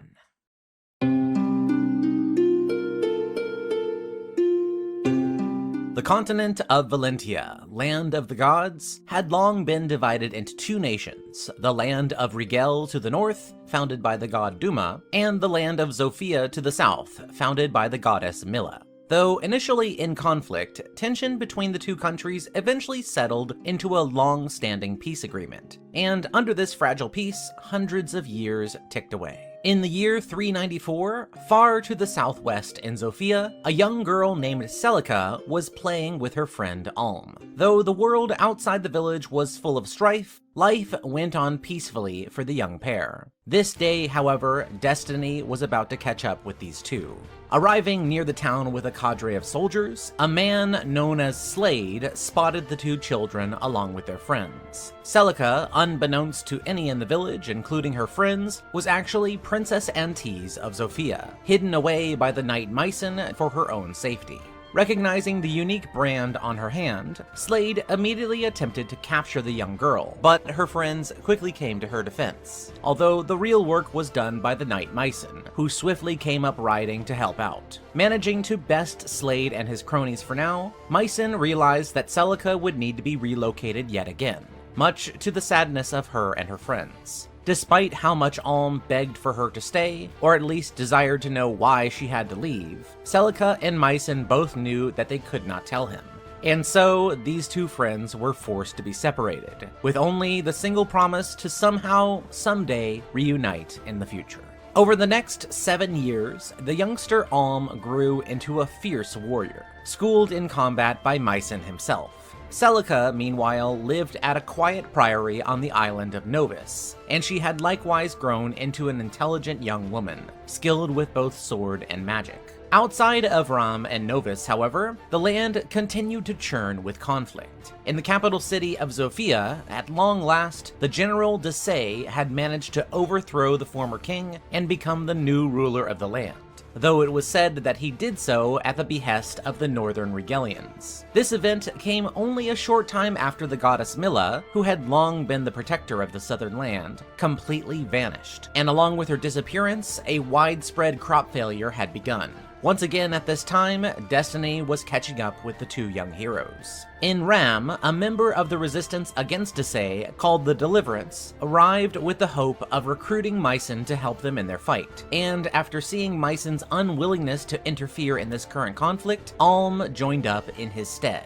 While this was going on, Celica, who was tired of hearing about the widespread troubles throughout Zofia, also set out on her own adventure to find out what had happened to the land and the goddess. Throughout southern Zofia, Alm and his group cut through the unchecked banditry and terrors that had taken root, ultimately arriving at the Deliverance's hideout and meeting with Sir Clive. Seeing how much trust that Alm had inspired in his followers, despite his roots as a commoner, Clive offered to him the same offer he wished to give Mycen, that he become the new leader of the Deliverance, and take them to victory against Desai. While Lucas and many of the others working for Clive were more than willing to accept Alm as their leader, one of Clive's friends and officers, Fernand, was disgusted by the proposition of taking orders from a commoner, angrily storming out and leaving the group behind, promising retribution for this perceived betrayal. Finally, with Alm in the lead, the Deliverance began their siege on Zofia Castle, and after fighting their way through the heavy resistance, they defeated Slade in battle and forced the retreat of General Desai. Shortly after his victory, Celica was arriving herself on the mainland after battling her own way through a different set of terrors and seaborne bandits. When word came to Celica that a young man had taken command of the Deliverance and ousted the despicable General Desai, Celica deduced that this mysterious new hero could only be Alm. While rushing to the castle to see if she was right, Celica was immediately attacked by a mysterious group who wished to see her dead then and there. Although she was cornered, it was thanks to the intervention of one of her closest fighters and a different mysterious masked knight that she was able to survive the ambush. Finally, in the castle, Celica was shocked to see Mycen waiting for her, who told her that yes, Alm was the one who had freed the capital, and he was currently planning his next move above. Rushing to her friend, Alm and Celica were overjoyed to be reunited. But when talk turned towards what to do about General Desai and the Regalians, the two began to butt heads. Alm had made up his mind that a counter-invasion of Rigel was necessary at this point, while Celica became frustrated by his unwillingness to seek a more peaceful solution. Unfortunately, the pair separated again on a sour note, with Alm leading his soldiers further northwest, while Celica continued her way northeast to Mela's temple. On Alm's side, he successfully cornered General Desai in his stronghold before finally slaying him, and then moving his army ever forward until he was at the border of Zofia and Rigel. Meanwhile, Celica ousted the self-proclaimed Pirate King Grieth that had taken up residence on the eastern coast, there freeing a member of Milla's temple that he had taken hostage. At the temple itself, Celica was despondent to find out that it had been the site of a battle between Emperor Rudolph of Rigel and the goddess Milla, and that that their encounter had ended with the Emperor sealing away the goddess using a sacred sword.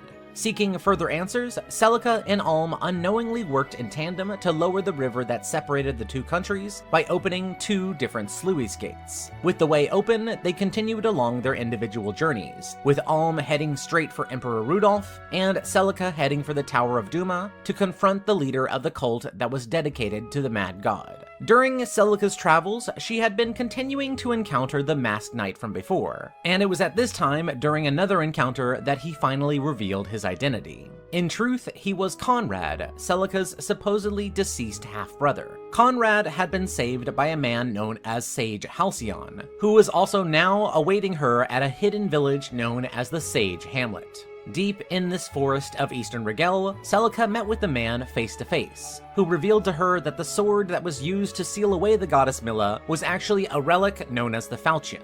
Celica, who at this point was regretting the way that she had handled things with Alm back in the castle, asked if there was a way that the Great Sage could help her, and he did so happily, using his powers to not only unlock more of Alm's strength, but also to allow the princess to communicate with him over this very long distance. Using an astral projection, Celica appeared in front of Alm, and the two eagerly embraced, apologizing for how they had left things. Finally reconciled, Celica told Alm the truth about who she was, that she was actually the missing princess of Zofia all this time. Just after renewing their promise to reunite once more, finally the sage's magic ran out, and the two were again forced apart. Celica then continued on her path towards the tower, while Alm continued to ravage his way through the Rigelian military on their home turf.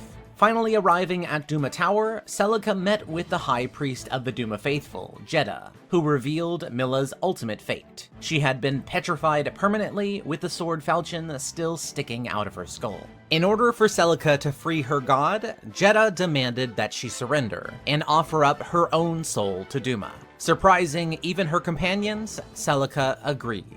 While the princess was accepting her fate in Duma's tower, Alm was finally ready to begin his march on the Rigelian capital. On the walls of the castle, Alm's group encountered the mighty Emperor himself, and although he seemed posed to fight, Rudolph flat out refused to defend himself against Alm at all, even to the point of letting him attack and damage him. With the advantage on their side, the Emperor Rudolph of Rigel was struck down.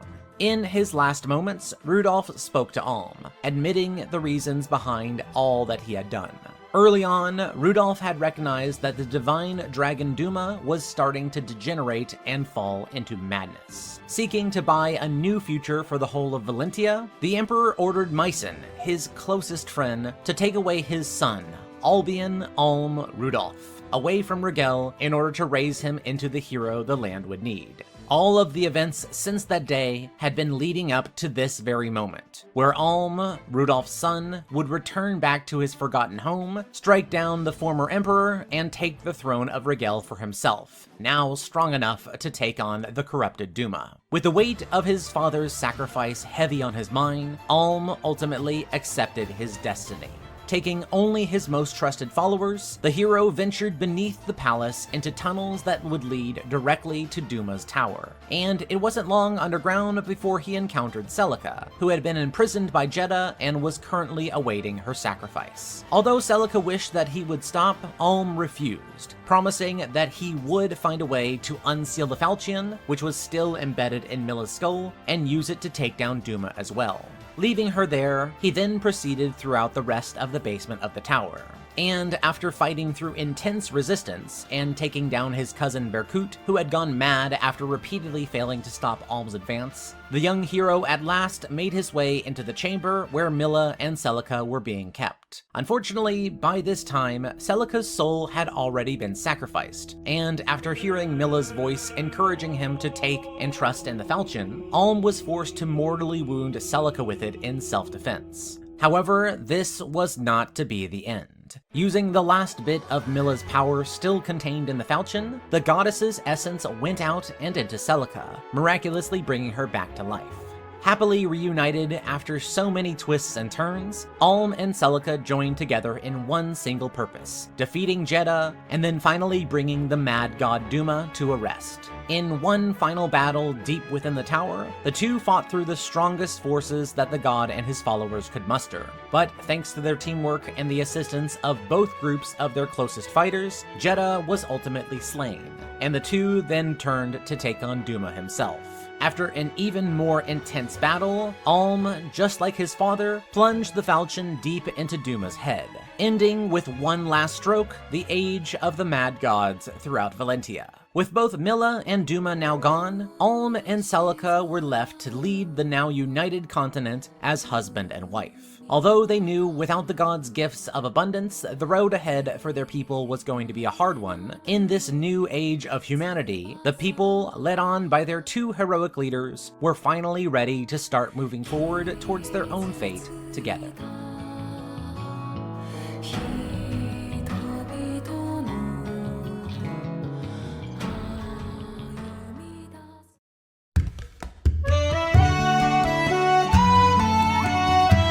When it comes to explaining my thoughts on the storytelling strengths and weaknesses of Shadows of Valentia, I feel that I need to restate that when I first encountered this world and these characters while making my retrospective video for Fire Emblem Gaiden, I was absolutely charmed from the start. Even when experienced through the filter of an extremely amateurish fan translation, the tale of Alm and Celica and their crisscrossing journeys throughout Valentia was immediately appealing. Of course, the original version of this plot also represented a huge step forward in terms of storytelling for this series, so even though I fully played through Fire Emblem 1 multiple times before I got to making that retrospective, Gaiden was the first game in this series to actually be coherent in its story. Alm and Celica, to me, were pretty much the first Fire Emblem lords that I connected to, which is part of what made me feel so nostalgic during the chapters of Fire Emblem Awakening, where you return to the same land where this game is set. Even as I got further and further along in the Fire Emblem series, Alm and Celica's journey throughout Gaiden still stuck out as a personal favorite of mine. Its story is properly scaled for this kind of game, with enough battles, diversions, and big moments from chapter to chapter that make you really feel like you're in the middle of a sprawling historic event, but still one that you have to fight every inch for.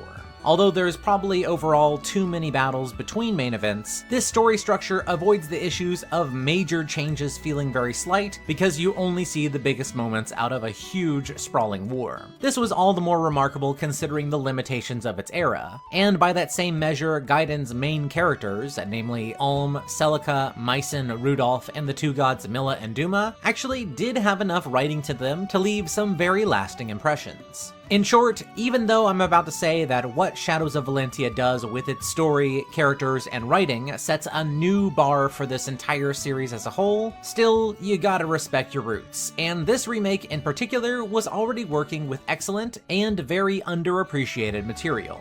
Gaiden needed a refreshing, not a complete restructuring, and thankfully that is exactly what this remake does, and does incredibly well at that. So, as if it were any surprise, yes, the storytelling in Shadows of Valentia is definitely one of the highlights of the entire game for me, and the fact that it is so well told and written was especially important given that this was the game that followed the Fates catastrophe, and the whole mess that was the writing of those. Even though I was working my way through the early Fire Emblem games when Shadows of Valentia was the big new release, for series veterans, I have to imagine at the time that the obvious care in characterization and world building seen in this remake must have been extremely refreshing. Following the steps that Fire Emblem's Shadow Dragon and New Mystery of the Emblem took, this remake also busies itself with fleshing out the original cast, bringing in a 3-tiered support system that helps to display their personalities tremendously.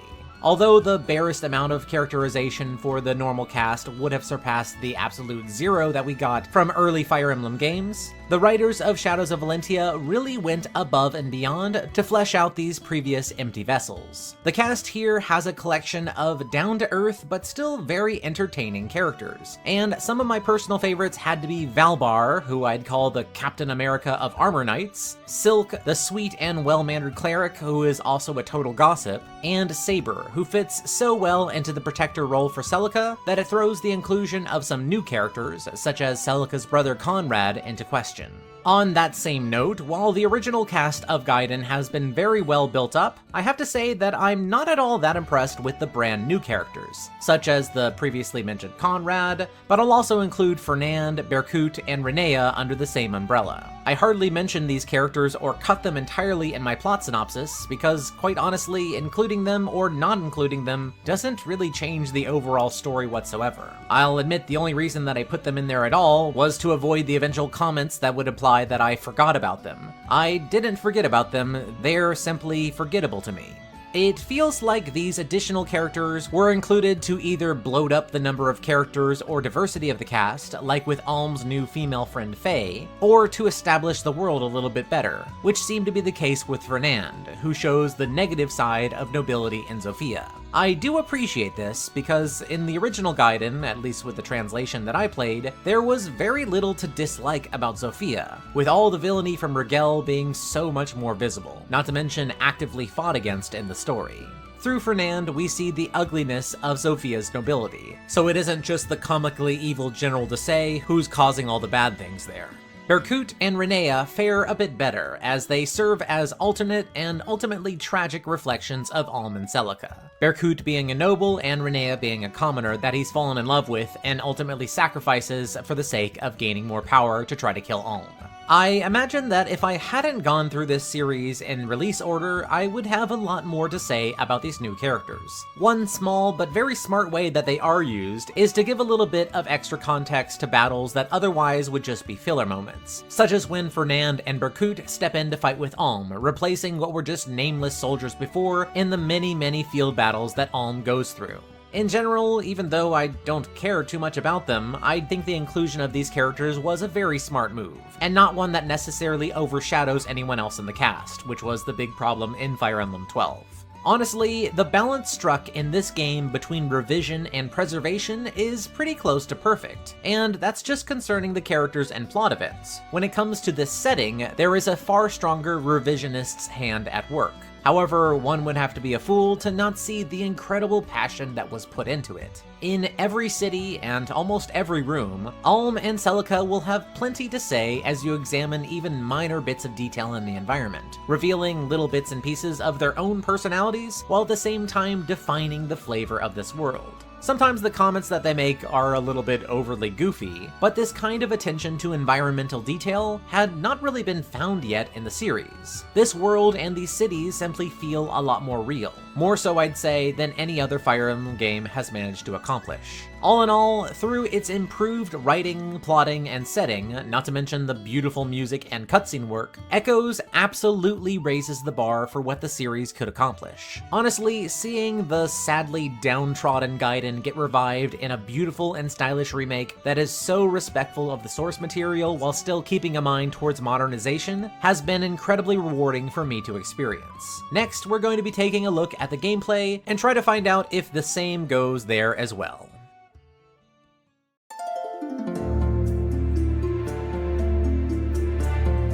Before even getting started with my gameplay analysis here, I just have to tell you I am not going to be retreading old ground in this video. If you're interested to hear my thoughts on the changes that were reintroduced here that stayed true to the original Gaiden, like unbreakable weapons, the unique item system, boost shrines, the health-based magic system, all of my initial reactions and thoughts on them are still in my Gaiden retrospective. Today though, I'm going to be focusing entirely on the changes and alterations that were introduced in this specific game. And although this is one of the most faithful remakes I've ever seen, if we're being honest, sometimes to a detriment, there is still a good amount of new stuff for me to bring up. When it comes to what is both new and also significantly changes the gameplay, there's nothing bigger that comes to mind than the combat arts system. These are special actions that your units can learn through equipping one of the many special items/weapons in this game, and then participating in battles until the special action becomes learned for as long as that unit continues to hold that item. In this system, players have access to not only new sources of damage, but also other features of Fire Emblem gameplay that have snaked their way in and out of various releases throughout this franchise's history. So while you can use this to regain the ability to switch position with allies or push others one space away, in general, the combat art system gives non-magic based units a way to do a lot more in each battle. Much like the magic users in this game, they do so at the cost of their own health. Combat arts, with their high accuracy, on their own fix a major problem from the original Gaiden, that being the excessiveness of evasion numbers, which could really make life hard for non-magic users. And although while most combat arts just get filed under useful for when you absolutely need to make sure that you hit, much like the trouble with Gale Force in Awakening, there is one of these in particular that stands head and shoulders above the rest, to the point that you can and probably should build entire strategies around utilizing it. And that, of course, is Hunter's Volley. Hunter's Volley is a combat art available for archers, and it is learned and usable when you're equipped with a killer bow. Obtaining a killer bow in the first place involves engaging with this game's new silver and gold mark coinage and blacksmithing systems, which I'm not going to get too deep into, other than that I think this is another good way to handle a smithing system, one that I wouldn't mind see returning in the future. So, once you have managed to get yourself a killer bow, which as a quick example of the blacksmithing means you can simply take an iron bow, spend marks to turn it into a steel bow, turn that steel bow into a silver bow, and then that silver bow to a killer bow, your archer is now able, at the cost of a little HP with each use Hunter's Volley to fire off 2 immediate shots that both have increased hit chance, damage, and critical chance. These shots both come out consecutively, meaning even if a unit is capable of firing back from range, which might not be true because Gaiden allows bows to shoot a lot farther than just 2 spaces away, they still have to wait until they've taken the full damage of the attacks before returning fire. And that is, of course, they'll only get to return fire if they're not slain outright from the damage alone. Because of the increased crit chance, you're pretty likely to get at least 1 crit hit out of these 2 shots, although both being crits is not all that outrageous when you start getting closer and closer to a 50 or plus critical chance on each shot. So, keeping in mind that when you crit, you immediately deal 3 times damage all at once, this one combat art technically has the potential to do 2 to 6 attacks worth of range damage, before your enemies can even respond. Even in the very late game, there's not too many enemies that can take that kind of damage and not be immediately taken off the board, making archers with this ability a bit of an instant delete button in your arsenal. Broken situations like Hunter's Volley are the exception in combat arts, and not the rule. But while your unit's capabilities have been expanded out like this, they are still used within the context of Gaiden's original maps and skirmish battles. Gaiden has long been criticized for the way that its maps are extremely barren. Like with a lot of community-wide complaints, the issue with the maps here is partly true and part exaggeration. Gaiden, and by extension Echoes, do have plenty of very open maps, but there are also plenty of dense and tightly packed maps that fill out the rest of the game in abundance. While I think there are merits to the way that the wide open maps force you to change up your typical strategies and learn to make your own phalanx like coordinated defenses, constant repetition of this kind of strategy gets old really fast. And the original Gaiden in its dungeons, and especially in Alm's early chapters, had no qualms about repeating and repeating many of these open maps. This is kind of where Fire Emblem 15's absolute devotion to preserving the original's design gets a little bit misguided. Shadows of Valentia added new crafting and skill systems, expanded the world and the items to be found, opened the story up with new characters and character intentions, and all of these things show a willingness to fix the places where Gaiden needed fixing. For some reason, when it came to the maps, Intelligent Systems insisted on absolute recreation, when Fire Emblem has long since moved past such overly open design used so often. Truthfully, I don't think it's the open design that gets under most players' skin. It's the repetition of needing to use the same type of strategy when the same situations keep on appearing before you. As I mentioned, this is a problem in Alm's early chapters, but it also pops up in a different way in Celica's early levels, where she's fighting oncoming pirates with the same boarding plank type setup every time. On a positive note, and kind of the only place where I noticed this, they actually did end up changing the placement of one of the game's major enemies, I'll just say it's Alm's final battle on Chapter 4, only on hard mode, which was a very nice touch and prevents that map from being cheesed as hard as before. I kind of wish this kind of touch had been used a whole lot more. While the story and dungeon battle maps remained extremely loyal to the original, a lot of work has been done to update the explorable dungeons and turn them into sprawling 3D spaces that have plenty of secrets and powerful items to be found. While there are some details of these maps that come right from the original Gaiden, in general, these 3D spaces are pretty much wholly original, taking their original layouts as very loose inspiration. Exploring these 3D dungeons were some of my favorite parts in each of my run-throughs of this game, and I do want to give special commendation to the work done in the Lost Forest area for Celica, which I was happy to see didn't fall into the same kind of north, south, east, west repeating zone puzzle that the original went with.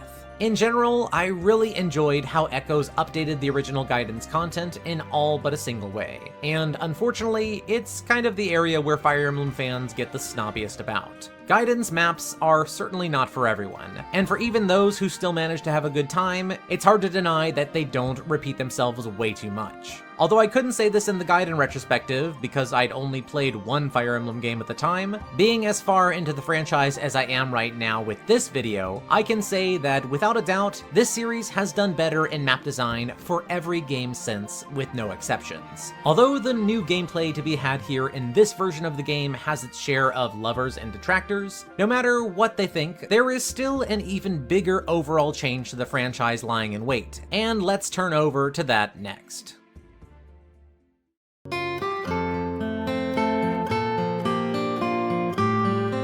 Milla's turn wheel refers to both an item in-game that Alm and Celica use in the story, as well as a new mechanic that represents one of the biggest changes in Fire Emblem's gameplay yet. One that some people have come to appreciate, and some people have come to see as far too coddling. The turn wheel in general amounts to a new mechanic that allows players to rewind time in the middle of battles, winding back through all the actions and turns that have happened thus far, allowing you to jump back wherever you want, erasing deaths or reversing any poor decisions that happened. Although, thankfully, it does not reset enemy decision-making or hit chance RNG. Ever since the introduction of casual mode in the 12th game, New Mystery of the Emblem, Intelligent Systems has been trying hard to open up the Fire Emblem series to a multitude of different kinds of players, and they've done this by including new ways to play, ways that are entirely outside the original franchise concept of strategic grid-based RPG combat with permadeath. The turn wheel itself is a bit like an extension of classic mode, but unlike the casual or classic mode choice at the start of the game, the turn wheel isn't just a passive addition. Like casual mode, it will only be used if players choose to use it. However, this isn't something that you can just turn on and forget about. You know when and why when you're choosing to turn to the turn wheel. In truth, having the ability at all to reverse bad decisions or unit deaths does completely invalidate the point of playing on something like classic mode, where every decision is supposed to matter. But to stop there as an ultimate point is to have a failure of imagination. Unlike with grinding systems, which if they are overused will invalidate the strategic depth of Fire Emblem's gameplay by allowing you to mow down all threats in a way that you can't go back from, Milla's turn wheel at its heart is more of a teaching tool that actually helps to dissuade players from grinding. Players use grinding as a way to have a safety net. They don't want to get stuck in the future, and they don't want their characters to die from some unfortunate accident. The kind of people who are going to grind their characters to near invincibility actually have basically nothing to gain from Milla's turn wheel. Those units will probably never die anyway. Some players want to play on classic mode, feeling that casual mode is too coddling to them, but they do want to have a safety net for when things go really wrong. Maybe a character they just recruited has died, and they're willing to accept that their poor strategy led to that. But if one of their main hard hitters and someone they want to bring into the late game dies, their run is basically ruined, and they're going to have to reset the map anyway. Having the ability to go back a couple turns and rethink how you want to do things, at the end of the day is going to teach that player how they should have done it in the first place. It's basically a faster reset button without the frustration of losing a lot of time and progress. Ideally, a player that needs to use the turn wheel often will find their usage waning as they become more used to the game's systems. Basically, this is a quality of life feature, in the same way that adding in a button shortcut that resets the game back to the title screen instead of having to shut your console down and power it back on again is a quality of life feature. The turn wheel simply does the same thing in a shorter amount of time, which I applaud. If I could change anything, however, I probably would have liked to see the ability to turn the whole system off in general. as I know that there are going to be players that don't want to play with it, and I do think that necessity is the mother of invention. When you know it's not a single button press away, you're going to play a lot more carefully. Also, it doesn't really fit in this game all that much. True to Gaiden, Shadows of Valentia already has a number of ways to deal with permadeath through its various resurrection shrines. And this is of course on top of the fact that this is just one of the easiest Fire Emblem games in the franchise, possibly the easiest one thus far. And it isn't just because of the turn wheel. The reduction of challenge to be had here stems partly from this game's focus on being very, very faithful to the maps of Gaiden. First of all, in a lot of cases, your new ability to use extremely powerful combat arts against the old enemy setups allows you to entirely swerve a lot of these maps' intended choke points. On top of this, it also feels like the developers here wanted pretty much everyone to be able to get through the main game, and so they pushed all of the actual difficult battles into the post-game and DLC. While the post-game tower content adds only the barest amount to the story, what it does do in gameplay terms is give players the ability to face some threats that actually can stand up to what this game gives players to use. It was this content that actually inspired me to start a brand new third playthrough of the game, in order to see what it would be like to play through Alm and Celica's journey from the beginning with an eye towards building my post-game team, instead of just using everyone like I've done on all my prior runs. Personally, I think using post-game content in this way is a kind of clever idea. It ensures that most players will be able to experience the whole story, while still giving the other players who are more serious-minded something to grind their teeth into and plan on working towards throughout the main experience. Although this game's hard mode does have a couple of jumps in difficulty, in general I breezed right through most of the battles. And even with all my Fire Emblem experience at this point, I wouldn't say that I'm a particularly great player. Even though it isn't really my thing, I do have to say that Shadows of Valentia kind of deserved a lunatic-style extra hard mode. Still, making my way through Valentia again after all this time has certainly been a very interesting experience, and thankfully not one as predictable as I thought it would be. I think I've covered pretty much everything that I want to say here, and it's time for us to finally wrap up and get ready for the very long road that is still ahead of us in this franchise.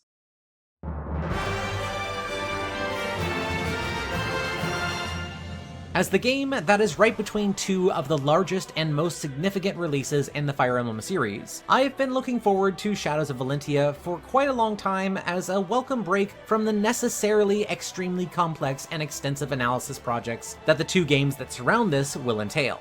This is a world that I knew well, with characters that I was already very fond of, and if we're being honest, I knew there was no way that I was not going to also fall in love with this version. Although perhaps I have not brought it up as much as I wanted to by now, I just have to state here that this is, in so many ways, a damn beautiful game. This is evident in its art, the voice work, the UI, the music, just so many ways that are constantly presented to the players with each individual moment that they spend here. To say that Shadows of Valentia is a labor of love is perhaps too simple a statement. This game is a tribute to the fact that Fire Emblem is a series where you can take a game, even one that is a forgotten 25-year-old black sheep, and with a bit of spit polish and a lot of love, show a whole new generation of gamers from all around the world the value of this series' original design. Of course, Gaiden and its adaptation might not be everyone's cup of tea, however, the tremendous amount of other players who have found so much to love in it, regardless of their own history with Gaiden, is a testament to the timelessness of that game and this series. And it's a testament to the love that the developers so obviously poured into it, and wanted other players to have for its world and characters along with them. I am very happy to say that they definitely succeeded. Fire Emblem Echoes Shadows of Valentia is a remake done right, and as far as I'm concerned, this is one of the best remakes in gaming, period.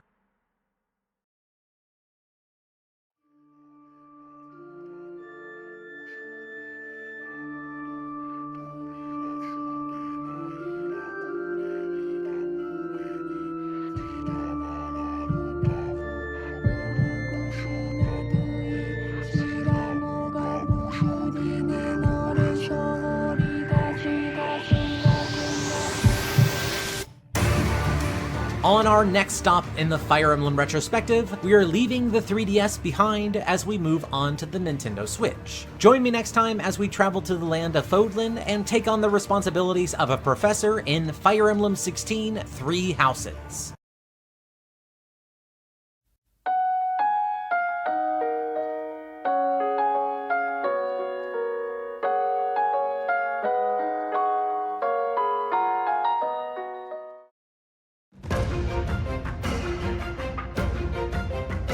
2 years ago, I began this retrospective series with a single goal: to get to Fire Emblem Three Houses. At the time, the game was newly announced, and due to a self-imposed rule that I have of always trying to play series in order, I thought I'd finally be able to fill in the blind spot that I had for the Fire Emblem series that I'd carried throughout my whole life. If I was going to be playing every game in order, I thought, why not make some videos along the way? Getting to this point today that I can finally talk about the game can only be called a journey. I have now had the opportunity to play all prior 15 Fire Emblem games in release order, and finding out what the big deal was about each entry all on my own. I have watched the big names of this franchise come and go, new creatives take over before leading the series in new directions. I've seen the entire franchise nearly die before being unexpectedly resurrected, and then riding a huge wave of success to even greater sales and popular heights. That's how we got here today. The games have been fun, yes, but no other experience I have ever had as a content creator has been nearly as fulfilling as this series. Not including this video, my Fire Emblem retrospective currently sits at over 13 hours and 30 minutes of content. Thank you for staying with me for so long, everyone. This is it, we made it. I am finally going to talk about Fire Emblem Three Houses.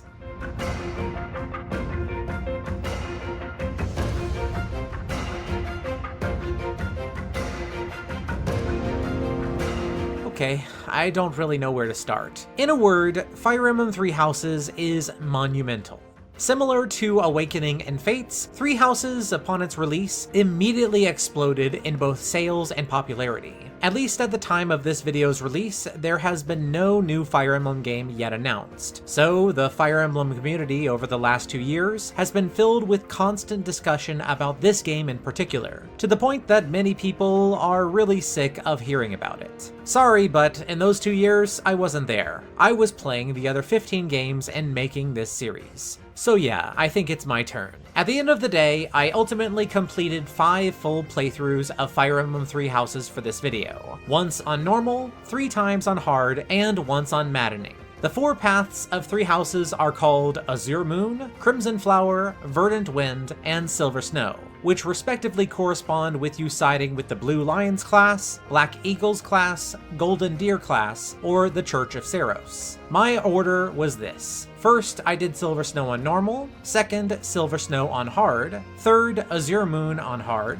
fourth, Crimson Flower on hard, and fifth, Verdant Wind on maddening. Altogether, I have put more than 250 hours into this single game, and I feel fully ready to cover it in detail for you today. In order to do so, in this video, I will be running through this game's development history, tackling all different parts of its story, before running through my own analysis of each plot. To finish, I'll be taking a deep dive into Three Houses gameplay to discuss the many new additions and how they are both linked and divergent from the rest of this long-running series, all before finishing by giving my overall thoughts about this monumental game.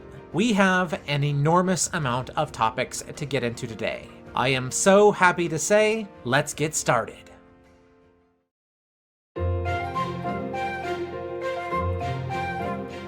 Production on the next Fire Emblem game, aimed directly at releasing on the upcoming Nintendo Switch, began immediately after the release of the previous game in April 2017. The concept of bringing Fire Emblem to the Nintendo Switch had actually been around ever since the console's announcement, but had been shelved in favor of the shorter development time that Echoes, a remake of the second game in the series, would take. With that project out of the way, the upcoming Fire Emblem Switch became the top priority, with the team aiming for an end of 2019 release date at the latest. With this in mind, brainstorming for what this next game should even be could begin.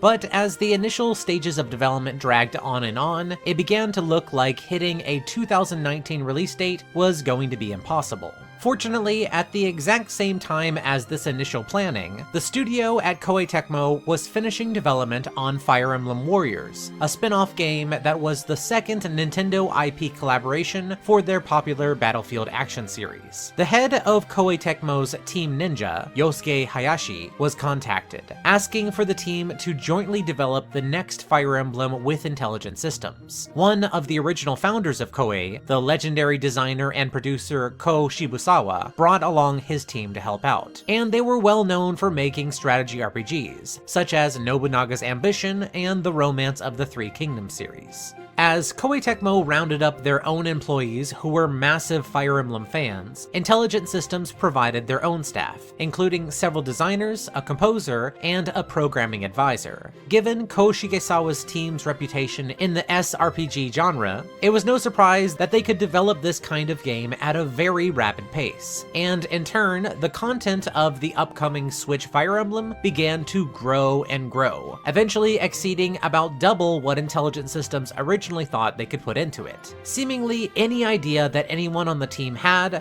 Koei Tecmo could make happen. Early on, the team joked about making a Fire Emblem Academy in-game. However, soon that idea caught on, and the developers themselves got more and more excited as the game's concepts all seemed to fall into place with each other. Other features, such as the ability to have tea with students and faculty of the game's academy, were also added in such a way, a random idea that was soon made very real by the joint efforts of this mixed development team. Towards the end of development, the game's subtitle in Japanese, read as Fukasetsugetsu, a 4-kanji idiom remarking on the beauty of the 4 seasons, was eventually chosen, as the game follows 4 main characters who inevitably go separate ways. This theme of different dynasties falling apart also reflected the heavy Three Kingdoms era themes, which refers to the famous Three Kingdoms period from which much of Chinese actual history and mythology stems from to this day. These themes naturally mainly bled into the project from the Koei Tecmo developers. However, this too began to feel like a natural fit over time to the Intelligent Systems team.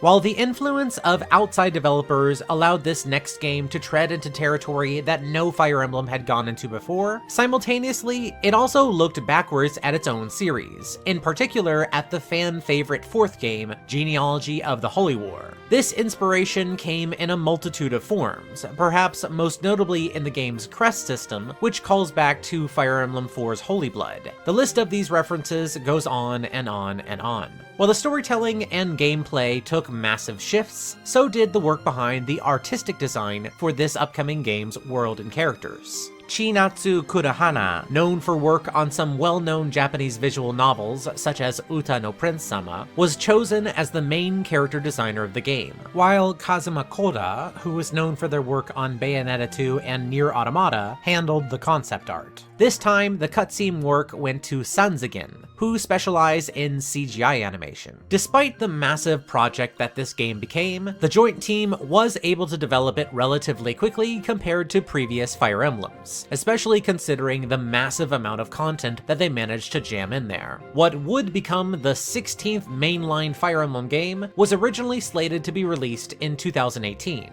However, during Nintendo's E3 2018 presentation, they revealed that it would instead be pushed back into early 2019, which would later be pushed back again to July. Even with these 2 release setbacks, the game was still far ahead of its original proposed late 2019 goal. Eventually, on July 26, 2019, Fire Emblem 3 Houses released worldwide, and it was immediately met with both high praise from reviewers as well as very favorable sales. It quickly became the highest selling game in Japan that week, and surprisingly, it also achieved immediate success in the Western market as well, easily eclipsing the previous Echoes Shadows of Valentia's more modest sales and reception. As of March 2020, the game has now sold more than 2.87 million copies worldwide, making it the best-selling game in the entire Fire Emblem franchise, eclipsing even Awakening and Fates. Eventually, an expansion pass was announced and released, adding additional characters, monastery features, costumes, and new classes into the game. Over the course of the next 6 chapters of this video, I'll be covering the story of this game in full, starting with the White Cloud section that applies to all players' run-throughs of this game, split into 2 parts, and then going through the 4 different Part 2 paths in this order. If you want to jump past that and just get to my own analysis, you can use the timecode that can be found at the top of the screen. If, however, you want to avoid all story spoilers whatsoever, you can use the timecode at the bottom of the screen to jump straight to my gameplay analysis sections. Alright, I think that's all of my bases covered. Let's jump in 3, 2, 1.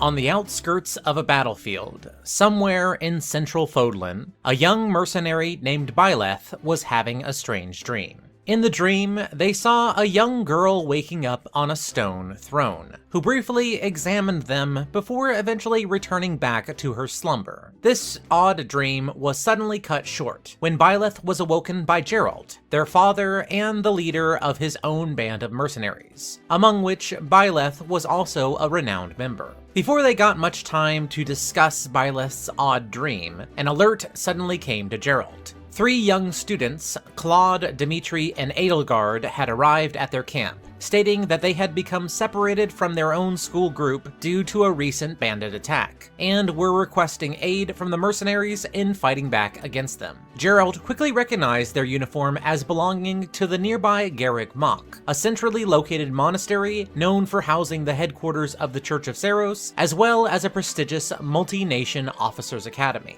Geralt and Byleth wasted no time in lending their support, and worked together with the 3 young students to take out the bandits and their leader, Costes. Although it seemed like the bandit leader had been downed, without warning he suddenly jumped to his feet again, brandished his axe, and ran right at an unprepared Edelgard. Before Edelgard took the mortal blow, Byleth suddenly came to her defense, throwing themselves in the way of the fatal attack. Just before the blade sunk into their flesh, time itself seemed to just stop.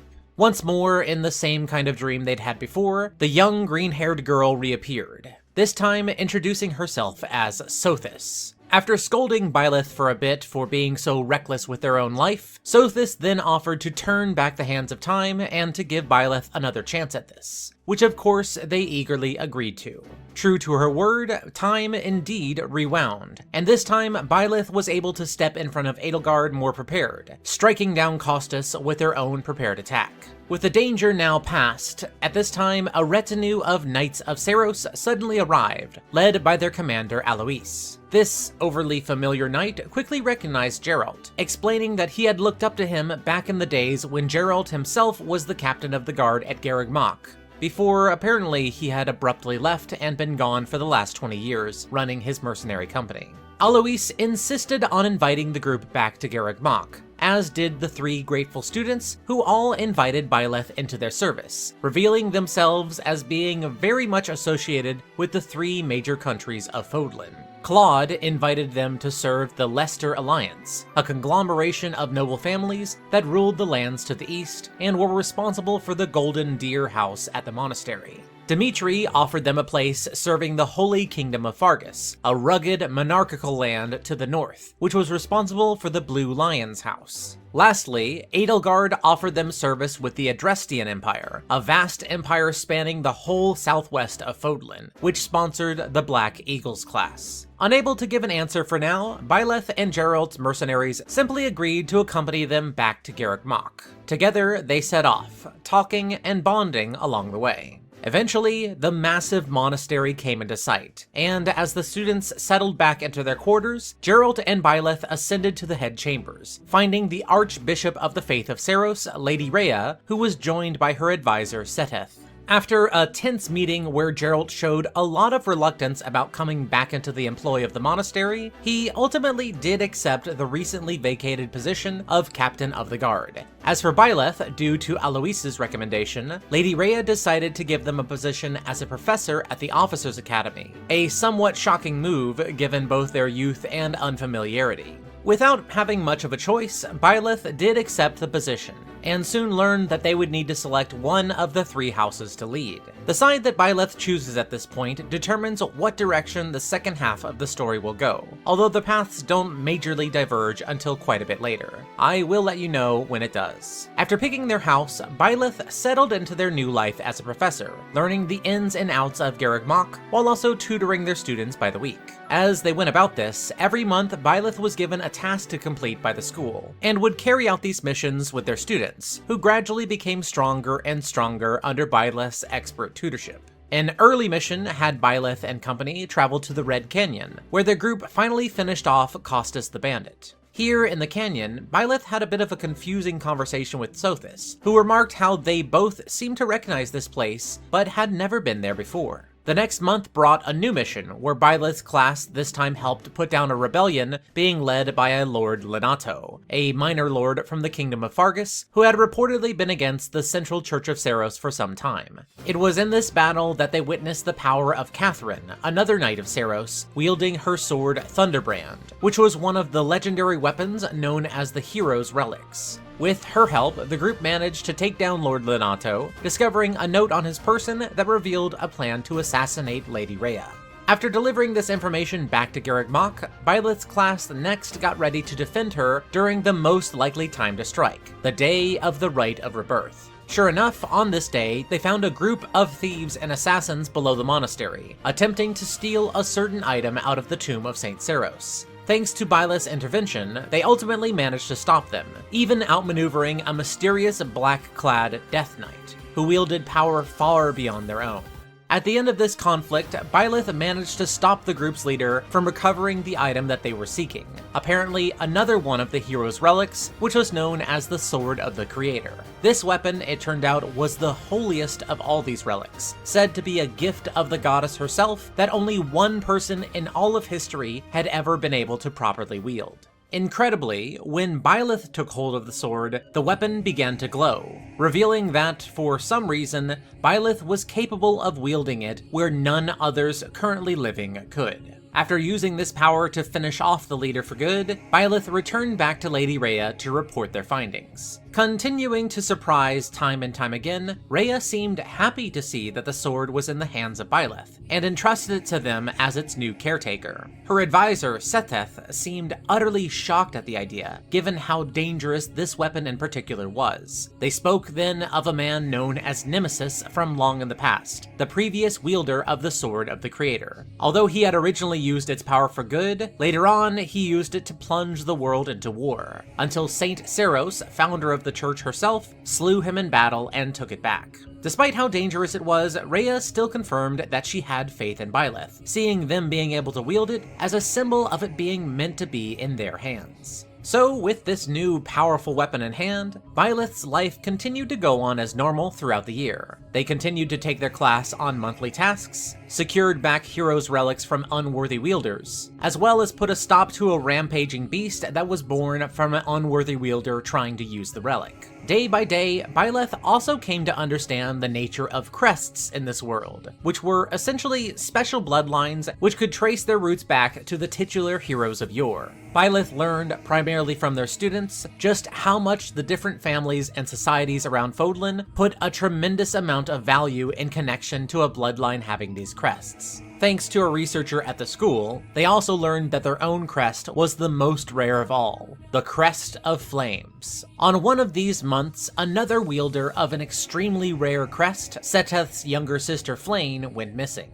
This naturally sent the students of the school into a panic, as Byleth's class rushed to try to locate her. Eventually, they did manage to track her kidnappers down, finding both the same Death Knight from before, and also his leader, another mysterious masked figure calling themselves the Flame Emperor. Although Flane and another student taken by them, Monica, were returned unharmed, the Flame Emperor's group managed to teleport away before Byleth could learn anything more. After taking some more time to study and train, their group next had a major mock battle with the other classes, before going on to investigate a strange occurrence at the village of Vermeer. In this small town, Byleth found many villagers going berserk and starting to attack each other, while a new group sat from afar overseeing this outright panic. Fighting this time side by side with their father, Byleth managed to cut through the perpetrators, all before facing off with the leader of the group, the mage Solon, who all this time had been masquerading as Thomas, the librarian of Garreg Mach. After sending him fleeing and ending the attack, Byleth and Gerald were visited by the Flame Emperor yet again, who expressed their own disgust with Solon's attack, despite them being in some way associated with them.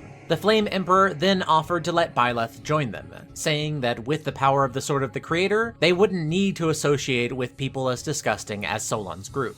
Despite this strange proposition, Byleth ultimately refused, shortly before the Flame Emperor teleported away again.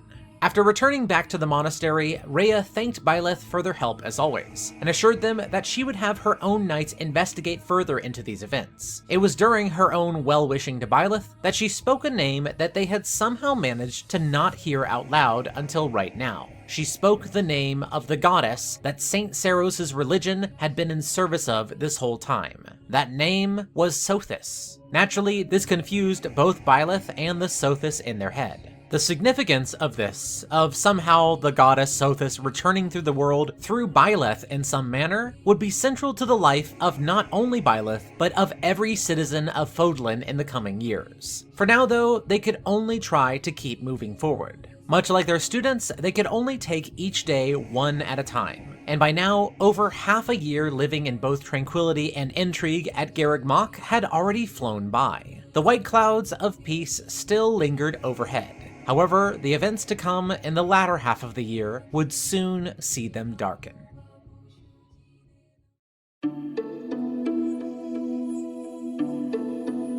Without a lead to go on for now, Byleth's life continued on as normal, teaching classes, training students, and in the next month, experiencing the lovely White Heron Cup event. Towards the end of the month, this tranquility was shattered, as there was suddenly a report of a demonic beast attack at the school, to which both Byleth and their father rushed to in order to save as many as possible. In the conclusion of the battle, Gerald had just seen that Monica was safe when she suddenly turned on him, using a special dagger to stab him mortally in the back. Despite Byleth using the limited time powers granted to them by Sothis to try to save him, the intervention of Monica's ally, the leader of this mysterious group, Ylisse, stepped in to make sure that her assassination was successful, then teleporting them both out. With Gerald dying in their arms, Byleth cried tears for the first time in their life, bringing a smile to Gerald's face for the very last time. Over the next month, Byleth learned from their father's notes about the strange circumstances that surrounded their birth, how their mother had died shortly after having given birth, and how she had apparently given her life for Byleth in some capacity after they were born. Following this event, Byleth, even as a baby, never laughed or cried at all. And after examination by a doctor, Gerald also discovered that Byleth didn't even have a heartbeat. Terrified that Lady Rhea had done something to his child, Gerald faked Byleth's death using a fire, and then shortly thereafter left the monastery with Byleth secretly in tow. Eventually, Rhea's knights were able to track down the group responsible for Gerald's death, and Byleth and their class eagerly volunteered to participate in the counterattack against them, despite everyone agreeing that this was most likely a trap to ensnare Byleth. Still, Rhea understood that her own knights were run thin at the moment and agreed to let them go. Within a place known as the Sealed Forest, Byleth and their forces did find the girl formerly known as Monica and those supporting her, and cut through any opposition until they got to her, soon finding out that her real name was Kronya. After finishing their fight victoriously against her, Solon reappeared, using the ailing Kronya's life to assist him in casting an extremely powerful spell, creating a magical darkness that grasped onto Byleth, imprisoning them in a void of no escape. In one fell swoop, Solon had managed to rid the world of them and the Sword of the Creator. Within this darkness, Byleth was left with only Sothis' voice in their head as company. Without any way out of this situation, Byleth and Sothis made an agreement, one that would take a toll on the rebuilding goddess. Using her godly power, Sothis would be able to free them, but without a body of her own to use it, she would have to relinquish all of this power to Byleth, intertwining their souls as one. With no other choice, the two agreed, and Byleth's body surged with the full power of a god, reflected in their hair turning from blue to green.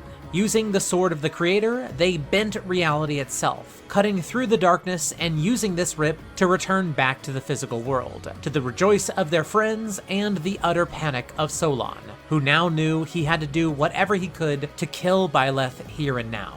With one final push, Byleth faced off against Solon and his reinforced troops, and yet again bested him, sending him teleporting away once more. As Sothis and Byleth were one, the voice of the goddess could no longer reach Byleth. However, they kept this to themselves as they returned back to Garreg Mach to an overjoyed Rhea, who seemed blissfully happy to have confirmation that Byleth had indeed truly been given power by the goddess. She stated that the next step was now to have Byleth visit the Holy Tomb, where apparently they would receive a divine revelation that would tell them all what to do next. With the trip to the Holy Tomb scheduled for the end of the month, it was at this time that Byleth was invited by Edelgard to witness an important event in the Adrestian Empire. She was going to be given the crown by her father, becoming the new leader of the Adrestian Empire in secret before others in her land could oppose it. Eventually, the rest of the month passed by, and Byleth, their class, and Rhea visited the throne of the goddess, the one site the entire Garreg Mach monastery had been built to protect. However, to Rhea's dismay, when Byleth sat upon the holy throne, nothing at all happened. From this exact moment, events in the Holy Tomb play out slightly differently if Byleth chose the Black Eagles class, and also strictly sides with Edelgard. And to jump to that timeline, you can use the timecode that I'll put up in the top right of the screen. For all other paths, the group was then surprised to have this moment interrupted by the Flame Emperor appearing with a group of Adrestian soldiers, ordering everyone to surrender while they obtained the many crest stones that were held in this place. Refusing to obey this order, Byleth then fought back against the Adrestians and took on the might of the powerful Flame Emperor, also managing to best them in time. With a mighty hit, they managed to knock the mask off of the Flame Emperor's helmet, revealing that they had been none other than Edelgard this entire time. Giving hardly any time for Byleth's group to react, Edelgard quickly fled with Hubert of the Black Eagles class, while the rest of the forces of Garreg Mach reeled from the ramifications of this reveal. Back in Adrestia, in one of her first acts as the official leader of her nation, Edelgard declared war on the Church of Seros, claiming that they had seized power by deluding the people of Fodlan, changing history where they needed to increase their own followers' wealth and power. Knowing that it was only a matter of time before Edelgard would be back, for the next month, Byleth and their class did their best to prepare, knowing that they soon would have to face off against the might of the Empire, the largest military force on the continent. Sure enough, when the attack came, despite their best efforts, the forces of Garreg Mach could do little to stop the overwhelming force from overrunning their monastery. At this time, Rhea met with Byleth, telling them that she had chosen now to leave the safety of the monastery in their hands. Afterwards, she then abruptly transformed into a massive white dragon, known as the Immaculate One. Using this new power, Rhea jumped into the fray, unleashing considerable destructive power against the Adrestians. The Adrestians were not unprepared for this, and quickly sent a wave of demonic beasts at her, temporarily holding her at bay. It was only thanks to the intervention of Byleth that she was freed from this plight. However, by exposing their own position, Byleth was then able to be targeted by Tallis, who, with a powerful magic attack, sent them tumbling off a massive crevasse, where they fell helpless into the darkness. It was there that Byleth stayed for the next 5 years. Without their knowledge, the Battle of Garreg Mach came and went. Nobody found their body. And eventually, many long years of war crept by, with still no victor in sight. Garreg Mach Monastery became abandoned, merely a shell of its former self in the wake of the massive battle. On the day of the Millennium Festival, the very day that a professor and their class had agreed to meet again no matter the circumstances, unbeknownst to any above, Byleth awoke once more. The path that they took from here, and who would be waiting for them above, had already been decided by the choices of their past. To go to the Blue Lion path, Azure Moon, you can use the timecode at the top of the screen. To go to the Golden Deer path, Verdant Wind, you can use the timecode in the middle. To go to the Black Eagles path while siding with Edelgard, Crimson Flower, you can use the second middle timecode. And last of all, to jump to the Black Eagles path when you side with Rhea and not Edelgard, known as Silver Snow, you can use the bottom timecode. I'll be moving on first to the Blue Lion's Azure Moon path in 3, 2, 1.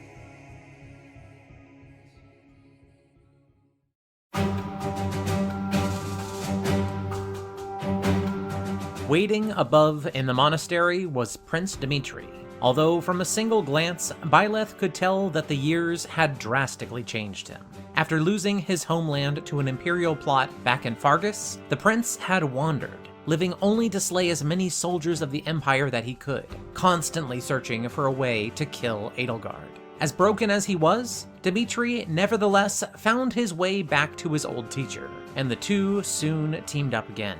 Before long, they were joined by Gilbert, a loyal knight of Fargus who had decided to stay by the prince's side, as well as the rest of the Blue Lions class, who, like Dimitri, kept their promise to reunite here. Settling into Garreg Mach as their new base, this renewed army of Fargus next teamed up with Seteth and the former knights of Garreg Mach, who wished to aid in their efforts, but also to rescue the Lady Rhea, who had disappeared ever since the battle 5 years ago. As their first order of business, they needed to seek out allies, as they knew that they required all the help they could get to take back their former lands from the Empire's puppet ruler, Cornelia. To accomplish this, they soon reunited with Lord Rodrigue, who counseled the group on how to proceed from here. He also tried to warn Dimitri away from letting his grief for those that he had lost dictate his actions in the future. With Rodrigue's wisdom at their side, a plan was hatched to first retake the Great Bridge of Myrddin from the Imperial forces there, which would certainly ease up the pressure on the Leicester Alliance. And with the Alliance better able to resist the Imperials, they hoped that this disruption of the power balance would give them an opening to invade, which could possibly fulfill the bloodlust that Dimitri had for taking Edelgard's life. At the bridge, they faced off against the young but great Adrestian general Ladislava, a major supporter of Edelgard, and though they put up a good fight, they ultimately managed to slay her and her forces, securing their first main objective. In setting up for their next attack, which would be an assault on the Imperial stronghold of Fort Mercius, the group was stunned to learn that their messenger to the Alliance was brutally murdered. Naturally, this was all a deception. However, this confusion led to them ending up against each other, along with fighting Edelgard's forces at the same time in a three-way battle at Gronder Field, the same place where these three houses had once held a mock battle half a decade ago. In what became known as the Battle of the Eagle and Lion, Dimitri and Byleth's army emerged victorious. Their victory, however, was short-lived. Immediately following this, a loyal Imperial soldier, who was sister to the General Randolph that Dimitri had killed earlier, tried to assassinate the prince, and his life was only saved by Lord Rodrigue taking the blow in his stead. As this father figure bled out in Dimitri's arms, Rodrigue wished for his prince to find a reason to live that was not just for revenge. The sincerity of his request stunned this confused young man. Considering his future options with a much more sober perspective, Dimitri decided that it was not right to purely seek revenge against Edelgard when there was an entire nation of innocents waiting for their prince to come back to them and set them free. Rather than heading straight for the Adrestian capital, Dimitri instead set his sights on taking back Fargus, launching an attack on the capital city of Ferdiad where Cornelia was based. Although the siege was very tough, Cornelia could not stop the return of the righteous prince, and soon she was struck down. From this new position, Dimitri and Byleth's group now had a much higher chance of taking on the Empire. However, before they sought this out, they were contacted by Claude, who requested their aid with his own Imperial attack. After successfully defending him, the former leader of the Golden Deer class and current leader of the Leicester Alliance chose to step down from his position, leaving all of his responsibilities to the Kingdom of Fargus, officially combining the two nations. At last, the stage was set for the final confrontation with Edelgard, and with an incredible wave of momentum, Dimitri and Byleth led their forces to Fort Merceus. The only thing left to do now was to confront Edelgard in Inbar, the Adrestian capital. After arriving, they soon discovered that Edelgard was willing to use any method to achieve her victory, and so utilized the power of both of her crests to transform into a hideous but powerful monstrosity, giving the Kingdom army an uphill battle that, after much suffering, finally led to them facing off against her and defeating her. At the very end, Dimitri tried to give Edelgard one last chance for peace, but this offer was responded to with a dagger, as she refused to compromise even one bit. Dimitri finished off his former friend. With the death of Edelgard, peace was restored to Fodlan, with Byleth's group having managed to defeat, knowingly or unknowingly, every threat to their new domain. Lady Rhea was soon found within Inbar, but due to her having become severely weakened from her imprisonment, she passed on the role of the Archbishop to Byleth, while Prince Dimitri stepped up to become the new king of the United Fodlan. Together, these two, shaped through both sacrifice and suffering from their journey, led the people of this new united nation with wisdom and with grace.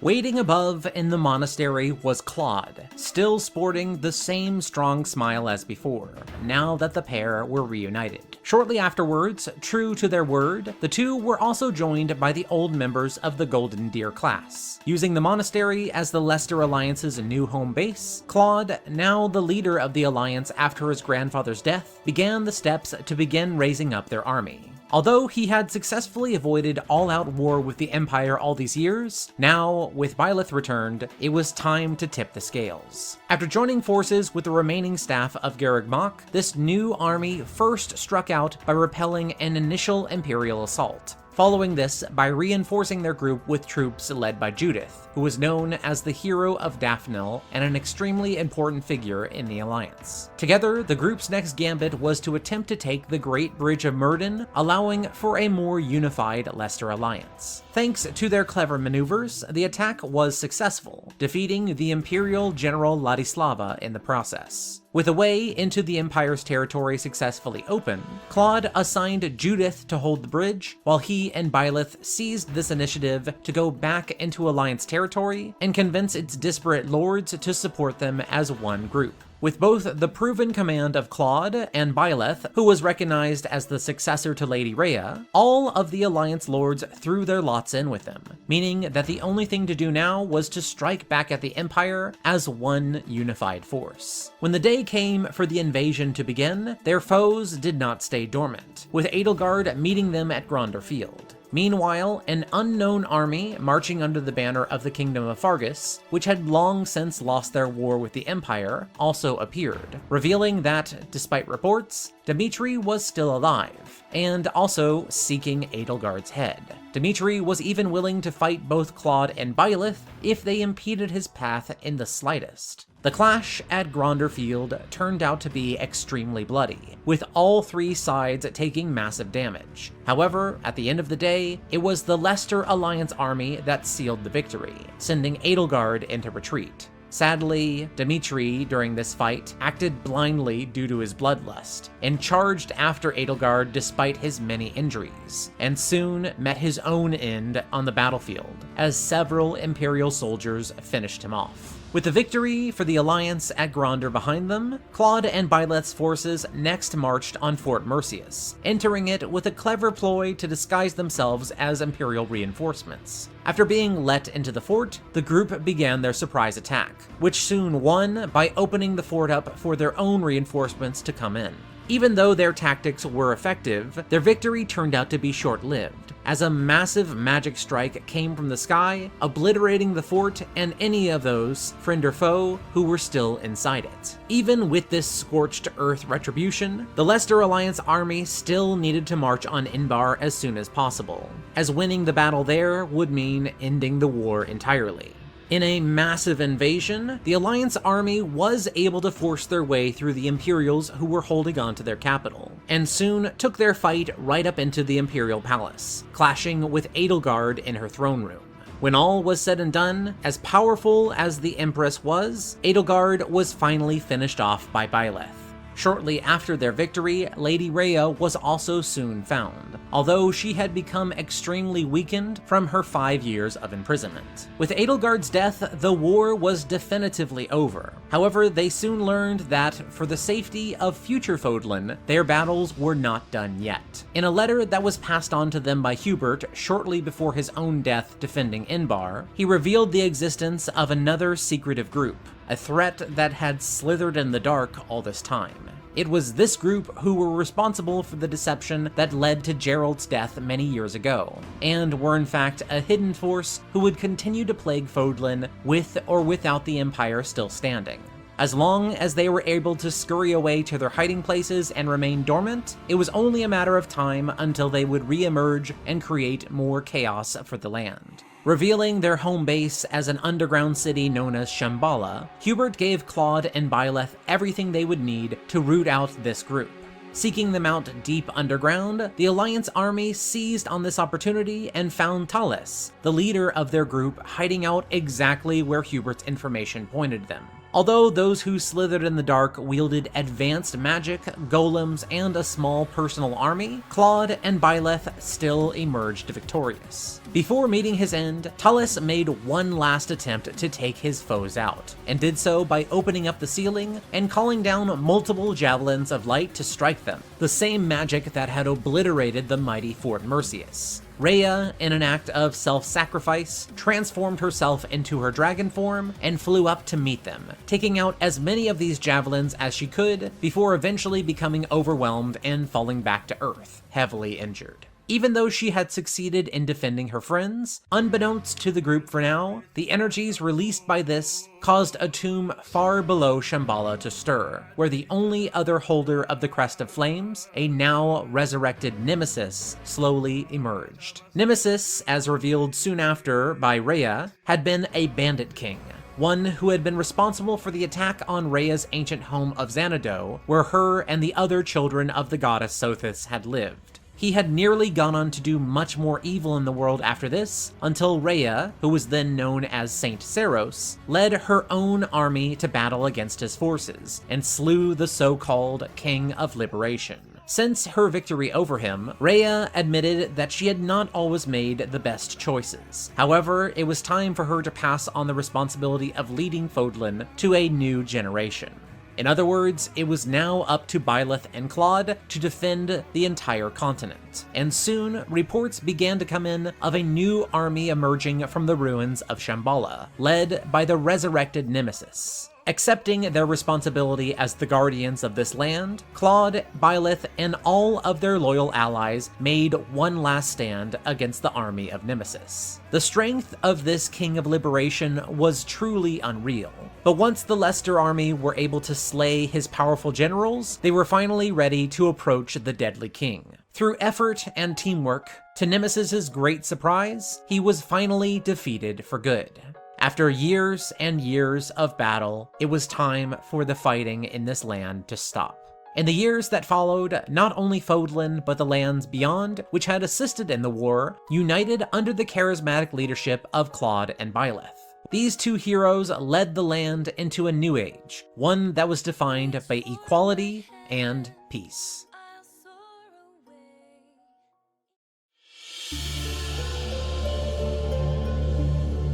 With the Flame Emperor exposed as Edelgard, and seeing the viciousness in Rhea's response, Byleth knew where their allegiances lie. Stepping away from the Archbishop, Byleth took their place next to their student. However, in doing so, they earned the ire of Rhea, who quickly passed judgment upon them, She transformed into a massive dragon and was set to unleash her full wrath against them. Unable to face this kind of power just yet, Byleth's group retreated, regrouping at one of the Imperial Army's provisional camps nearby. Even though Rhea and the Church of Seiros would be a vicious opponent, widely supported by much of Fodlan, Edelgard, who was acting now as the Emperor of Adrestia, decided that it was time to declare war against the Church, in order to set the land free from their influence, which had secretly controlled the land for its own benefit. Renaming their team now to the Black Eagle Strike Force, their group quickly met up with many of Edelgard's generals, who then mobilized the Adrestian army into action. Their primary target, of course, was Garreg Mach Monastery, leading to the same massive siege that closes out the first part of this game for every other path, however this time from the other side. While the Strike Force was able to fight their way up to Rhea, a similar fate to all other possibilities awaited Byleth, as a blast from her dragon form sent them tumbling deep underground. Although the battle for Garreg Mach was won, Edelgard was unable to find Byleth's body, and in the confusion afterwards, Rhea managed to retreat to the Holy Kingdom of Fargus, where she took refuge. Over the next 5 years, war continued to rage across the continent, until the day of the Millennium Festival. 5 years prior, Byleth and their class promised to reunite here no matter what, and now, miraculously, deep below the monastery, Byleth awakened, quickly making their way up to meet their old friends. With Byleth returned, Edelgard could now hope to break the stalemate that the war had entered. Dimitri, to the north, had been successfully leading a defense of Rhea and the Church, while Claude, to the northeast, through skillful diplomatic maneuvering, had made it impossible for the Empire to lean on the neutral Leicester Alliance. Seeing no way to move forward while the Alliance continued to be a thorn in their side, the renewed Black Eagle Strike Force decided to attack Claude first, as taking him out of the fight would allow for the other noble families of the Alliance to freely back them. Although the Alliance army led by Judith, who was a famed fighter, did give them some pause, ultimately the Strike Force was able to fight their way into Claude's home base, finding a blockaded and thoroughly prepared capital. With nothing else to do but engage, the Black Eagles started their siege, and eventually claimed victory over the famed tactician. With the surgical removal of Claude from the Alliance, as predicted, the nobles throughout the rest of the land quickly fell into line. Having avoided most of the fighting throughout these 5 years, the Alliance was a source of fresh new fighters to reinvigorate the Empire's war on the Church, where they could now focus all of their aggression. The final step, however, was briefly halted, as the Strike Force had to return to Garreg Mach to stop a major assault that was led by Seteth and Flame, who severely damaged the Imperial cause by defeating several of Edelgard's best generals. However, in Byleth and Edelgard's counterattack, both Seteth and Flame also met their own ends. With Garreg Mach resecured, the group could turn back on track, and decided to first take out Cornelia, who was a major player in the Empire, and secretly a member of the same group that were responsible for the attack on Remire Village and the assassination of Geralt. Although Edelgard had allied with this secretive group under the guise of the Flame Emperor, she had always meant to break away and defeat them when given the chance, and while it was still plausible that she was only attacking Cornelia as a way to weaken the kingdom, this attack turned out to be the perfect first step. With Cornelia taken out, the way to the kingdom capital of Ferdiad was now open, and the Black Eagles finally launched their assault, meeting the Kingdom Army and the Knights of Seiros both, at last, in open combat. On a rainy battlefield, the Strike Force finally faced off against both Dimitri and Rhea, taking on their loyal and powerful followers, as well as the leaders themselves. After much bloodshed, including finally taking down the frighteningly powerful Dimitri, Rhea, who now decided to go by her true name of Seiros, despite extreme reluctance, was forced to retreat, rallying her remaining troops within the walls of the capital. With one last push, Byleth and Edelgard led their army into the city and took on the full power of the Archbishop in her dragon form, called the Immaculate One. It was only by working together that this group finally was able to slay this horrible beast. With the last of the children of the goddess slain, the power maintaining Byleth's life, which had been given to them long ago by Rhea shortly after their own birth, finally gave out, leaving Edelgard to cry over their lifeless friend. As the power of the goddess finally dissipated inside them, Byleth's actual heart began to beat for the first time, and soon their hair returned to its original color, signaling both the return of Byleth as well as the beginning of a new age without the influence of the goddess and the church. With the war finally finished, Fodlan unified under Edelgard and Byleth. Edelgard, acting as the new leader of Fodlan, at last implemented her dream of eliminating the class system, allowing all citizens, whether they had a crest or not, to finally be treated as equals. As she did this, she also began to wage war against the secretive group known as those who slither in the dark, hoping to finally wipe them out and prevent them from having any influence in this new, hard-won age. The battle against them, with Byleth at her side, would come in time. But for now, these two leaders of the land could settle into the new, unprecedented world that they had created.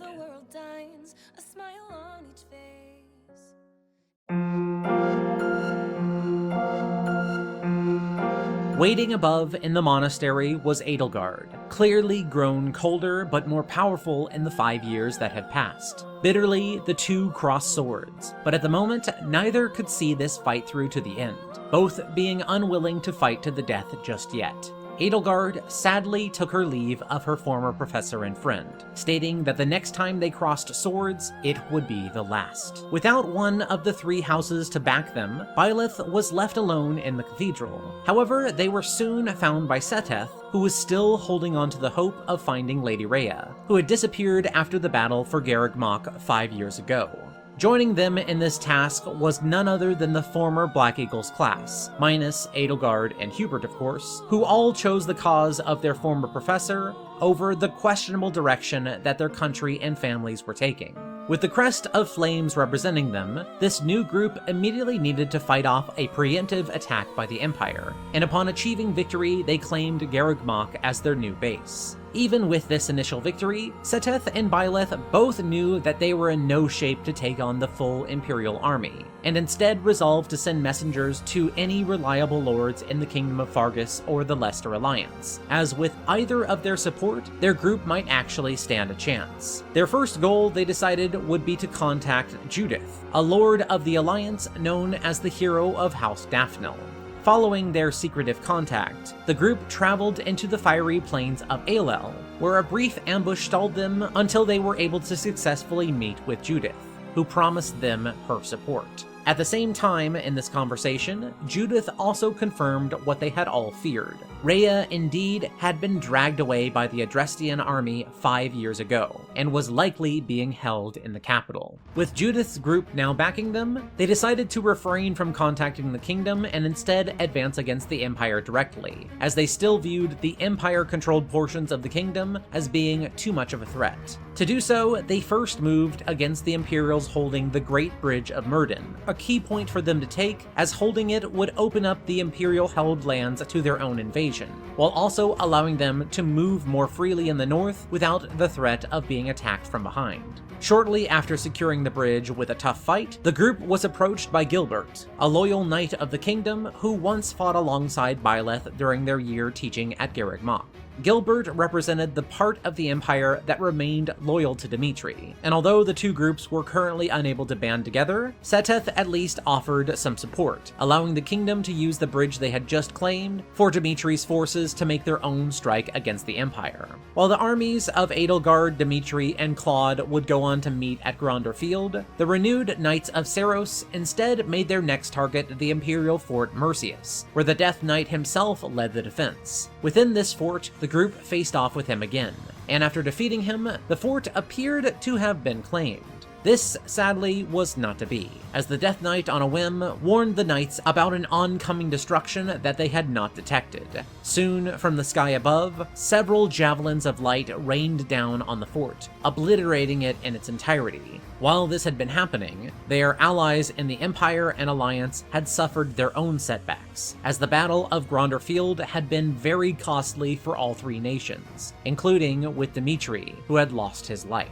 Even with this setback at Fort Merceus and their allies being severely weakened, thanks to the damage that had been caused to Edelgard's forces, the way to Inbar, the imperial capital, was still open for them. At last, the final attack could commence, and although Hubert led a masterful defense, it wasn't long until Byleth and Setheth's forces cut their way through all his resistance, and were finally facing off against Edelgard in her throne room. As expected, she did put up a worthy defense, but at the end of the day, it was Byleth who struck her down, putting an end to the war. Soon, Rhea was indeed found alive in the capital, and although she was extremely weakened, she was at least alive, and together the knights all returned back to Garreg Mach to support her recovery. While the battle between the three nations had come to an end, a posthumous letter from Hubert revealed that there had been another party influencing all of this conflict, a hidden enemy known as those who slither in the dark. Rhea, who had her own knowledge about this group, revealed that they had always existed in Fodlan since ancient times, having likely been responsible for Nemesis, a conquering bandit who had slain many of the children of the goddess in the past, and who had nearly claimed the sword of the creator for his own until Saint Seros had stopped him and took it back. The Knights of Seros acted upon Hubert's information and hunted down the mysterious group in their underground city of Shambhala. After finishing off Thales, the leader of the group, in a final act of desperation, he used his magic to both open up the ground above them and call down several more javelins of light, hoping to wipe out the knights in one final move. Unwilling to let her allies or Byleth fall victim to this trap, Rhea swiftly transformed into her dragon form and defended them. And although she was successful, she herself was caught up in many of the explosions, causing strange energies to seep into her body.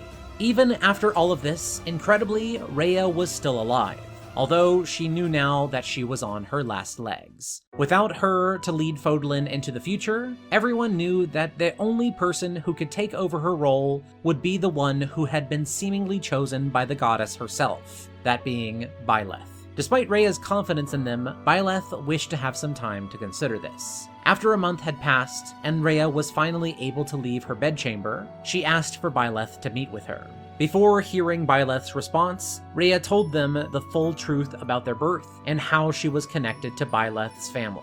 Rhea, in a sense, had been involved in the creation of Byleth quite heavily, though not through reproduction, but rather the production of their mother. Ever since the goddess had left the world in ages past, Rhea had sought to bring her back, using her own powers to create artificial humans who might be able to play host to the creststone of the progenitor god. Geralt had fallen in love with one of her creations, the 12th one, Citri, and the two soon gave birth to a child, who of course would be Byleth. As Citri was suffering from complications from the birth, ones that would soon claim her life, she pleaded with Rhea to save her child, who was not breathing and had no heartbeat. Rhea agreed, and she ripped the creststone out from Citri's body and placed it into Byleth, who miraculously began to breathe. This, however, was not where their only connections ended.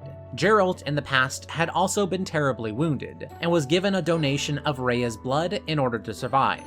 Rhea's blood, coming from someone who was not exactly human, altered Geralt's body, giving him an unnaturally long life. So, in a way, Byleth, through both their mother and father, was directly connected to Rhea, which is why their body was able to successfully house the consciousness of Sothis. With all of her secrets finally laid bare, Rhea next asked if Byleth would use the power they had been given to succeed her, leading Fodlan onto the right path which she knew that she had strayed from due to her obsessions. Before Rhea could finish this thought, the time that she was holding on to ultimately ran out, and in a shocking fit of madness, she suddenly turned into her dragon form, the Immaculate One. However, this time she was not in control. At the same time as her rampage began, all throughout Garreg Mach, those who had received Rhea's blood also began to transform into mindless beasts, turning the monastery into a surprise battlefield.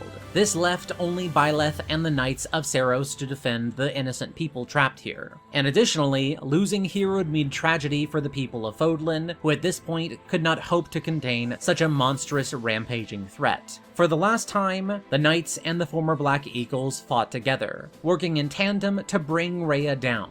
to an end that she greeted with a smile, knowing that her work through Byleth had been successful. If Byleth could take down the Immaculate One, Fodlan did indeed have a protector who could accomplish any task. As Rhea passed on, Byleth accepted their role in leading the land, uniting Fodlan as a new nation under the Church of Seros. The fighting was over, and it was now time for reconstruction under the watchful eye of the true inheritor of the goddess's will.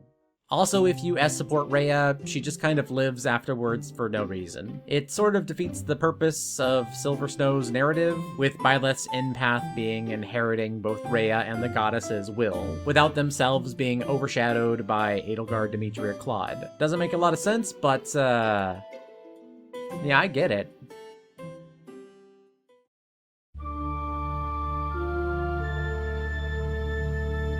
Like with everything about Three Houses, the first hurdle when it comes to discussing it is sorting out how one is meant to approach the sheer enormity of what all this game and this story has to offer. For me, I want to start with the biggest positive, and that would have to be the many characters in this game that you get to talk to, fight alongside, and also have nice cups of tea with.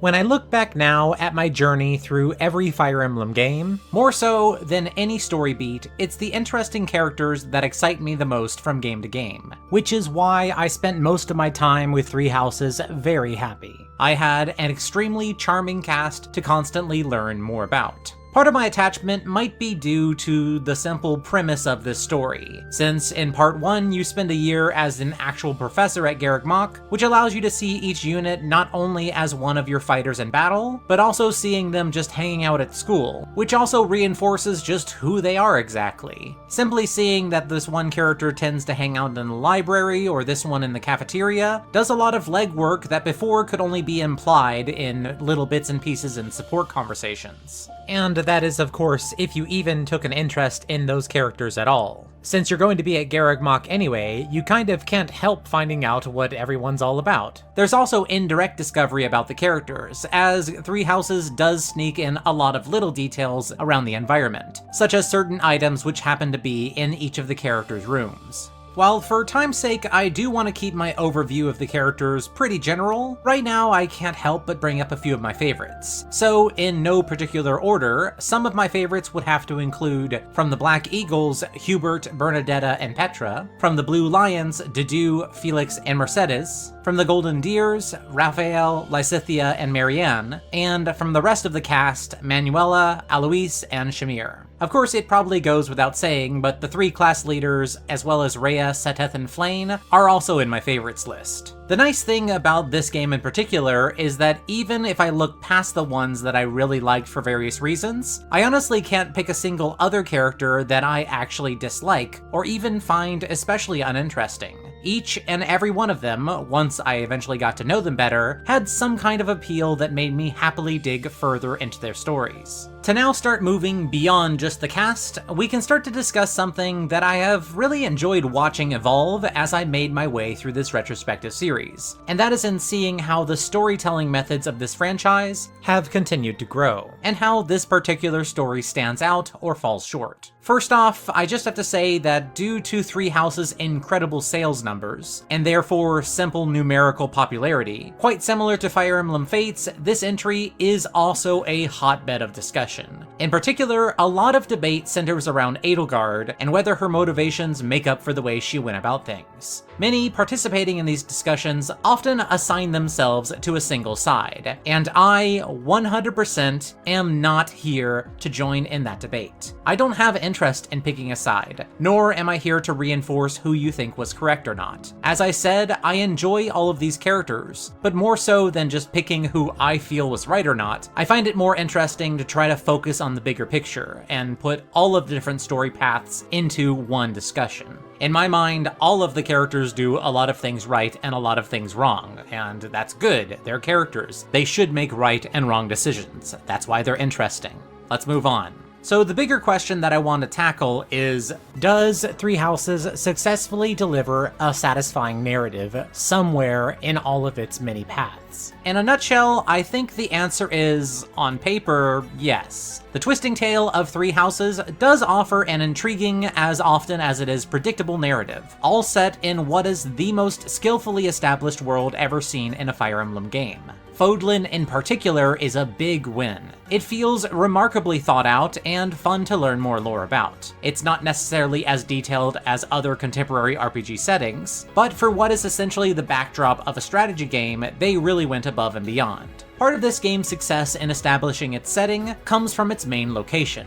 Mach serves as a meeting point where the player and Byleth can learn about all of the people and all of the nations in this continent all at once. As a setup to a game that's premised on the player picking a side and sticking to it, this is a very good way to tee up that choice, better so than the series has ever done before. I do have one little issue though, and that is, personally, I really wish that the game gave you more time to spend at Mach, understanding the culture and characters of each of the sides, before asking you to make your choice on which group you're going to go with. A better place for it actually would have been maybe about halfway through part 1, if not best being at the very end of it. Doing this, I think, would have also helped with making part 1 less of a slog on repeat playthroughs. Even though I do think that, on the whole, the introduction to the world via Mach is an extremely strong way to set up the later game, needing to play through this section 3 to 4 times minimum in order to be able to see all of the part 2 paths is a huge misstep. One that is tragically going to create some resentment for what I think is easily the game's strongest section. Honestly, there is not nearly enough differences between each of the house's runs in the White Cloud section to justify locking the player to their house so early on. Really, about the only exclusive content there amounts to a few private conversations with the members of your house, and on rare occasions a few more interesting scenes with some minor plot lines, such as Dimitri's little plotline where he recognizes a weapon that he gave to Edelgard, which serves as an early hint to the Flame Emperor's true identity. So for as much as I really like part 1, despite the repetition that it unfortunately becomes in later playthroughs, as it is right now, the way that the game treats White Clouds as a exclusive segment for each of the houses kind of feels like it was a lot of unnecessary work. Work and time that the developers may have been better served into putting into part 2, because honestly, every single part 2 path has some form of major disappointment. For me, that biggest disappointment came right away when I quickly realized that the second half of the game was just going to repeat the setting and structure of the first half. Every single path has the player return to Mach, regardless of how much or how little sense this makes. Even though in part 1, the setup with Byleth only setting out on their missions at the end of the month sometimes stretched believability, particularly in the chapter where Flame gets kidnapped, using this again in part 2 is where it really started to get monotonous for me. This wasn't something that I narrated in my story synopsis chapters, but if you haven't played the game, then just know that between every single major event I said, you just have to imagine that Byleth and the group return back to Mach and just sort of hang out while other stuff happens in the world for the next 4 weeks. Don't get me wrong though, I really do love the living as a fantasy military professor life. However, I really do think some kind of shakeup just in setting alone would have really helped all the part 2 sections. Perhaps just by giving the player a similar map in the capital cities of each of the houses that they side with only Silver Snow using Mach a second time, which would feel quite thematic for a player that is choosing to side with the church. Having not looked at any spoilers for any of the other runs, this was something that I was kind of expecting to happen in one of them, and I can't tell you how much my face lit up when I saw, during my Crimson Flower run, Byleth and company actually did go to a temporary military camp to set up the final chapters of their part 1. Finally, I thought, the game was doing something different. But nope, as soon as you hit part 2, it's back to the basically unchanged Mach map. The monotony of this setup really just seems like a symptom of what I feel is this game's biggest problem. Quite simply, overambition. The exact same thing that ruined the story of Fates. That overambition comes across in just about every frame of this game that you see. Keeping the topic on Garreg Mach, we have the fact that this game goes to great lengths with some incredibly expressive artwork to establish the changing look of Fodlan as the seasons pass. And yet, the look of Garreg Mach never ever changes with the seasons. There's no snow or cherry blossoms or anything. I know this may have required essentially 4 different Garreg Mach maps, if not more, but for how much work and writing went into making this setting feel alive, even with thematic names for each month and special holidays based on its own ancient history, it's frustrating that we never get to feel it for ourselves, even just aesthetically, in the game's most frequently explored place. My second major gripe when it comes to the overambition and how that left a lot of things looking very cheap has to be the stretched background images in all of the game's dialogue scenes. This is something that just looks distracting. When you see 2 characters talking and the camera movement causes the background tables to distort unnaturally, it kinda takes you out of the scene. You're focusing less on what the characters are saying and more on just how terrible the game looks. It can look okay in the outdoor settings, but any indoor scenes, it's just a really bad choice. I kind of get it. For a bulk of the time in past Fire Emblem games, many scenes could be made just using character portraits and background images. This game has beautiful 3D models, and they didn't want to use just artwork for conversations. Still, I don't know what it would have taken to get enough space to allow the characters to have their own conversations in just a few 3D environments, but anything would have been preferable. I can't believe that these made it into a finished product. Clearly, some standards had to be lowered in order to be able to fit everything in that they wanted to. And as I mentioned before, a lot of these happen to all come to a head in Part 2. Chapter previews are simply recycled month art, and also usually having almost nothing new to say. Another thing happens to be that Azure Moon, Verdant Wind, and Silver Snow all have incredible full-motion videos to show Byleth running into the class leaders, while Crimson Flower gets nothing, just still scenes and the terrible-looking story conversations. It feels like an afterthought, as if the developers didn't understand that Crimson Flower is probably the game's most important story path for a lot of players. While we're on the critique train, let's just throw in here how Silver Snow and Verdant Wind are pretty much just copies of each other, which feels just weird because here we have Seteth always happening to come to the same plans as the master strategist that Claude was supposed to be. It also makes me wonder if any players happen to play these 2 paths first, and then maybe were put off from the game, thinking that the other 2 paths were just going to be clones as well. Verdant Wind isn't really that bad of a path. It just kind of feels bad that there's another path here that is exactly the same as it. I feel like Silver Snow should be the afterthought, and yet it got a beautiful full motion video to introduce us to it, and has some really important reveals at the very end of it.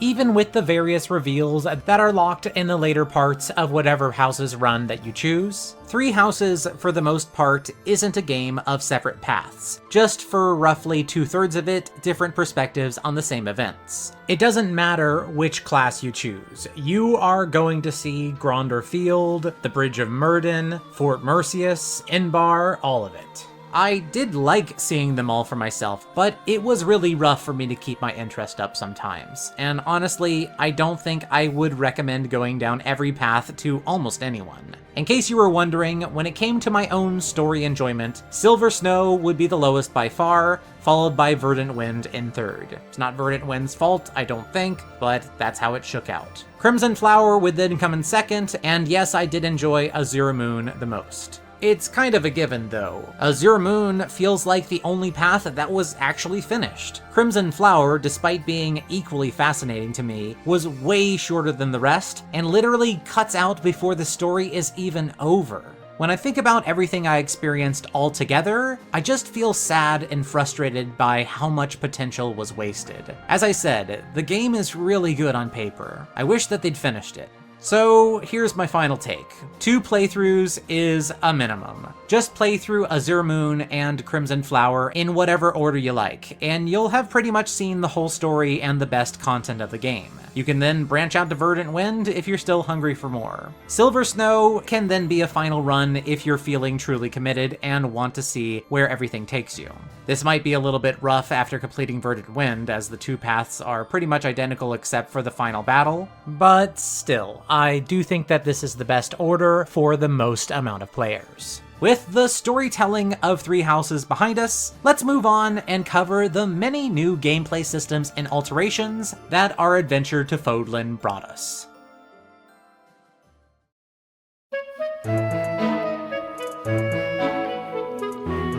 As I've gone over in some previous videos, over the course of making this series, I have inevitably noticed a trend where whenever the Fire Emblem series jumps to a different console to begin a new era of games, the initial game on that console has tended to be a major trailblazer, making good use of its brand new player base to alter what exactly Fire Emblem is. We saw this quite notably with Fire Emblem 6 The Binding Blade, which trimmed off the series fat to make a scaled down version of Fire Emblem, and then of course with Fire Emblem Awakening, which swung the doors wide open for just about every excess in the book. When it comes to Three Houses, it doesn't take more than a few glances to see that this trend also holds true.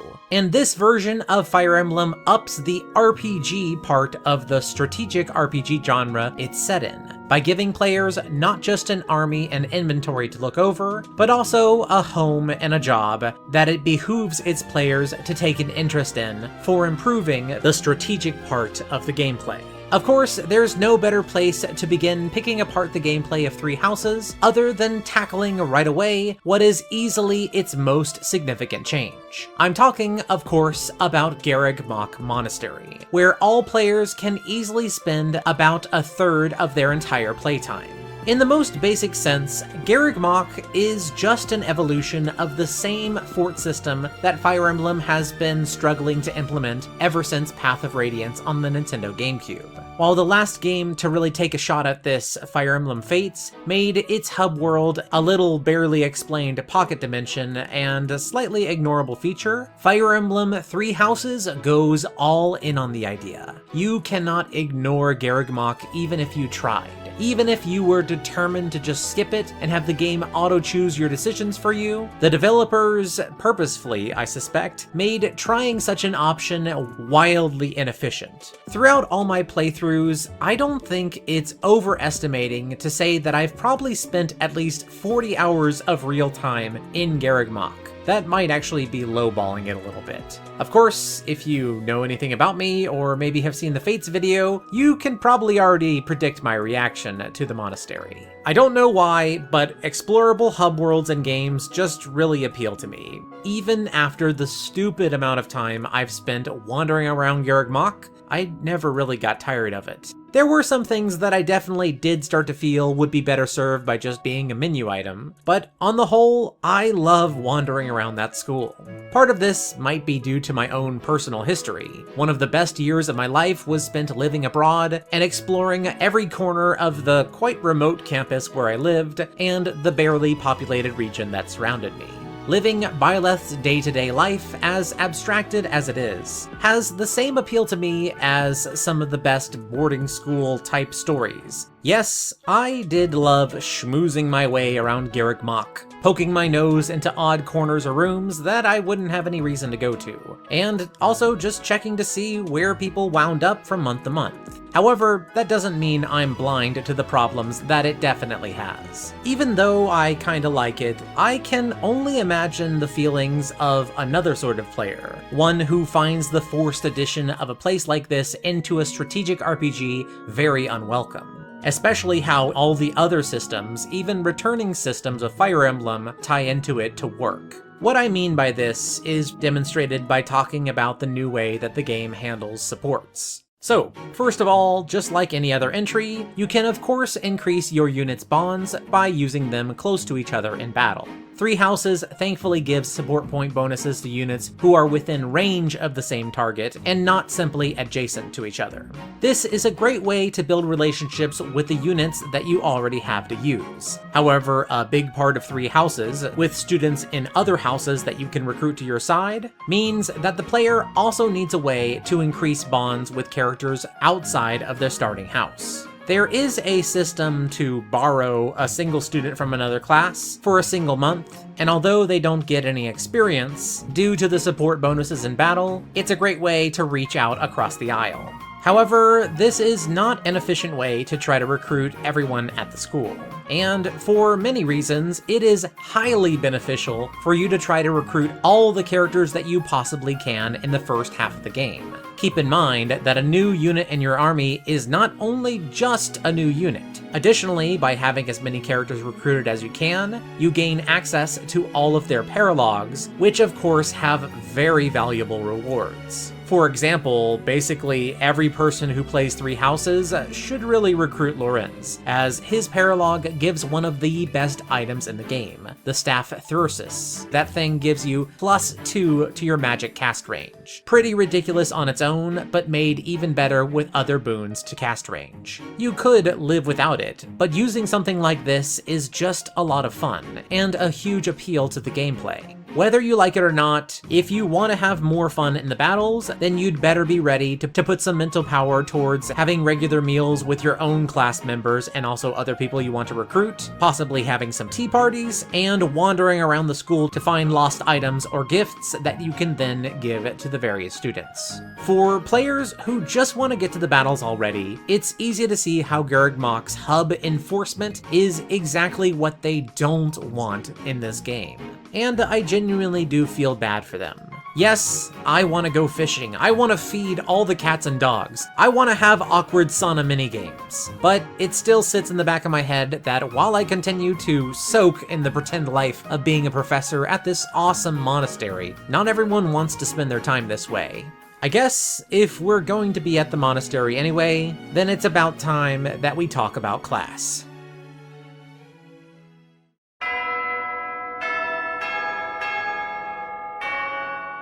The unit class and, well, literal class system from the outside seems pretty foreign to every game that's come before it in Fire Emblem. I know when I was first seeing snippets of Three Houses as I was making my way through the prior games, I really couldn't imagine how in the world all of this came together and would still feel like Fire Emblem.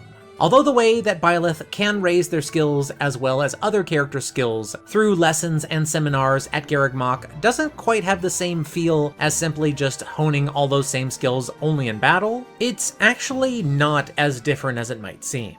What we really have here is the same systems as before, and then a thematic school menu system that works to give you some bonus experience that can be applied manually by the player in whatever manner they see fit. I guess, in a way, it's not all that different from the bonus experience system in Path of Radiance. However, the bonuses in this game go towards weapon or riding experience, whereas in that game it just gave you levels. In the Three Houses context, the most apt comparison to how the teaching system works is just to put it side by side with my description of the support system in the previous chapter. You can continue to just raise your unit's weapons and riding skills on the battlefield, however in this game, those increases only account for about half of what is total accrued. The other half comes from activities at Garreg Mach, for both Byleth and the units under their command. Every week, in-game, you will start out by having class with your students, which is concluded by a more direct menu that allows you to select your units and then train them in specific skills, with the number of students you're able to train being specifically locked to your current professor rank.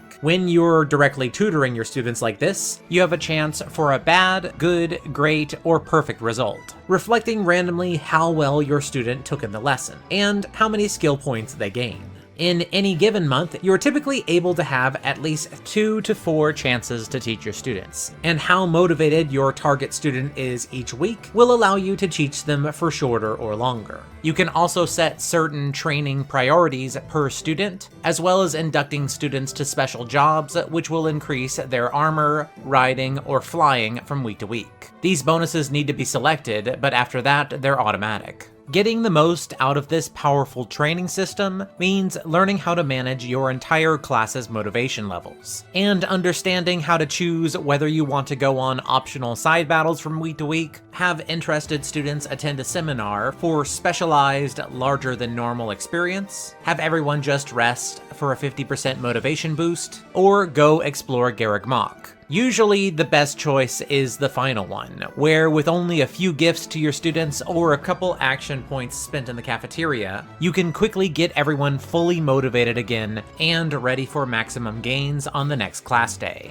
This, of course, quickly can become a grind. However, anything less than this efficient play is really not going to cut it when trying to keep up with your enemies on the game's more challenging difficulty settings. Maybe this is why normal mode is so mind-numbingly easy. They wanted to have a version of the game where you can just rest and take half gains during your classes. Depending on the player, this might be a satisfying management task or just a chore. Like with the previous systems, it is an enforcement on all players to participate in the monastery activities.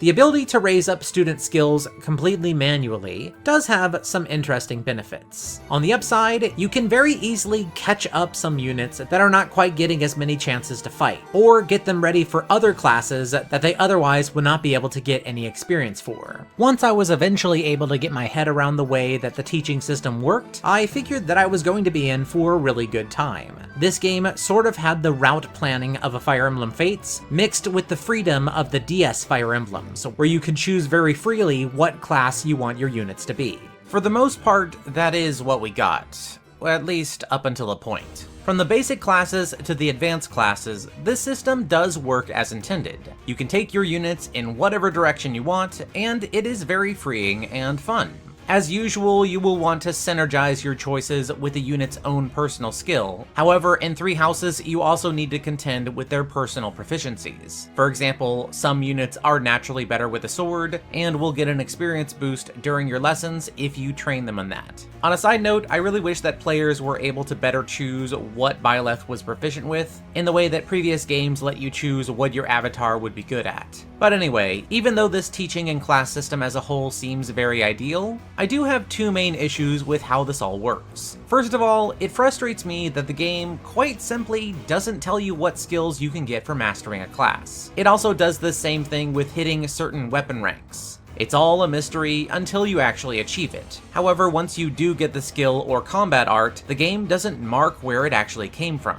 You might think it's obvious since the skills immediately unlock after the announcement of you mastering a class or hitting a certain rank. However, in this game, you get tons of notifications all the time, especially in teaching weeks, and it can be really easy to forget. If you're going to plan out a powerful skill build in 3 houses, you are definitely going to want to have a second source of information to sort it all out for you, because the game certainly doesn't. This is my second main gripe with the system: obscuring information.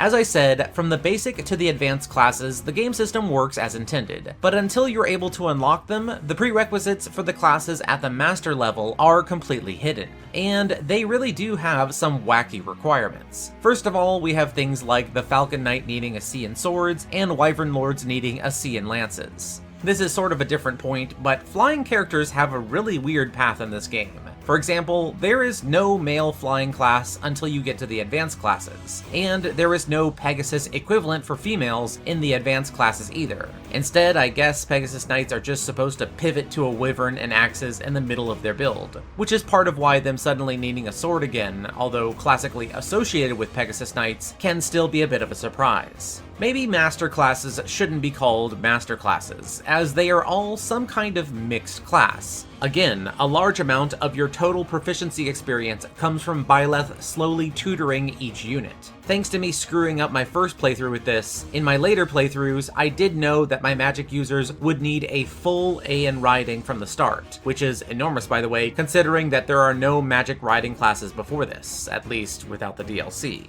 I also knew they would need a C in lances, which is a weapon that I would have never thought to equip them with. It's pretty easy to get blindsided in the late game, where you suddenly find out that you should have been training your units a different way all along. Call me old-fashioned, I guess, but I really don't like feeling like I need to always play Fire Emblem with a second tab open. Three Houses is a really great portable game, however sometimes the knowledge of my missing out on efficiency due to me not sitting down in front of a TV and a laptop meant that I felt kind of tied down every time I wanted to play. That's why I eventually broke down and made this. All of the information that the game made tedious to remember or flat out wouldn't show me in one place. Yes, by the way, I don't have a printer.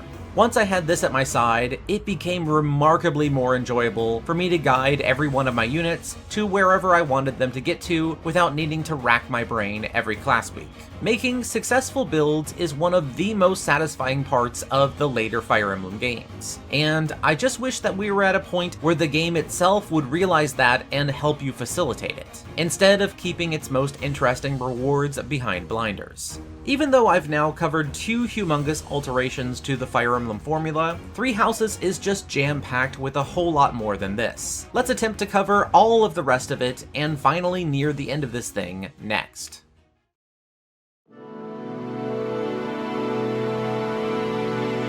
Even though this section of the video is meant to house all of the smaller parts of the gameplay experience on offer that I didn't think were significant enough to devote entire chapters to, a few of these do still represent very radical changes to the series. They just need less words to explain. For example, the new battalion and gambit system. They massively change how you approach many problems in a way that I haven't yet seen in this franchise. Also, I freaking love them, although I didn't realize how much I would like them at first. Let's take a step back.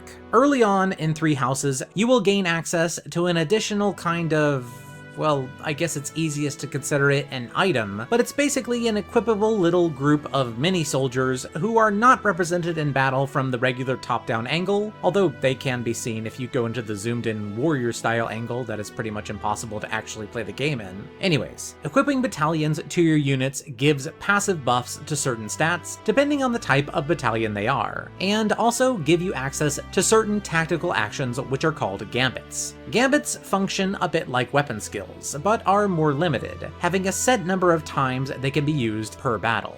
A unit hit by an offensive gambit loses the ability to move and lowers their stats by 10%, as well as having other effects like damage over time by being on fire or forcing the target to reposition, depending on which battalion you equipped and what gambit came along with it. There are defensive and support gambits as well, which can be equally, if not more powerful than the offensive ones. Group heals are nice and all, but the really good stuff comes from support gambits like Impregnable Wall, which turns all incoming damage to 1, a literal lifesaver on hard mode and especially on maddening mode. Or there's also Stride, which gives all units in a very large area plus 5 movement for the turn, which mixed with some high movement classes can let you storm around the battlefield with incredible mobility. This kind of power is why uses of these gambits are limited by not 1, but 2 different systems. In addition to simply having maximum uses per battle, battalions also have their own kind of health bars that go down as your unit gets damaged, stopping you from using them any longer if the battalion's health bar runs out.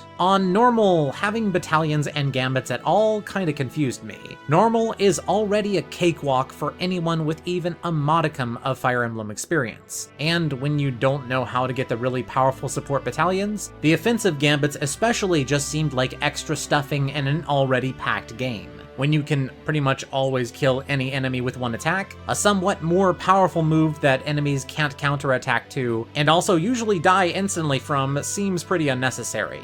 It wasn't until I got to hard mode and beyond that I started to understand what they were there for.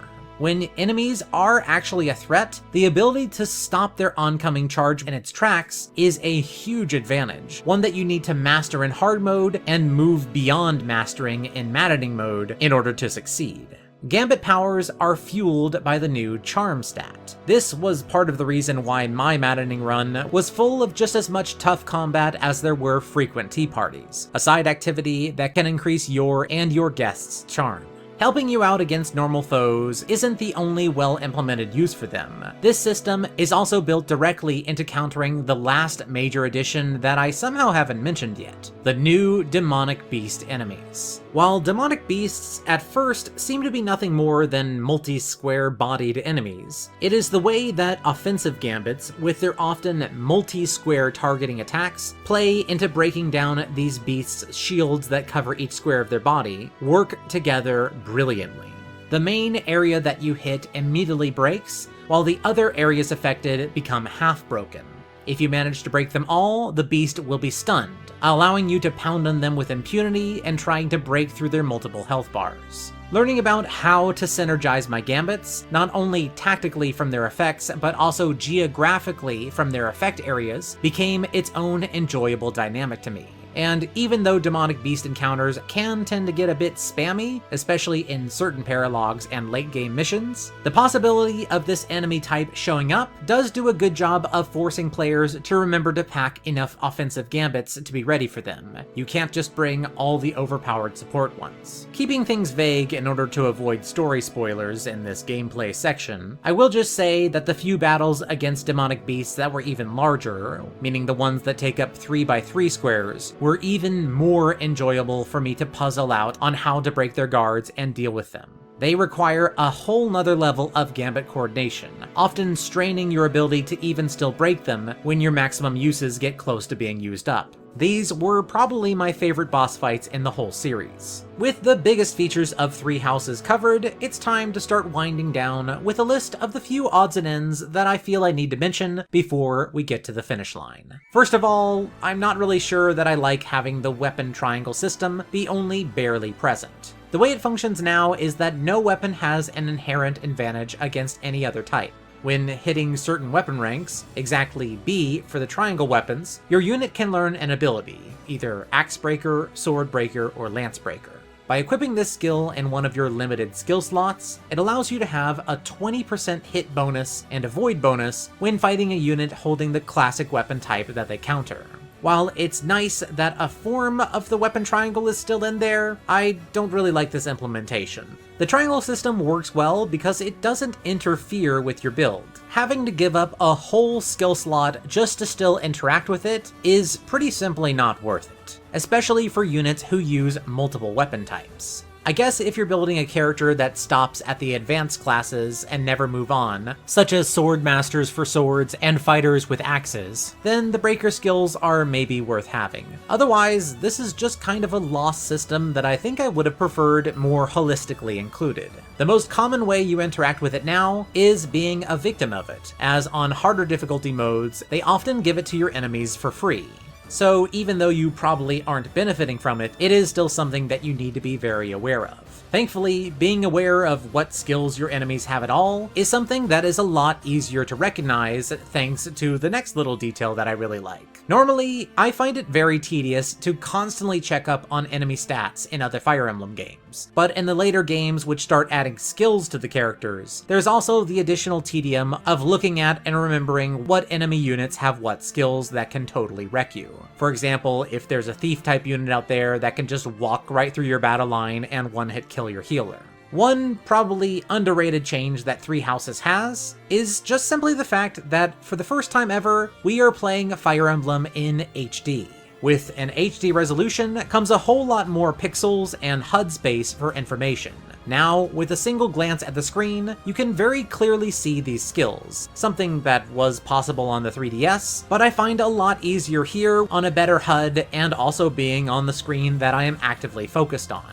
As I said, it's a small thing, but I found it really nice, and I noticed it making my harder mode playthroughs more enjoyable than I thought they were going to be. I almost forgot to mention the new threat range system, a small but impactful little quality of life change. Being able to see lines of aggression suddenly link you and your foes is brilliant. It prevents the player from making a lot of stupid moves due to them not taking the time to measure out every single enemy's distance and then combine all of those in their head. I spent so much time with Three Houses that I almost kind of forgot that these were a new thing, but I think they're wonderful. Next up, the new fist weapons are just really interesting. They are fairly newcomer friendly, unlike the addition of daggers and kunai into Fire Emblem Fates. And these fist weapons can be really powerful, but once you start to realize the value of mounted and flying units, especially in this entry, eventually these fist weapons, which can't be used when mounted, get left in the dust. Even if they do get outpaced, I think they're a successful weapon type addition that I certainly wouldn't mind seeing return. Okay. Now let's talk crests and crest weapons. They're kinda neat. I appreciate how they are a revisiting of, and also a reining in of, the Holy Blood system of Fire Emblem 4. Crest users are important to have in your army, but they don't mean that those units completely overshadow other characters. Crests don't make your units inherently better, they just have some better weapon choices. However, overusing those weapon choices is also better managed here than in Fire Emblem 4. While you can still repair them, they are a lot more expensive, both monetarily and also material-wise, to keep on bringing back to full.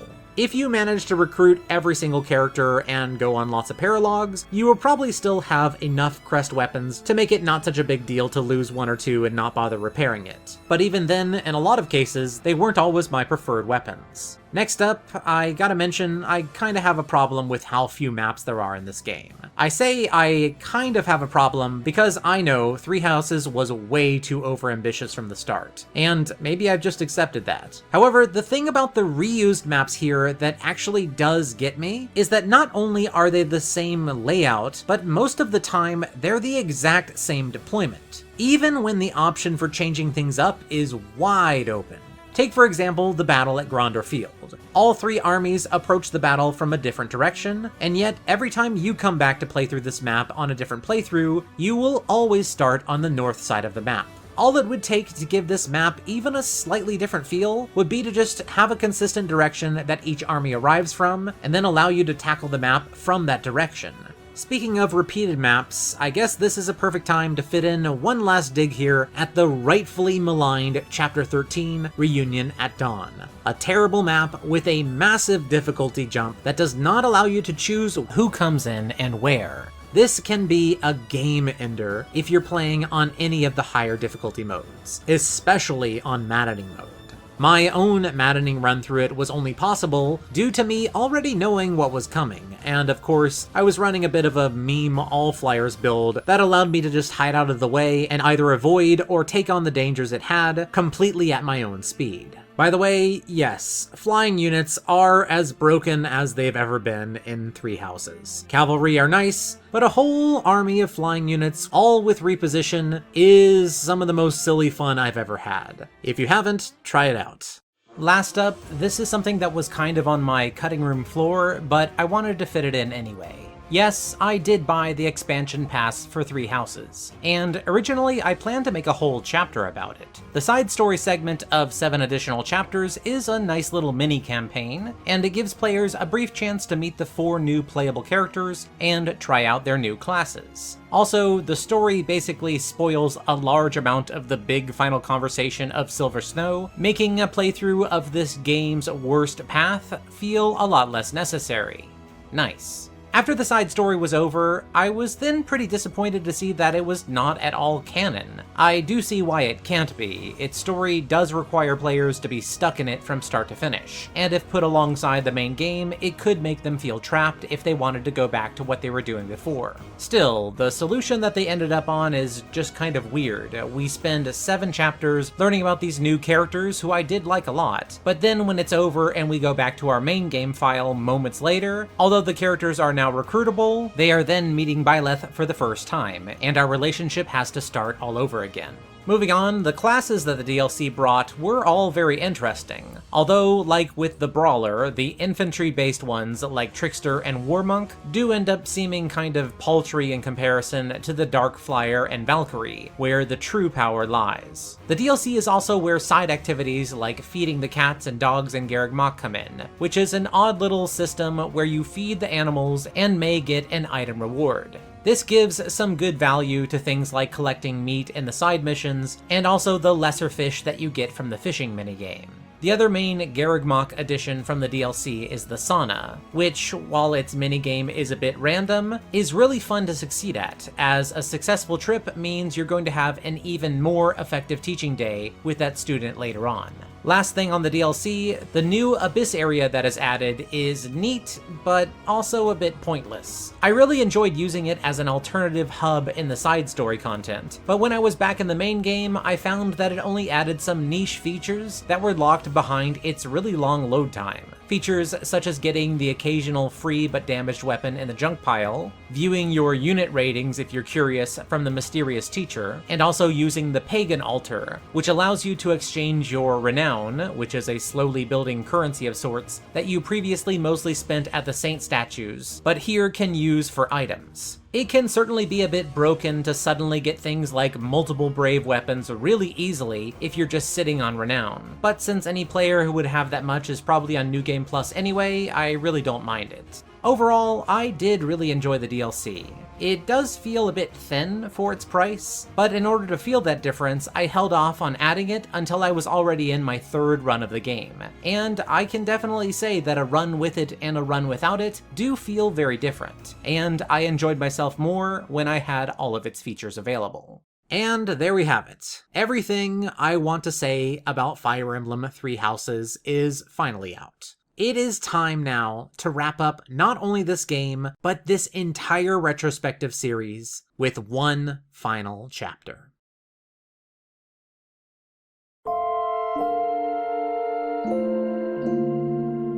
Back in the winter of 2018, yes, 2018, my channel was in kind of a transition period. I had just finished all my coverage of Hyrule Warriors and Fire Emblem Warriors, the latter of which was my first experience touching anything related to Fire Emblem. At that time, I was more known for short guide videos. However, repeating the same formula over and over again, especially for the humongous rosters of Warriors games, had me feeling very creatively unsatisfied. I wanted to do something different with my channel. After a couple of months, the time had finally come. In March of 2019, I returned to YouTube, simultaneously changing my channel name from GamesBrained to ShaneBrained, and announcing the passion project that I had decided on, the Fire Emblem Retrospective. Me, a person who had never played any Fire Emblem game, going through the entire series, one by one, never looking at what would be coming in the future, so I always would have a fresh take on every entry. Fire Emblem Warriors had whet my appetite for the series. However, it just so happened that a new entry in the main series would be coming out later that year. Of course, you already know that game was Fire Emblem Three Houses. Now, this is kind of ridiculous, but at the time, I actually thought that I might be able to finish all of the games in the series, as well as the retrospective videos, all within the same year. Sure, it went a little bit long, and 2020 and 2021 were a complete mess, but if you ever think you take a long time to get anything done, well, maybe you can feel a little bit better now. When I finished making the first videos in this new series, they had very little success at all. Nothing compared to what I could get by simply covering anything Warriors. For example, the original Fire Emblem 1 retrospective got about 2,000 views in the whole first month, whereas my Warriors videos could get about that in the first day. Over the course of the next 2 months, that same first retrospective video went up by another 800 views, meaning that that one video over the course of 1/4 of a year earned me about, in YouTube revenue, of $3. For a project that I spent weeks on and wanted to somehow grow into a whole new direction for my life on YouTube. With its original reception, I really didn't know if I could continue this project. I decided that fan funding would have to be the way to go, and so I set a goal that was similar to about how much I would make on a bad month in YouTube, $100 each month through Patreon. This wasn't going to be enough to really make a big difference, but it was also for me to see if people even cared what I would have to say about the series at all. What I discovered back in 2019 was that even though I would not see a significant growth in subscribers as I became wholly focused on this one series, the Fire Emblem community had passion. You, in some form or another, found your way to my channel. And whether you took the next step to become a patron or simply kept coming back time and time again, you are the ones who have stuck by me. Often with patience, as the length of these videos grew far beyond my initial idea, and I really can't thank you enough for that. Fire Emblem Three Houses is the end of the road, but when I think about it now, I mostly just see the journey that I took to get here. This series is kind of beyond me now. You are the ones who have been waiting long enough. It's about time for me to finish this off now. I think in my analysis, I probably came off as feeling way more negative on Three Houses than it actually sits in my mind. Like with many other entries in this fantastic series, it maintains the feeling of Fire Emblem, while also grasping wildly at so many new ideas that it nails with precision or frustratingly misses the mark on, but in a way that you can totally see what they were going for, and just wish that they had been able to better execute. In totality, some frustrations here and there do not outweigh the incredible amount of great experiences that I had in playing this game. It's hard, if not impossible, to nail everything, or even close to it, when going this far into unexplored territory. And honestly, I really praise the developers for trying to go so far out of their comfort zone. While other modern series choose to stagnate, Fire Emblem keeps trying to go beyond, and I respect that. It's silly to ask whether I recommend this game or not. Of course, I recommend Three Houses. It is a fantastic game. One that I wouldn't say is necessarily right for everyone to love, but one I would definitely say is right for everyone to try. Even with the absurd amount of time that I put into it, I know for a fact that someday I will experience it all over again. This is the game that I have anticipated for longer than any other game in my entire life. And considering the journey I had along the way, and just how special it was to me in ways just as personal as not, I did not make the wrong choice at all.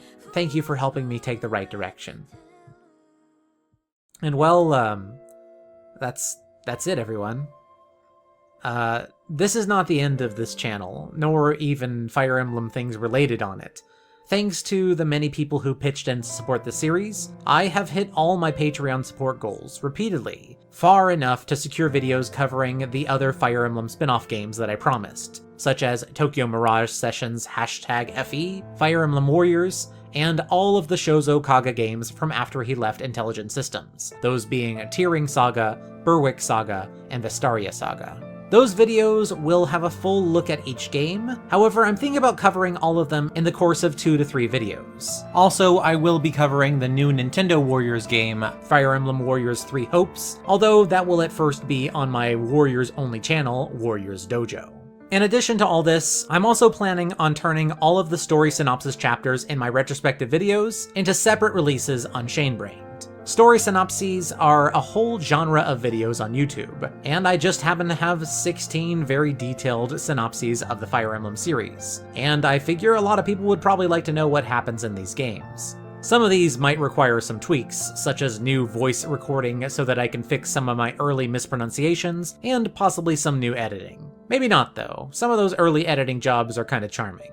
After all of that's said and done, well, I guess I'll have to decide what I'm going to do next. I do know that I want to have more Patreon polls to help me decide what projects to go with. If you want to have a part in the future of this channel, then as always, you can check out my Patreon link in the description and on screen right now. And that's it.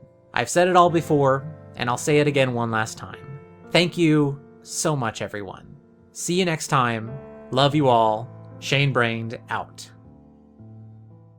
Big thank you to my top patrons DW7 Still Rules, Henry Gutierrez, John Morrison, Ryan Poe, and Shin Lu, as well as to all my other patrons. If you'd also like your name to join this list of people supporting the channel, please check out the link in the description.